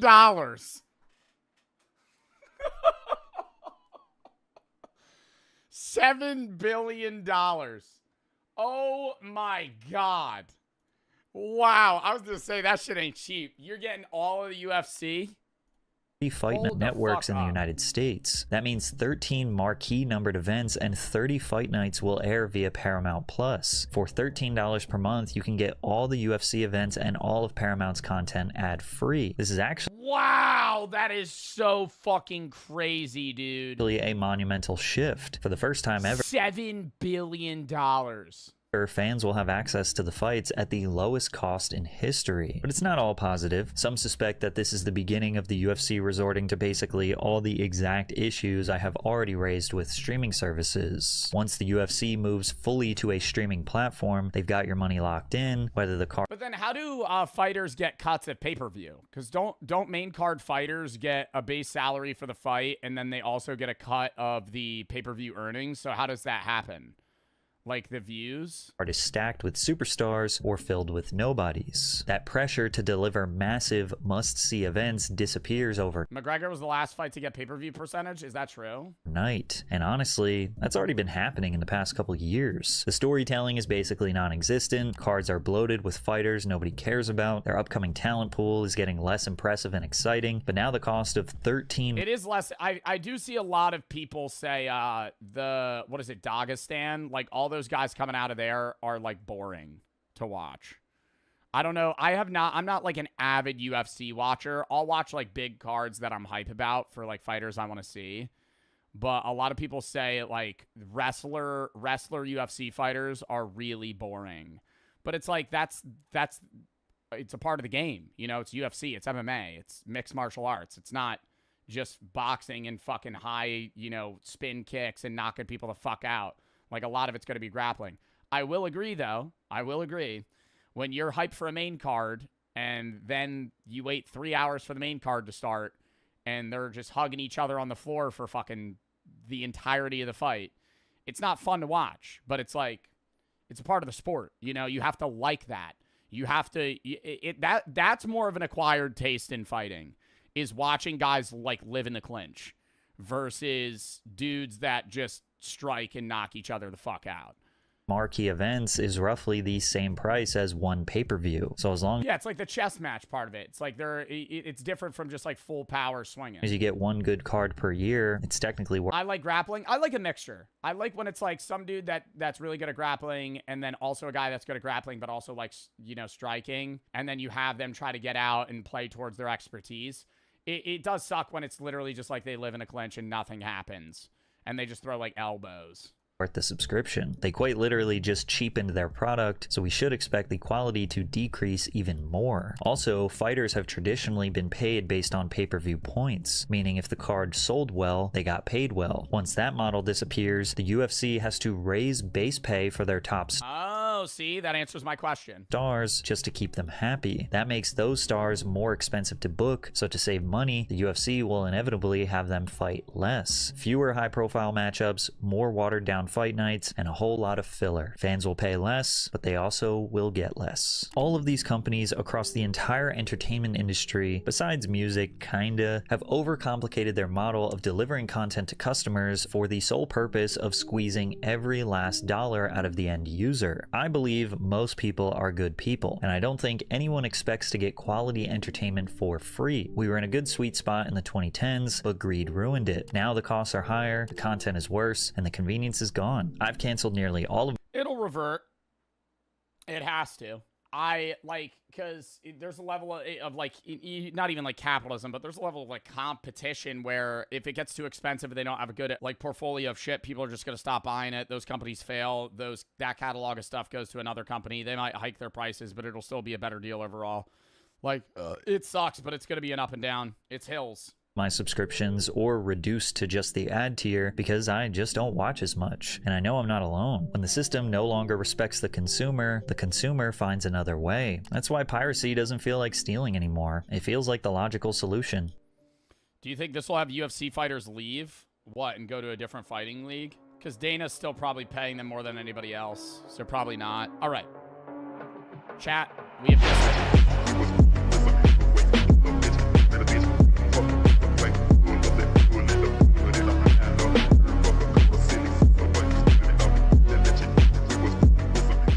What I eat in a day, TikToks are insane. TikTok what I eat in a day have genuinely gotten out of control. What you guys are today for a little snack for dinner? I wanted to have something sweet, so I got 2 boxes of the crumble cookies, you guys. That is a fucking heart attack. Brooke literally just got me 4 of those cookies, and they taste good as hell, dude. I eat one of those, and I feel fucking disgusting after. Like, I'm happy to eat them, and I enjoy eating them. But, dude, one of those cookies is, like 600 calories more? And that's what? That's a box of 2 boxes of 8? 16 crumble cookies. I think if I ate 16 crumble cookies in one sitting, I would die. They're 1,000 calories. How much is a crumble cookie? Over 800. The semi-sweet chocolate one's like 700. Just so much saturated fat. It's just a heart attack. I don't actually think... I don't think anybody actually eats like this, though. Can I say that? I understand there's people that are overweight and there's people that are obese, but I genuinely don't believe that there's anybody that orders 8 crumble cookies and eats them casually. I feel like a lot of it's for content. Because there's like, I don't want to say it's like a fetish or anything, but like the amount of people that love watching like mukbangs and watch people get morbidly obese. Like there are people that enjoy watching YouTubers like delve down this rabbit hole of like pure unhealthy dog shit. And no, seriously, like there are millions of views. Like there's 20 different YouTubers that make mukbangs, and not like regular mukbangs, like mukbangs where they just eat shit and just hordes of shit. It's not anything they would regularly eat, but it's like the content they make and it's how they make money, so they do it. But then they just start fucking gaining weight rapidly. Nikocado Avocado? Yeah. Honestly, I mean, not anymore. He's like healthier now, but nothing could have prepared me for these meals these morbidly obese people are eating. And honestly, I was just left disgusted by the absolute gluttony on show. And I want to start by looking at the diet of the up-and-coming creator known as James Bowler, who loves to show off his little snacks, as he calls them. Mood, you guys, today for breakfast for a little snack, we're gonna whole box of Twinkies. Does he actually just eat all of them on camera, though? There's no way. have a whole box of Twinkies and some milk. Let's get started. These are literally like my favorite snack. I can swallow them whole.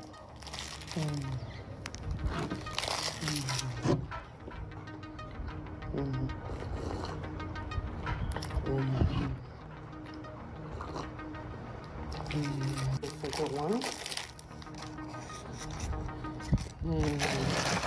Bro, why do people want to watch this, though? Is there... No, seriously.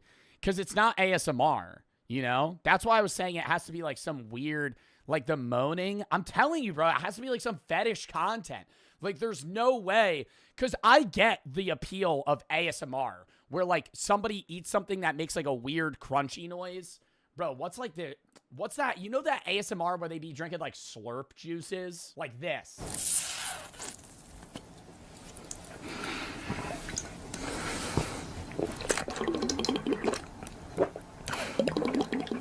That's satisfying. That's satisfying to watch. I get that. But that's not, like, necessarily unhealthy. It's just, like, this guy drinks stuff that's, like, satisfying in these weird tubes and stuff, and it's, like, cool to watch. But there's, like, that, and then there's just, like, actually just watching somebody eat a box of fucking Twinkies. Like, it's not... And I mean, before we get into what he eats, it's pretty impressive that James doesn't actually fit into the frame of his camera. Like, he's literally so wide, we can't see how wide he is. But back to what he eats, in what world is this a light snack? 2 boxes of Twinkies with a glass of milk has around 3,800 calories, and James is just literally... And just straight fat and sugar, man. ...inhaling them. And honestly, just making the most disgusting... Dude, he's panning into it, though. There's no way he just makes that noise when he's eating it. You know what I mean? Like, nobody's moaning. This is just fat shaming. He's being rude, yeah. The point that he's trying to make of this being bad is not fat shaming. When he was like, he's so wide he doesn't fit in a frame, that's fat shaming. But, no, that is fat. Making fun of somebody because they're fat is fat shaming. Pointing out the fact that they're eating unhealthy and they're going to fucking die because they're eating unhealthy is not fat shaming. I've always said that. Right? There's a difference between being like, hey, this is terribly unhealthy, and then, hey, making fun of somebody because they're fat. Noise while doing so. Yes, I got 2 because every time I finish these, no se me quitan antojos, so I got 2 boxes.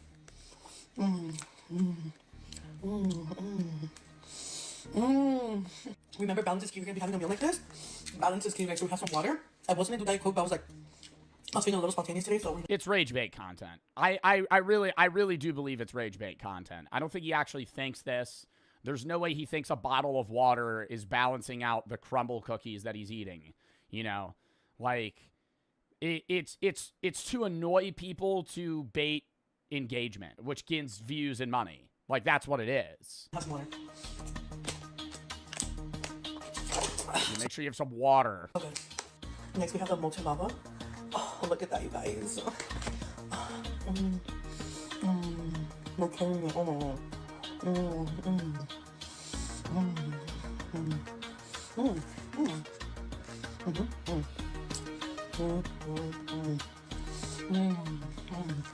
Next, we have the holiday birthday cake cookie. Oh, And this is All right, that one looks pretty fucking good. No, that one looks pretty fucking good. Yeah, the moaning is really upsetting, right? And this is a genuine question. Like, is this just some sort of fetish content? I just don't. That's what I'm saying. What's with the moaning? What's with the moaning?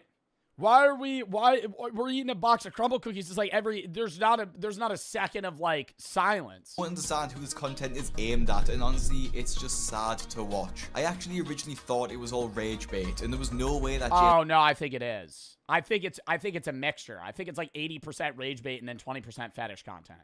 Like that's because there's no. This isn't ASMR, right? There's no mic. He's recording on his phone. It's not like he's like eating it next to the camera or something. Would actually eat this stuff day in and day out. But then you look at the size of him, and he clearly is. And he uploads one of these videos pretty much every single day. Well, I think that's probably the cause, right? Like you could eat healthy outside of this and you would still gain weight. Like if you're eating 3 caramel cookies on camera, that alone's 1,800 calories. That's like a day's worth of calories. Today for a little snack. Like even just that. Like, dude, outside of this, he could just be eating straight salads and he'd still gain weight. Snack for dinner. I wanted to have something sweet, so I got 2 boxes of the crumble cookies, you guys. I'm so excited. Let's get to this is the first box, you guys. Oh, look at that.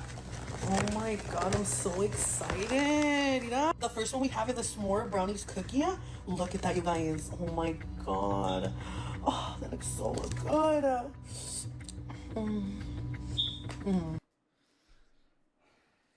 If you were curious about the calorie content of these crumble cookies, it's around 8,600 calories. And there's actually a guy that follows James and comments on pretty much every post he makes with a macro breakdown of what he eats. So this crumble macro guy here, I just fell to my knees at Aldi's. I have a family. I need James to start sticking to a diet.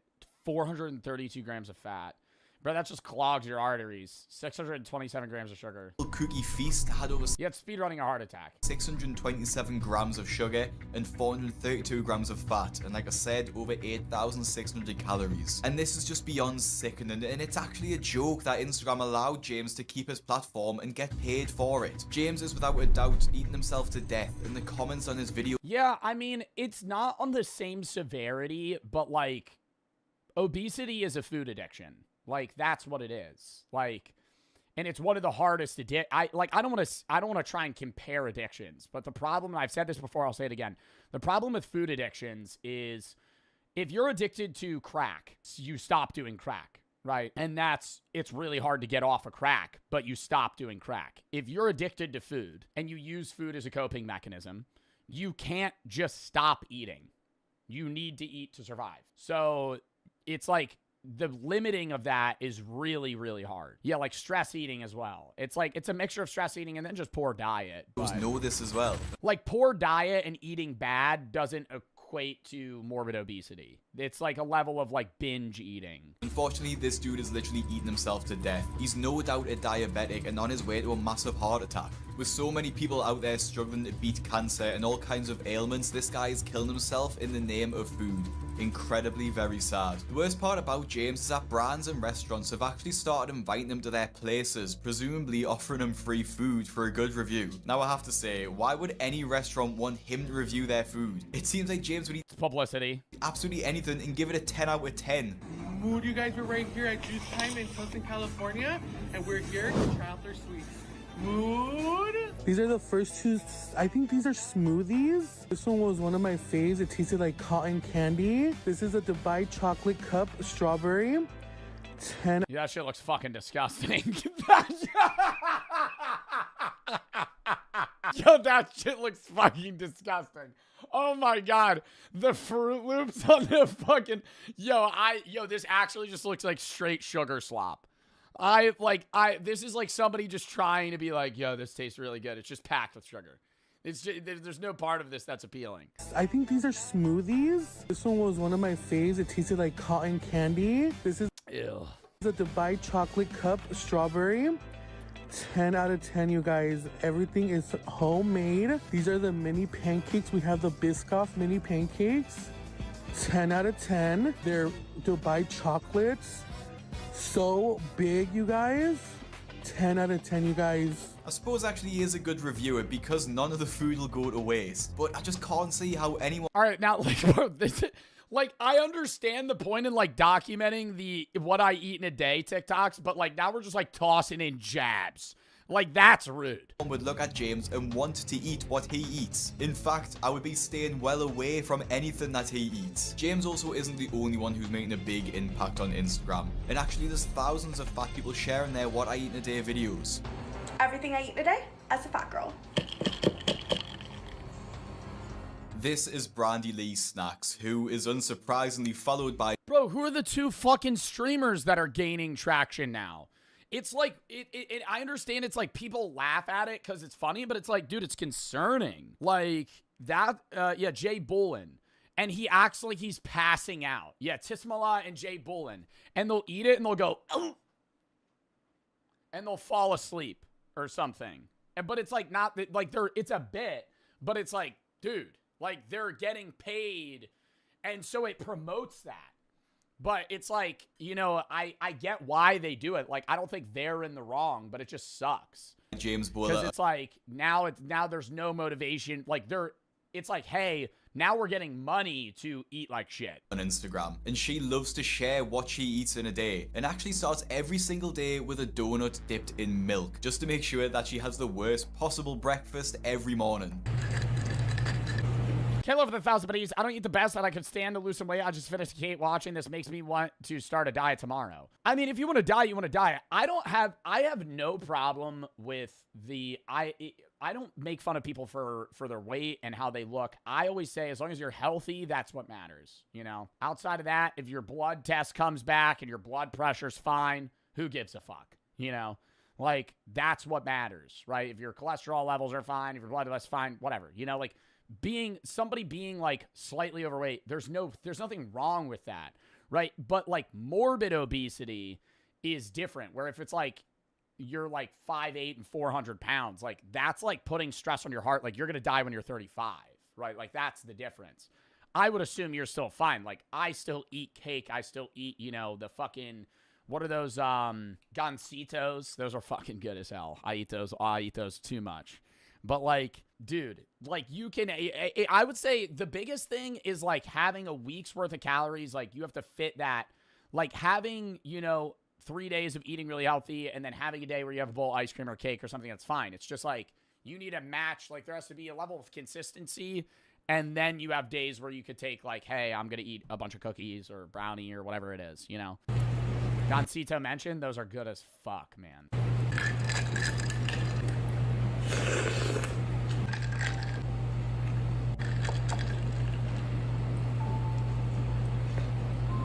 Iced chocolate milk. Like, look at that. Looks like a dry ass. Like, look at that. Looks like a dry ass fucking baked good. Oh my god. Like, that does not... look at that. Well, it's a good thing she got sugar-free syrup because I was just thinking she was eating a lot of food, but that should balance it out. And why are we dipping everything in milk? Oh my god.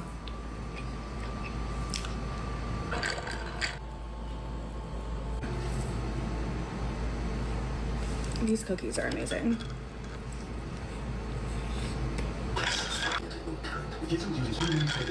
I don't know. I think it shouldn't.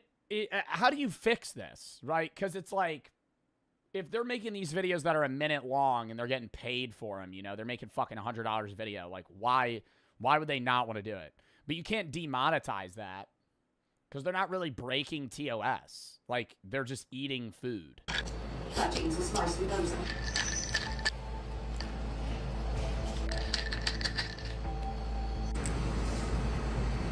The shits are insane. Oh my god, the diarrhea, bro. Oh my god. Straight diarrhea. Going into that bathroom. Liquid shits. Liquid shits later, bro. She says she's starving. It's on this level of self-harm. Yeah, but you can't. No, you can't. No, because if somebody... You can't, no, you couldn't put that in TOS because it would be discriminatory. Because then if I on stream ate 10 Twinkies, people would be like, damn, that's bad. Like Jinxie. Jinxie lost the Roblox 1v1 with me. He drank a 2 liter of Sprite. That's like 300 grams of sugar. That's self-harm. It's not COS, but it's like, if you see somebody that's morbidly obese doing it, then it's now considered that. Like, you know what I mean? Despite eating about 2 days worth of calories, and honestly... Roblox? Oh, no, Rocket League. Sorry. It isn't surprising. It's because I was playing Roblox with Steak.